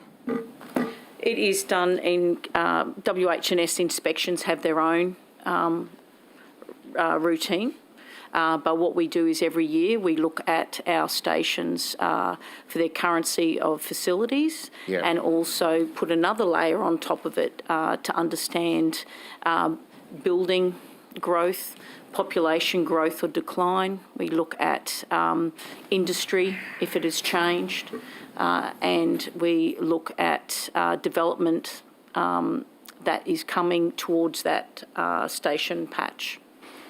And if I could just zero in on specifically in relation to the amenities for women, for females, in specifically, or lack thereof, have you got any data on that, on whether or not those stations come up to those requirements to provide those facilities? Certainly, and as a female career firefighter, it's very dear to my heart, such a subject, so thank you for raising it.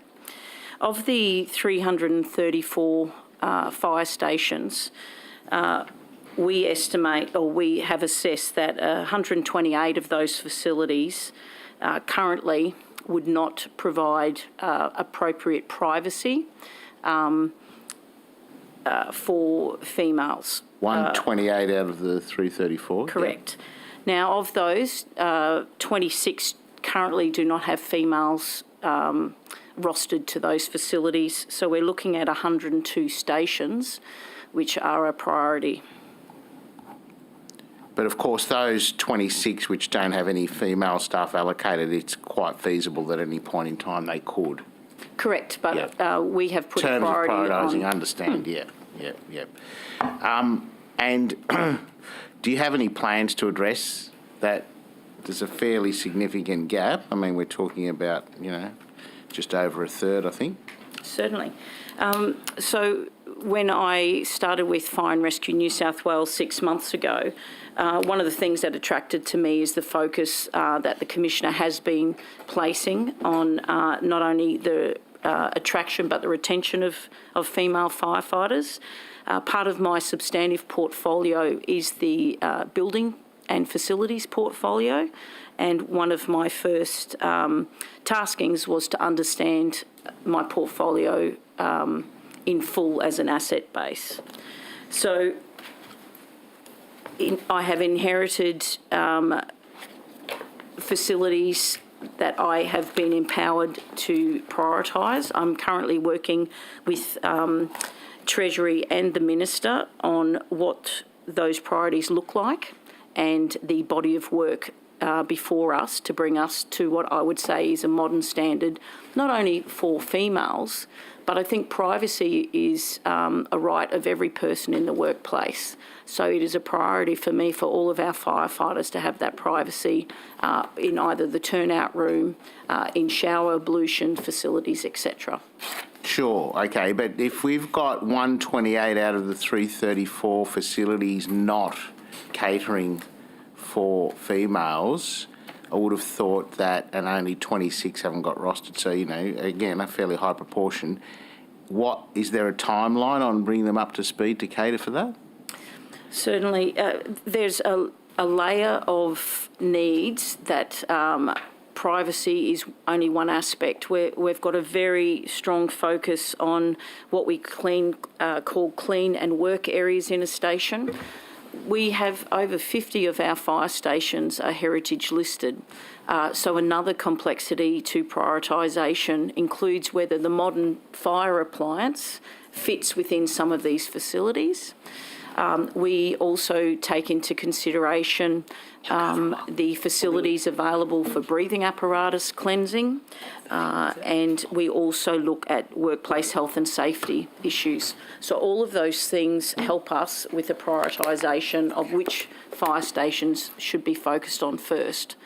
No, but I'm specifically asking about, let's zero in on the specific question, if I could be quite pointed, a lack of amenities for females in 128 stations. What are you doing to address that high proportion which don't cater for our female firefighters? Certainly. So not only are they being prioritised in that overall work, as I've just explained, we are also allocating specific funds to do interim measures to provide privacy whilst those minor and major capital works are being prioritised. So for a station, perhaps that is further down the priority list, we can do interim measures with that focused budget, and that was $1.8 million this financial year, that we can do interim measures to provide some level of privacy as an interim measure while capital works are being prioritised. So 1.8, so you've got this situation where, for example, there's no no female shower facilities or bathrooms, presumably. And then you've got a capital works program spread over how many financial years? Well, we currently have a focus on, it takes around 5 years to realise any particular station's body of work. Taking into account we might have to procure land. We look at design specific to the land that has either been refurbished or purchased. So it's staggered over 5 years. So it would be prudent to look at 5 or 10 year periods. But if that, Commissioner, so if I just do a quick calculation, if you've got 1.8 million for interim privacy remediation spread over 128 stations, that gives you 14,000 per station to bring it up to speed over what could be a 5 year period before you get facilities in there. Is that? So some of those stations are already in a capital works program where they'll be getting a full refurb or a rebuild. So not all of those stations need an interim solution. So if they've already programmed for capital works of some sort, we will use that 1.8 million for those that aren't currently programmed or have funding. But a lot of those 128 mightn't be finished for 5 years in terms of catering for our female firefighters is the essence of the problem, is it?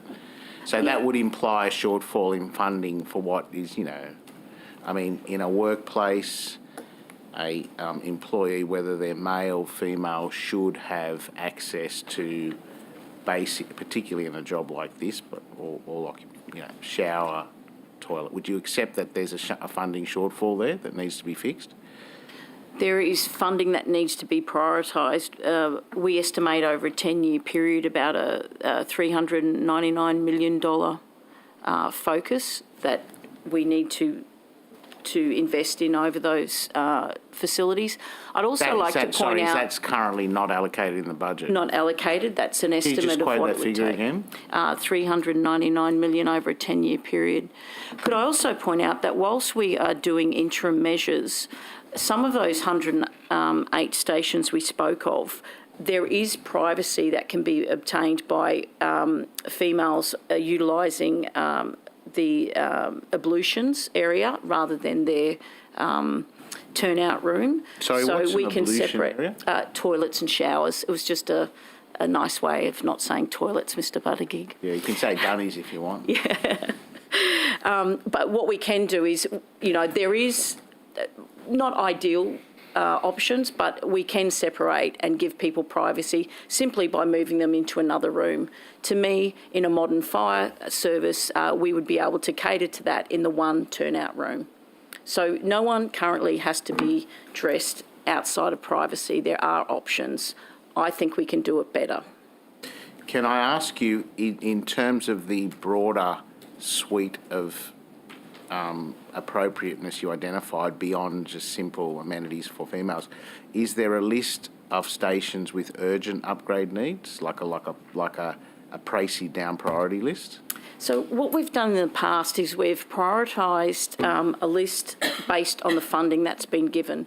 Since I've come into the organisation and worked with the Commissioner, what we're currently doing is looking at all of our 334 and putting them in order of priority from 1 right through to 334.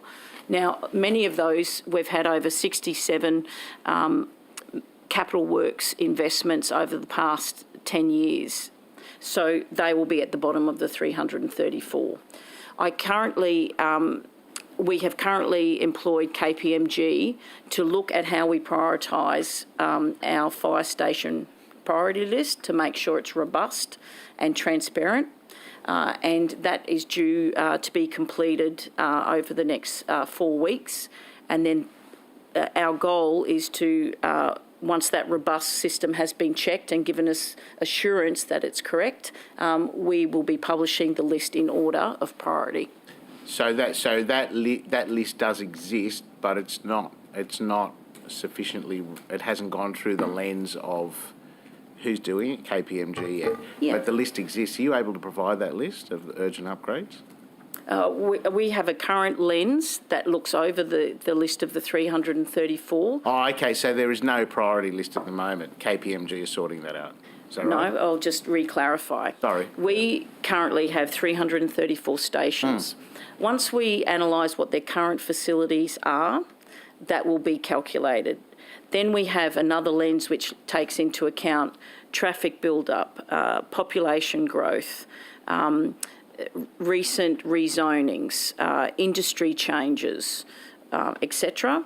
And then that's another lens. And when you put those together, it gives us the order that we should be addressing our capital so works. my question was, is there is no list where currently these stations are in a terrible state, they need an urgent upgrade, let's get to these, whether it's 20, 30, 50, 60, there is no such list at the moment. Is that right? I think with those two lenses that I've just spoken about, we could put our stations in order based on their current facilities and the dynamics I spoke about as our second lens. Yeah. And that But will put them in order 1 through 334. Sure, but these are lenses that you're yet to apply. So that Currently apply them. KPMG are giving us assurance that they are robust and transparent. 1 to 334 at the moment. It's not 1 to 60. These must be done within the next 6 months or anything like that. There's nothing like that exists. I currently know that in order from 1 to 334, what we should be focusing on. I've been in the organisation for 6 months and believe in order for me, hand on heart, to say this priority list is 100% correct. Are you able to provide that priority list? I will take that on notice and make sure that there is no reason why I can't provide that. I'll get some advice for that. Okay, for you. thank you. Just want to move on to the old chestnut of the saga of Oran Park. We had a promise made back in 2015. Can you tell us where that's up to in terms of construction? Certainly. One moment, please.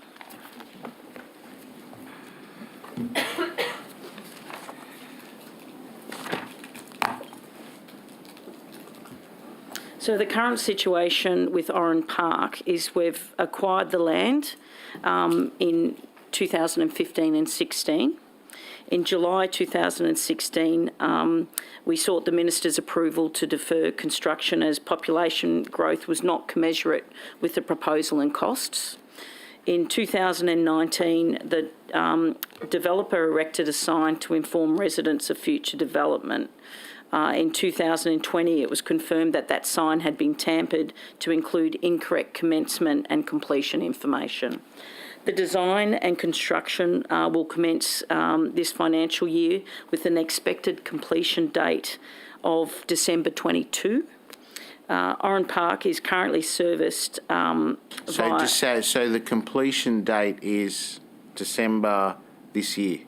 Yes, and sorry, could I put a caveat on that? Yeah. With the current flooding impacts on supply chains and available trades, that is our estimated completion date, but we should also look at the pressures on the industry currently because we've had terrible impacts on supply chains. You mentioned just take you back to that little sort of timeline you gave us where there was a decision back in 2016 to defer, I think you said, based on inadequate population growth wasn't projected to justify it.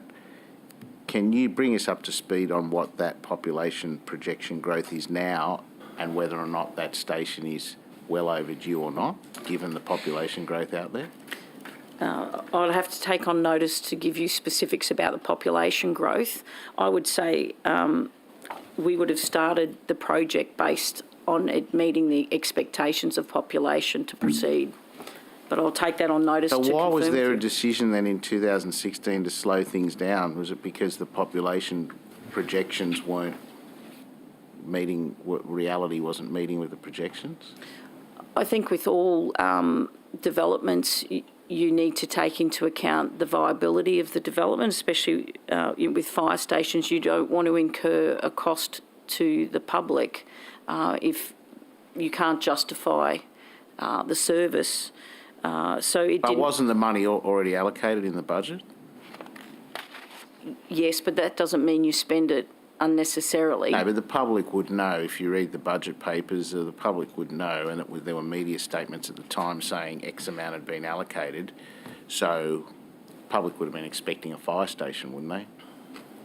I think the public would expect well-spent public purse, and based on our experience, that the figures weren't justified at that time.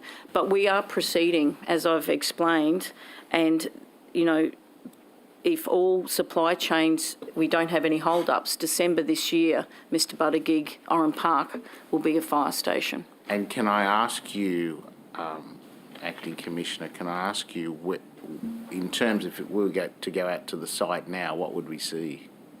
Let me see if that is... I haven't got that before me. Again, on notice, I can give you the exact stage of the development.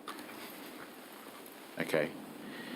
And can you tell us how much was allocated in the initial budget allocation to the project?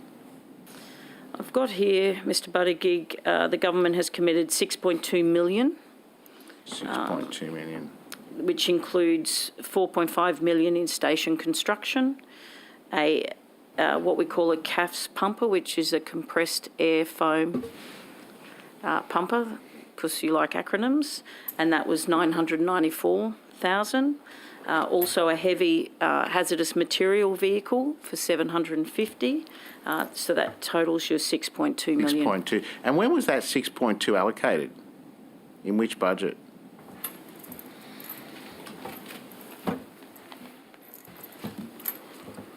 We procured land in 15-16, so I'll have to take that on notice, but part of that budget was spent in that year, so I'll take that on notice to confirm for you. Because I have 1.5 million being allocated to the project in the 2015 budget.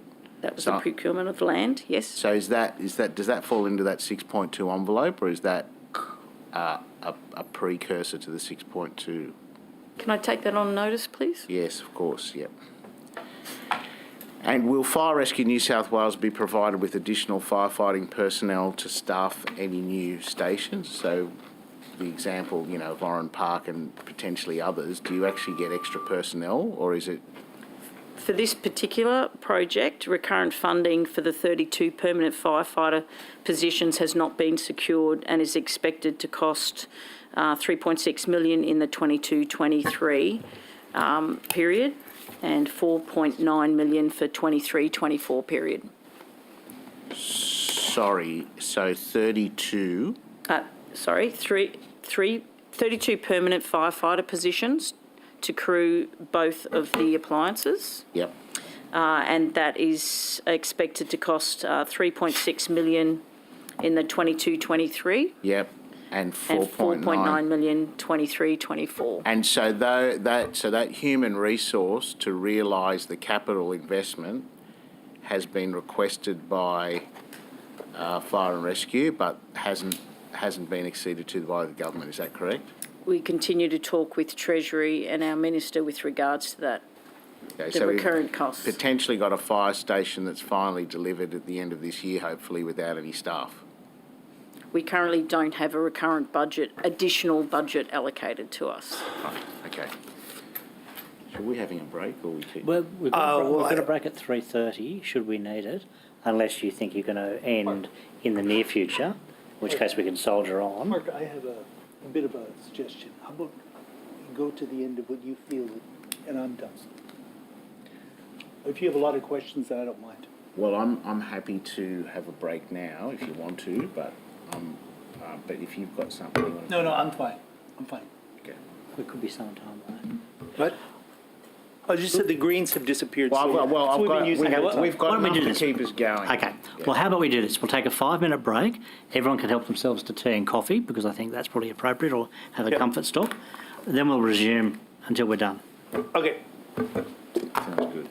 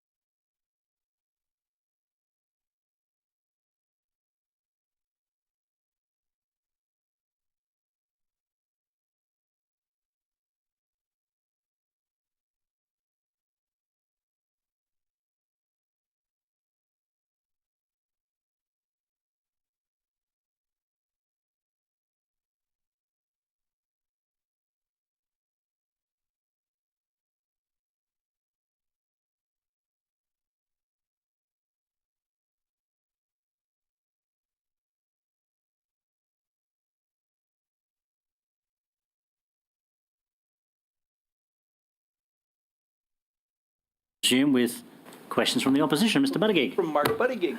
Acting Commissioner, can I just take you back to that previous line of questioning where we were on Oran Park and you mentioned the vandalising of the sign, which has been raised in previous rounds of budget estimates. Could you just talk us through that? Because the implication was, I think, that someone vandalised the sign, which gave the public or anyone looking at the sign presumably a false impression that it was going to be completed earlier than it was otherwise planned. Could you just talk us through that again? I was miles away by then. Mr Buttigieg, I wasn't here at that time of the signage. I don't have the full history of it. I do know that it misrepresented. My understanding is it had the incorrect commencement and completion date. For a full backstory, I'll have to take that on notice and provide it to you at another time. But do we know, because your evidence was that the sign was changed, which gave the misleading impression of some sort of early completion date. But do we know what that said? That when it was the projected date on the sign? No, so as I wasn't here at the time, I'll need to take that on notice and I can give you the full story at another time. Well, I've got the infrastructure statement here in budget paper number 2. That's 2015-16, and it's got Oran Park land and new station, and the start date is 2015, completion 2018, and it's for $4.4 million. The allocation for the 15-16 year was, as we've pointed out, 1.5 million, but the out years, that is 16, 17, 17, 18, the total was 4.4 million. So there's a specific start and complete date here. This is in the government's own infrastructure statement in budget paper number 2, saying it would be completed by 2018, and the money was allocated. So it makes that sign vandalising proposition a little bit dubious, doesn't it, if the money was allocated in those 3 year envelope and there was a promise finish date of 2018. Can you see how people would be a bit suspicious of that excuse? Well, again, I wasn't here at the time. I'm not sure how you concluded it was suspicious if there was a sign tampered with. What I can confirm for you is that in 2015 and 16, as I've previously said, 1.5 was used to procure the land. In July 2016, we sought with the Minister's approval to defer construction. Due to the population growth that wasn't commensurate with the proposal and costs. I'd also like to point out, you asked me earlier to clarify, was the 1.5 separate to the 4.5 construction or the 6.2 total we spoke about?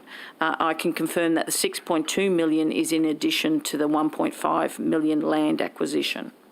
Yeah, so... And all others I'll have to take on notice, again, as I wasn't here. Now, clearly costs have blown out because the original allocation, as I've just said to you, and this is from the government's own budget, it was 4.4 million in a 3-year funding envelope. So 15-16 was the 1.5 for the land, and then the balance of that 4.4 minus 1.5 is what? 2.9 million.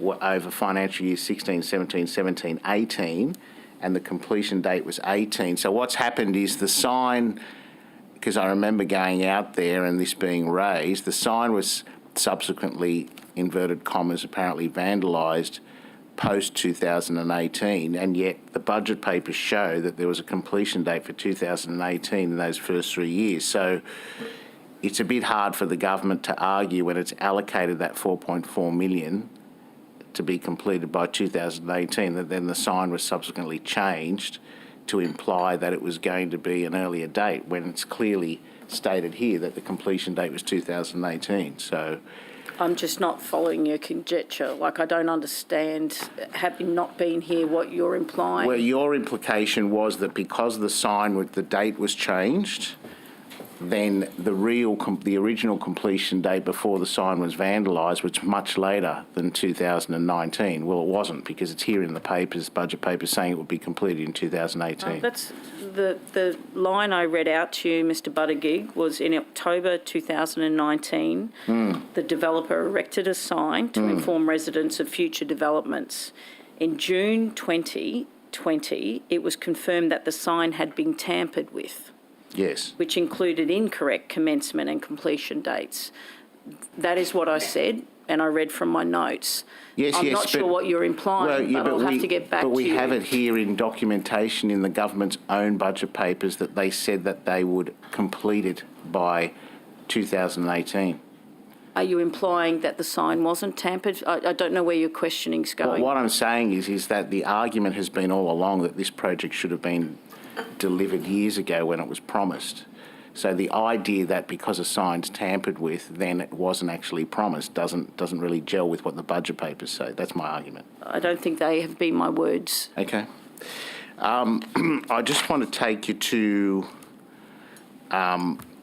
another item that's been raised on budget estimates prior, and it's the report on the Tathra bushfires.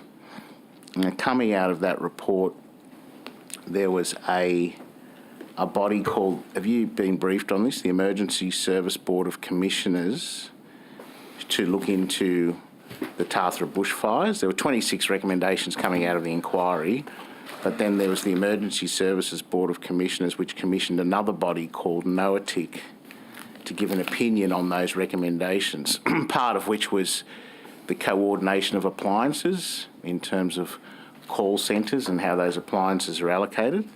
Are you aware of this?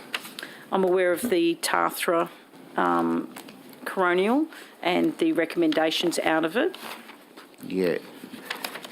So that that Emergency Services Board of Commissions commissioned a company called NOATIC. Commissioner Fitzsimmons is familiar with this, I think, because we ascertained that the consultancies cost $110,000 for that report. And I think that report was to ostensibly determine whether or not appliances were being coordinated and used as efficiently as they otherwise could be. We tried to get a hold of that report on several occasions. We had a couple of standing order 52s. We were told by the Minister in those previous rounds of estimates, Minister Elliott, that the document would be forthcoming. Subsequent to that, we were told that it was cabinet in confidence. It does seem a little bit peculiar that a relatively low-level document about resource allocation would form part of cabinet discussions and a cabinet document for a fairly minor consultancy report. And when the Standing Order 52 came back, all we got was a series of invoices which backed in what you said, Commissioner Fitzsimmons, about the cost. That was it. That document, that report exists. Are you willing to provide that to the committee? This is about the third, fourth, fifth time I've asked. So what I would say is, my understanding is, in respecting the Convention of Cabinet confidentiality, I certainly won't be committing to providing the report. My understanding is, in the guidance I've received through previous requests and the SO52s, is that it's deemed cabinet in confidence. Does it strike you as strange that a document like that would be deemed cabinet in confidence? A cabinet in confidence applies across all manner of different documents. Okay. So can I ask you, the recommendations of that report, have they actually been agreed to? I just don't want to compromise myself by commenting on the NOATIC report, given what I understand to be the provisions of cabinet in confidence. But what I can say in relation to the Kilty inquiry is that the government is investing monies into upgrading the fire and rescue computer-aided dispatch system, over $18 million. There's further upgrades of another $4 million for the RFS computer-aided dispatch system. another more than $8 million to fast-track rollout of centralised dispatch arrangements and other support works associated with that review. I think also, if I might add, Yes. that report and that body of work was not about the recommendations per se. It was simply about call taking and dispatch. Yes. Yeah. The recommendations were addressed and accepted.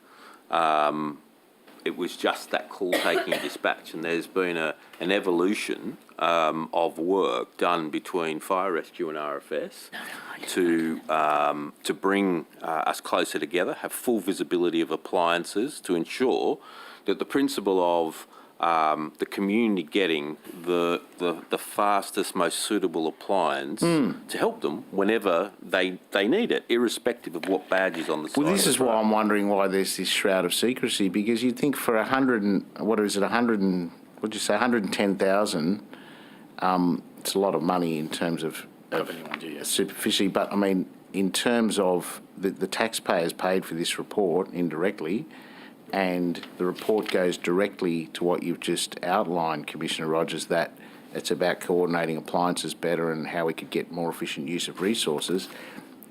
Don't you think the public have a right to know what was in that report and whether or not the coming out of that report has been actually implemented? Obviously, I can't talk to that, and that's not under my responsibility. What I can and suggest would be useful to provide on notice is the work that's been done between fire rescue and RFS on making sure we've got good synergy between the agencies, good visibility of appliances, and a clear, demonstrable body of work that will end up culminating with integrated CAD dispatch systems and that full visibility. So I think there's some really good work that's been done, and I'm quite comfortable that we could provide that in written format for you, so you'd have confidence. But that would be helpful. That would be helpful. All right. Well, Acting Commissioner Stifler, perhaps I'll just take you to some other issues I want to traverse here regarding properties. So according to Fire Rescue New South Wales 2021 Strategic Asset Management Plan, which is known as the Fire Rescue New South Wales Plan, Infrastructure New South Wales identified low maturity in Fire Rescue New South Wales asset management systems. Can you talk us through that and speak to the reasons for that assessment and what's being done to remedy the situation? Certainly. So we have a body of work currently underway aligning our asset management plans across the expectations of government. And again, I wasn't here when the report was handed down. So, part of my portfolio is to make sure that they're robust, mature asset management plans, and that body of work is currently being undertaken in the areas that needs some attention, Mr Buttigieg. So what do they actually mean when they say low maturity in Fire Rescue New South Wales asset management systems? As I didn't write the report, I'll take that on notice, and I'll provide a proper summary of any area that they articulate what they mean by that statement. Have you read the report? I have read the report. But so you didn't have an interpretation on what they meant by low maturity when you read the report? If I take that on notice, I can provide you actual quotes out of that report to best explain the author's intent of that statement. Okay. In terms of Fire Rescue New South Wales, the Fire Rescue New South Wales plan establishes a 30th of June 22, that's this year, for Fire Rescue New South Wales to have 100% awareness of maintenance backlogs in work sites. How are Fire Rescue New South Wales capturing workplace health and safety concerns in this process? And are you consulting firefighters and their representatives for the full picture? I know we touched on this earlier, but this is specifically a deadline for, and I asked you this before, but apparently there's a 30th of June 22 deadline. for capturing WHS and safety concerns, and having 100% awareness of the maintenance backlog. So how are we dealing with that?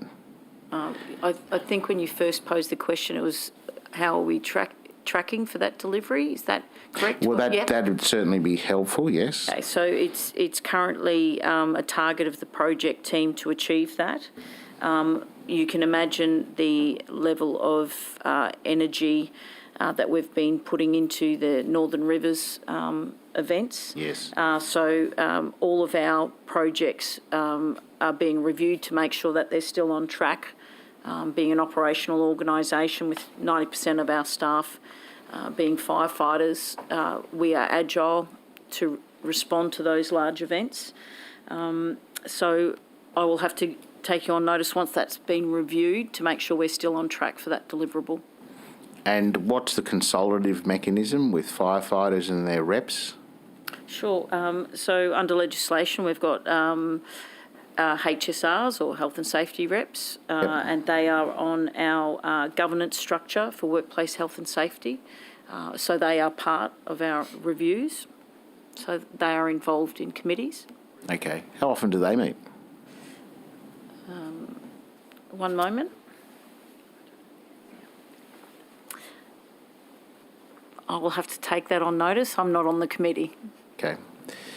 Are you aware that in the Minister's own seat of Cootamundra, the local Junee station does not have a working shower to adhere to Fire Rescue New South Wales post-incident decontamination policy? As a Deputy Commissioner in my substantive role, I don't know about specific items for each station. I'm more than happy if you've got a series of stations with outstanding issues for you to provide it, and I can provide a fulsome answer on each of those stations. Well, this is the Junee station apparently, and it's It's a working shower, which is the issue. well, it says it hasn't got a working shower to adhere to the post-incident this was one of the things I think you gave in your example. Yeah. So would that bump it up that priority list? Well, I think when I gave you the answer about all the different factors, as I said, every year, every station is assessed on their current facilities, and taking into consideration all the other aspects of the assessment, it could bump it up and it might not. I'm not sure. But if there's a WH&S outstanding issue, it is a priority for this organisation that we address those issues. So with Junee, again, it's a specific item for a specific station, and I'll need to get further information and take it on notice for you.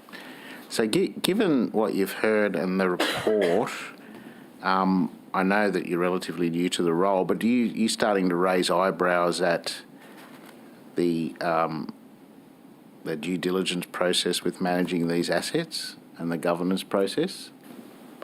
I think leading this section of work, my role as an executive is to make sure it's a robust, unquestionable process, which is exactly the process I'm undertaking at the moment with KPMG. I want to provide assurance not only for myself as the accountable officer, but to the Commissioner in his normal role, that we are addressing issues in a timely manner and addressing critical workplace health and safety outstanding items.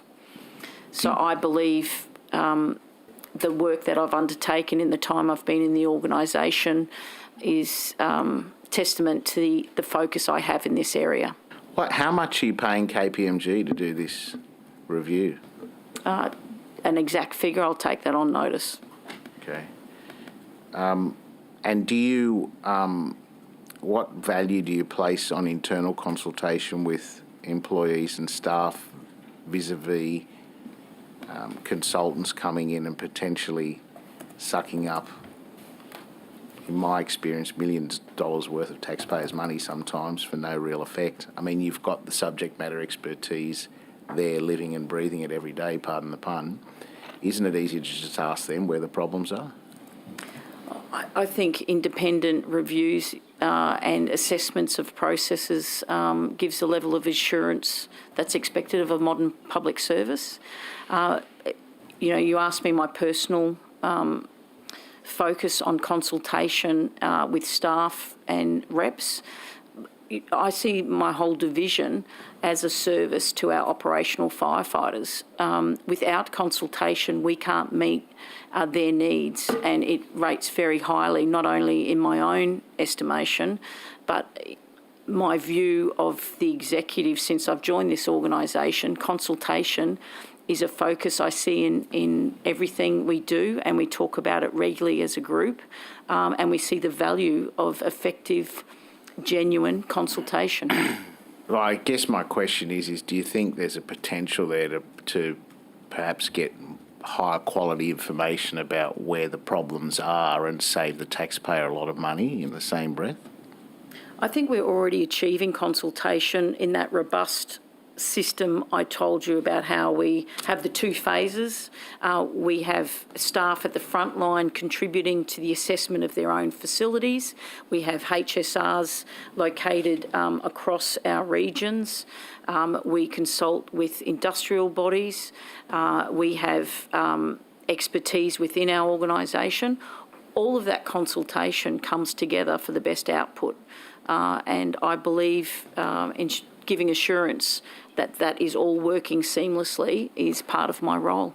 Can you take that cost for the KPMG analysis on notice? Of course. Can I ask you, the plan that we spoke about, this is the Fire Rescue New South Wales plan, the one with the 30 Asset management plan? Yeah. Yep.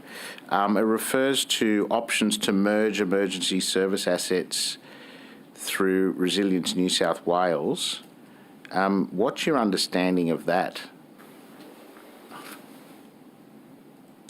Is that a direct quote from the plan? Well, it talks about merging emergency service assets under the umbrella of Resilience New South Wales. So I just wanted to know if you could elaborate on that.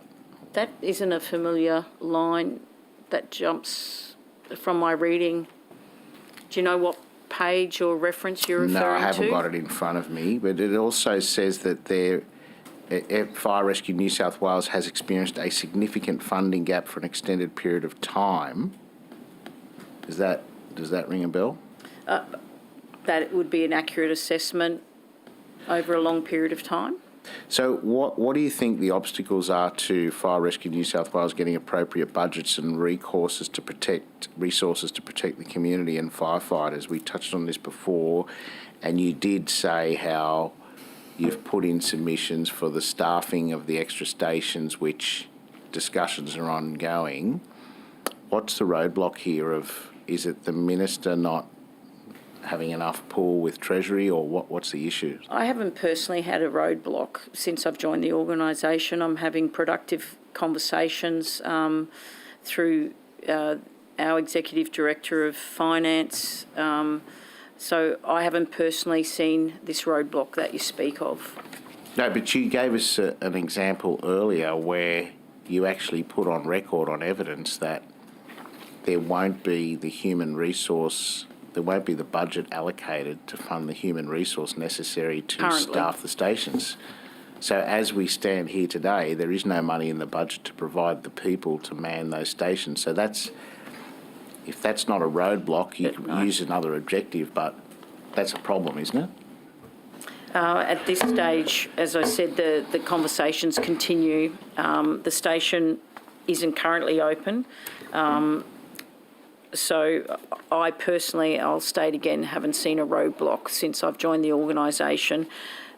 I'm not sure about That's not the quote. only issue, is it? If that were, I mean, that was just one emblematic example, Oran Park, but if the plan, the asset management plan, states that Fire Rescue New South Wales has experienced a significant funding gap for an extended period of time, that raises questions, doesn't it, around the government's priorities with respect to Fire Rescue New South Wales and providing adequate funding?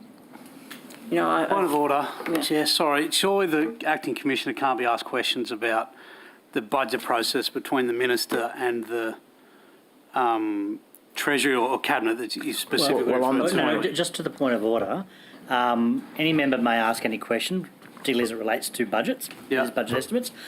Each witness can answer as they see fit, as long as they're directly relevant to the subject matter.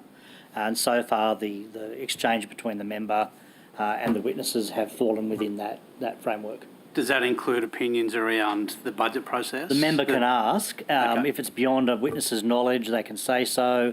They can give whatever, they can answer in whatever way they see most appropriate. Well, just on that, I mean, presumably the minister doesn't make these decisions in a vacuum. He or she at the moment, is not privy to what's going on operationally unless she speaks to people like you who are in touch with what's going on a day-to-day basis. So this is a kind of a artificial construct we're making, isn't it? Yeah, you're also asking me to comment on historical budget allocation, and I can't pass comment on that because I wasn't in the organisation nor involved in conversations, either advising the minister or Treasury. So I can't comment on but historical funding. I mean, with respect, we get this all the time when new people come into the roles and they'll look, that's all before my time. But I mean, I would have thought that one of the first things that happens is you get a thorough briefing on what the historical problems are, and if there's funding shortfalls, this is what we need to address. So I do think it's a fair line of questioning, and what you're telling us, and I understand you don't want to be in a compromising position where you might be undercutting the minister in terms of her responsibilities, but what I'm hearing here is there's a chronic funding shortfall, and I'm trying to ascertain the reasons why those requests presumably have been constantly rejected over an extended period of time.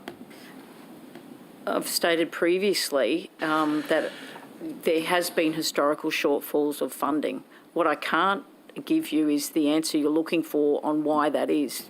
I do not have a historical experience with those budget processes. Well, just on that, has Treasury, is there correspondence held by your agency that where Treasury discloses the reasons for why certain enhancements of funding weren't acceptable? I'll have to take on notice with regards to historical business cases and why they weren't progressed through the budget process. Thank you. In 2017, the Fire Rescue New South Wales Commissioner made commitments to workers to remedy... Oh, no, sorry, we've been over this. This is the female facilities. Ablutions, I believe we've identified, Mr Buttigieg. So this morning, the fire stations were identified as, in the context of overall picture of assets and technology, as just bricks and mortar. So is that an attitudinal issue that's feeding into this lack of amenities for female staff? The fact that they're just bricks and mortar, so it's not just about the bricks and mortar, it's about the appliances and the technology and how you use resources effectively? No. Okay, so this is an absolute priority for you? Absolutely. And the Minister? Okay. The Minister this morning mentioned the recommendations from the Bushfire Royal Commission.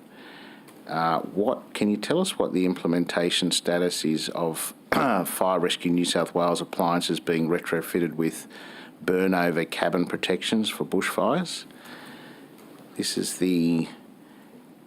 the system whereby the appliance is enveloped in water, I think, to protect the... If I could just suggest, Yeah. It's not the Royal Commission, it was the inquiry, the state inquiry. The state inquiry, yep. Yeah.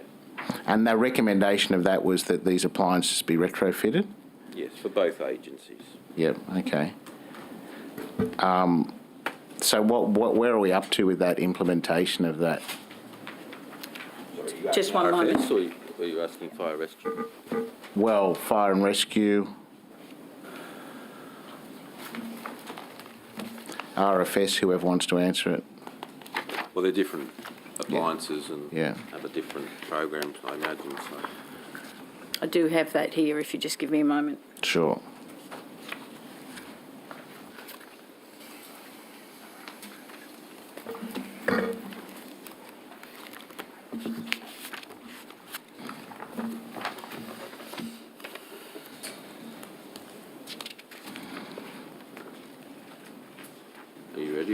go first. I've got it here, thank you. No, you go. Yep. You go. So the bushfire inquiry provided 3.3 million in 21-22 to replace 6 trucks and 5.7 million in 2021 for 10 bushfire fleet vehicles to be replaced.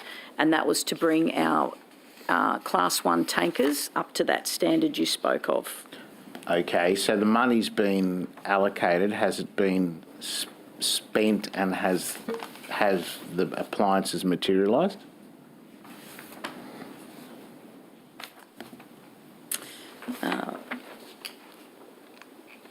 So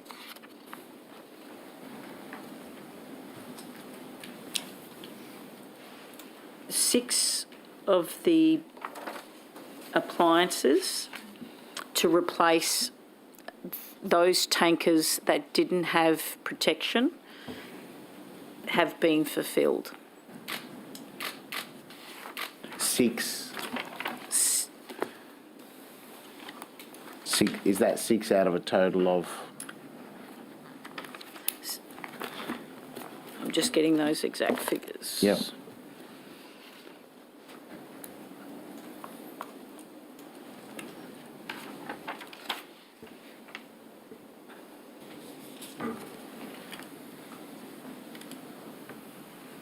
So, correction, the 6 fleet vehicles have been ordered and are currently being built. Okay. So the recommendation was for. So the shortfall in that protective system, that was for 6 vehicles, was it? That Yeah. need to be, and they're on track to be delivered. I've just been updated. We've got no retro fitting of fire and rescue Class 1 tankers. 33 new tankers were recommended. The first 18 have been completed, and there's more pending for that particular update. Okay, so instead of retrofitting, you ordered 33 new, and of that 18 have been delivered. Is that correct? 33 were recommended. The first 18 have been completed. Okay, and is the difference on track to be delivered by what FY? I'll have to take that on notice. Okay. Can I ask you, in terms of the asset management plan, the fleet asset management plan, what sort of influence does the age of the fleet contribute in terms of decision making? Were you not interested in the RFS figures? I'm sorry. No, if you're not interested, that's fine. Go ahead. It's okay. No, I am interested. Give him another thing. I glossed over it. Yeah, go for it's it. okay. It's only if you're interested. But and there was some. The report noted the bushfire inquiry noted some 2,000 RFS appliances didn't meet the latest standards. And of that, there's been 2,000? Yes. And a subset of those would have been this protective... Yeah, didn't meet the latest. They had iterations. Some of them had protective sprays, some didn't have wheel protection, some didn't have curtains. Yep. So there's a whole suite of different evolution of safety systems. And of that, there's been more than 300 tankers that have been ordered to replace older tankers. And there's also been another 100 refurbishments done. So that body of work is going to take some years to get through, though. It's fair to say. So 2,000 and then 300 and plus 100. Yeah. What about the rest? It's a body of work to continue going in years to come. I mean, that's obviously something that we're very focused on, in making sure our people have the safest of appliances. And of those, do we have a number on what was required in terms of the burn-over cabin protection of that 2,000? I'll have to get that for you on notice, Mr. Buttigieg. Commissioner Robert, Rogers, you mentioned it would take some years to work through this. How many years at the current rate of progress? I think to get to the retrofit point, I think we're looking at 8 years. and obviously we want to then keep a higher level of production to keep the average fleet down and continue. So our strategy is 25-year-old trucks, a midlife refurb between 10 and 15 years old to make sure we can upgrade them to whatever the latest standard looks like at that time. At that point, And that way we keep our people in the safest sort of equipment because, you know, these people are volunteering their time and I think it's only fair that we give them the best protection available. So could I just take you back to that question I asked before Commissioner Rogers helpfully reminded me that I'd glossed over the RFS, but the age of the fleet, and you just touched on it, Commissioner, in terms of that 10 to 15 years, I think you said.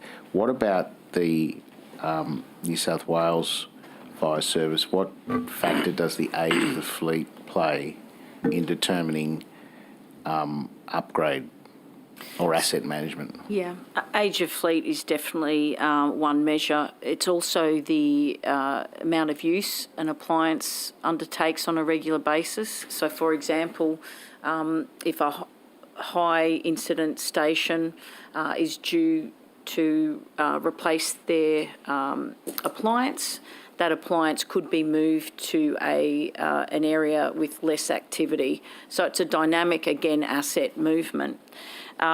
When you look at the investment we've made on the Class 1 tankers and aerial appliances over the last 12 months, the age of those two items in the fleet has dropped dramatically, and now we can focus on other parts of our fleet and address the age of those fleet. So what do we know? Are you able to tell us what the average age of the fleet would be? Certainly. Is there a particular type of appliance you're interested in? Well, probably aggregated across the whole fleet, but if there's subsets, it's probably I think helpful. aggregation poses a problem for you because aerials, for example, have much less activity and have a lot different impacts on age. So let's talk about Class 1 tankers. We have operational average years currently of the 117 in service is 9.07 years. The oldest in that class. Okay. Sorry. Okay, when you're ready. Yep, go ahead. The oldest in that class is 17.29 years. If we look at aerial pumpers, we've got 8 in service. The operational average years of aerial pumpers are 14.99. If you look at aerials, we have 10 in service. The average age is 12.06. We have Class 3 pumpers, 125 in the fleet. Average age is 8.19. We have Class 2 pumpers, 215 in the fleet. Average age of 12.39. We have special vehicles, some 79 vehicles. They have an average age of 8.03. Thank you. I might just wind up with a set of questions to you, Commissioner Rogers, just to round out the day. We'll put the rest on notice. Can you tell us how many staff vacancies there are across RFS that remain unfilled? I will have to give you that on notice if I could. I don't know off the top of my head, sorry. Do you have any idea of the ballpark ratio of frontline positions to back office positions that would be unfilled? No, I'm sorry, I don't have that. I'd have to get that on notice. Okay. There are reports that the RFS is facing staff shortages due to deficiencies with current recruitment practices. What deficiencies are you aware of in recruitment within the RFS? I'm not aware of any deficiencies, to be honest. I mean, we keep modernising our recruitment to offer operational positions.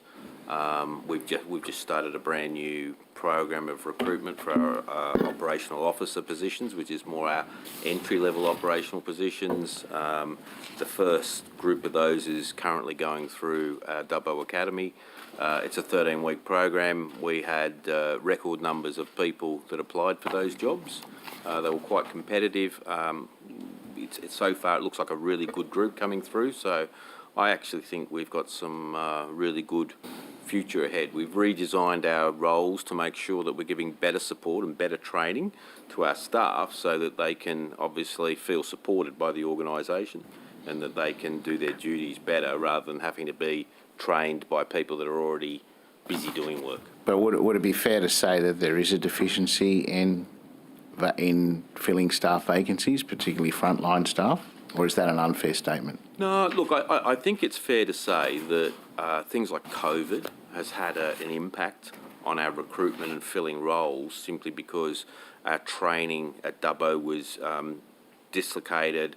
Dubbo Academy was turned into an emergency operations centre for the health emergency for COVID in Western New South Wales. So there's been quite a few barriers that have held up what we've done. So I think it's fair to say that we have had I guess it's fair to say like a pause due to COVID, but we're very much now moving ahead, filling all of our roles. Can I ask and we'll leave it at this, can I ask of the 700 million that was allocated to RFS from the Bushfire Initiative inquiry, how much of that has been spent on staff recruitment? Do we know? I would have the figures. I don't think I have them here, but I can certainly give you. There's specific allocations for staffing. I probably can give you some of that. For example, there was $16 million over 5 years for mental health recruitment for psychologists to assist us do better with our mental health. There was 42 million over 3 years for mitigation crews, additional people to help prepare and carry out burns. There was $24 million over 5 years for people to do audit and compliance of risk plans and hazard complaints on managed land, things like government land. There was some additional fire behaviour specialists in area commands. I think there was 2 additional where we didn't have them, so we put those in. There was some people to help with fire trails. So I can give you a proper response to Sure. it. I mean, these things are, I'm sure you imagine, are very closely tracked. Okay, that'd be helpful. Thanks, Chair. That's all right. Does the government wish to use its allocation? No, I think I'll let that go this afternoon. On this occasion? On this occasion. Thanks, Commissioners and Acting Commissioners and Deputy Commissioners for coming along and for participating. A number of questions have been taken on notice. The Secretariat will be in touch with you about those just to make sure there's no ambiguity about what you've been asked to provide to the committee by way of further or additional information. And with that, the committee stands adjourned at 4:24 p.m. Thanks for your time.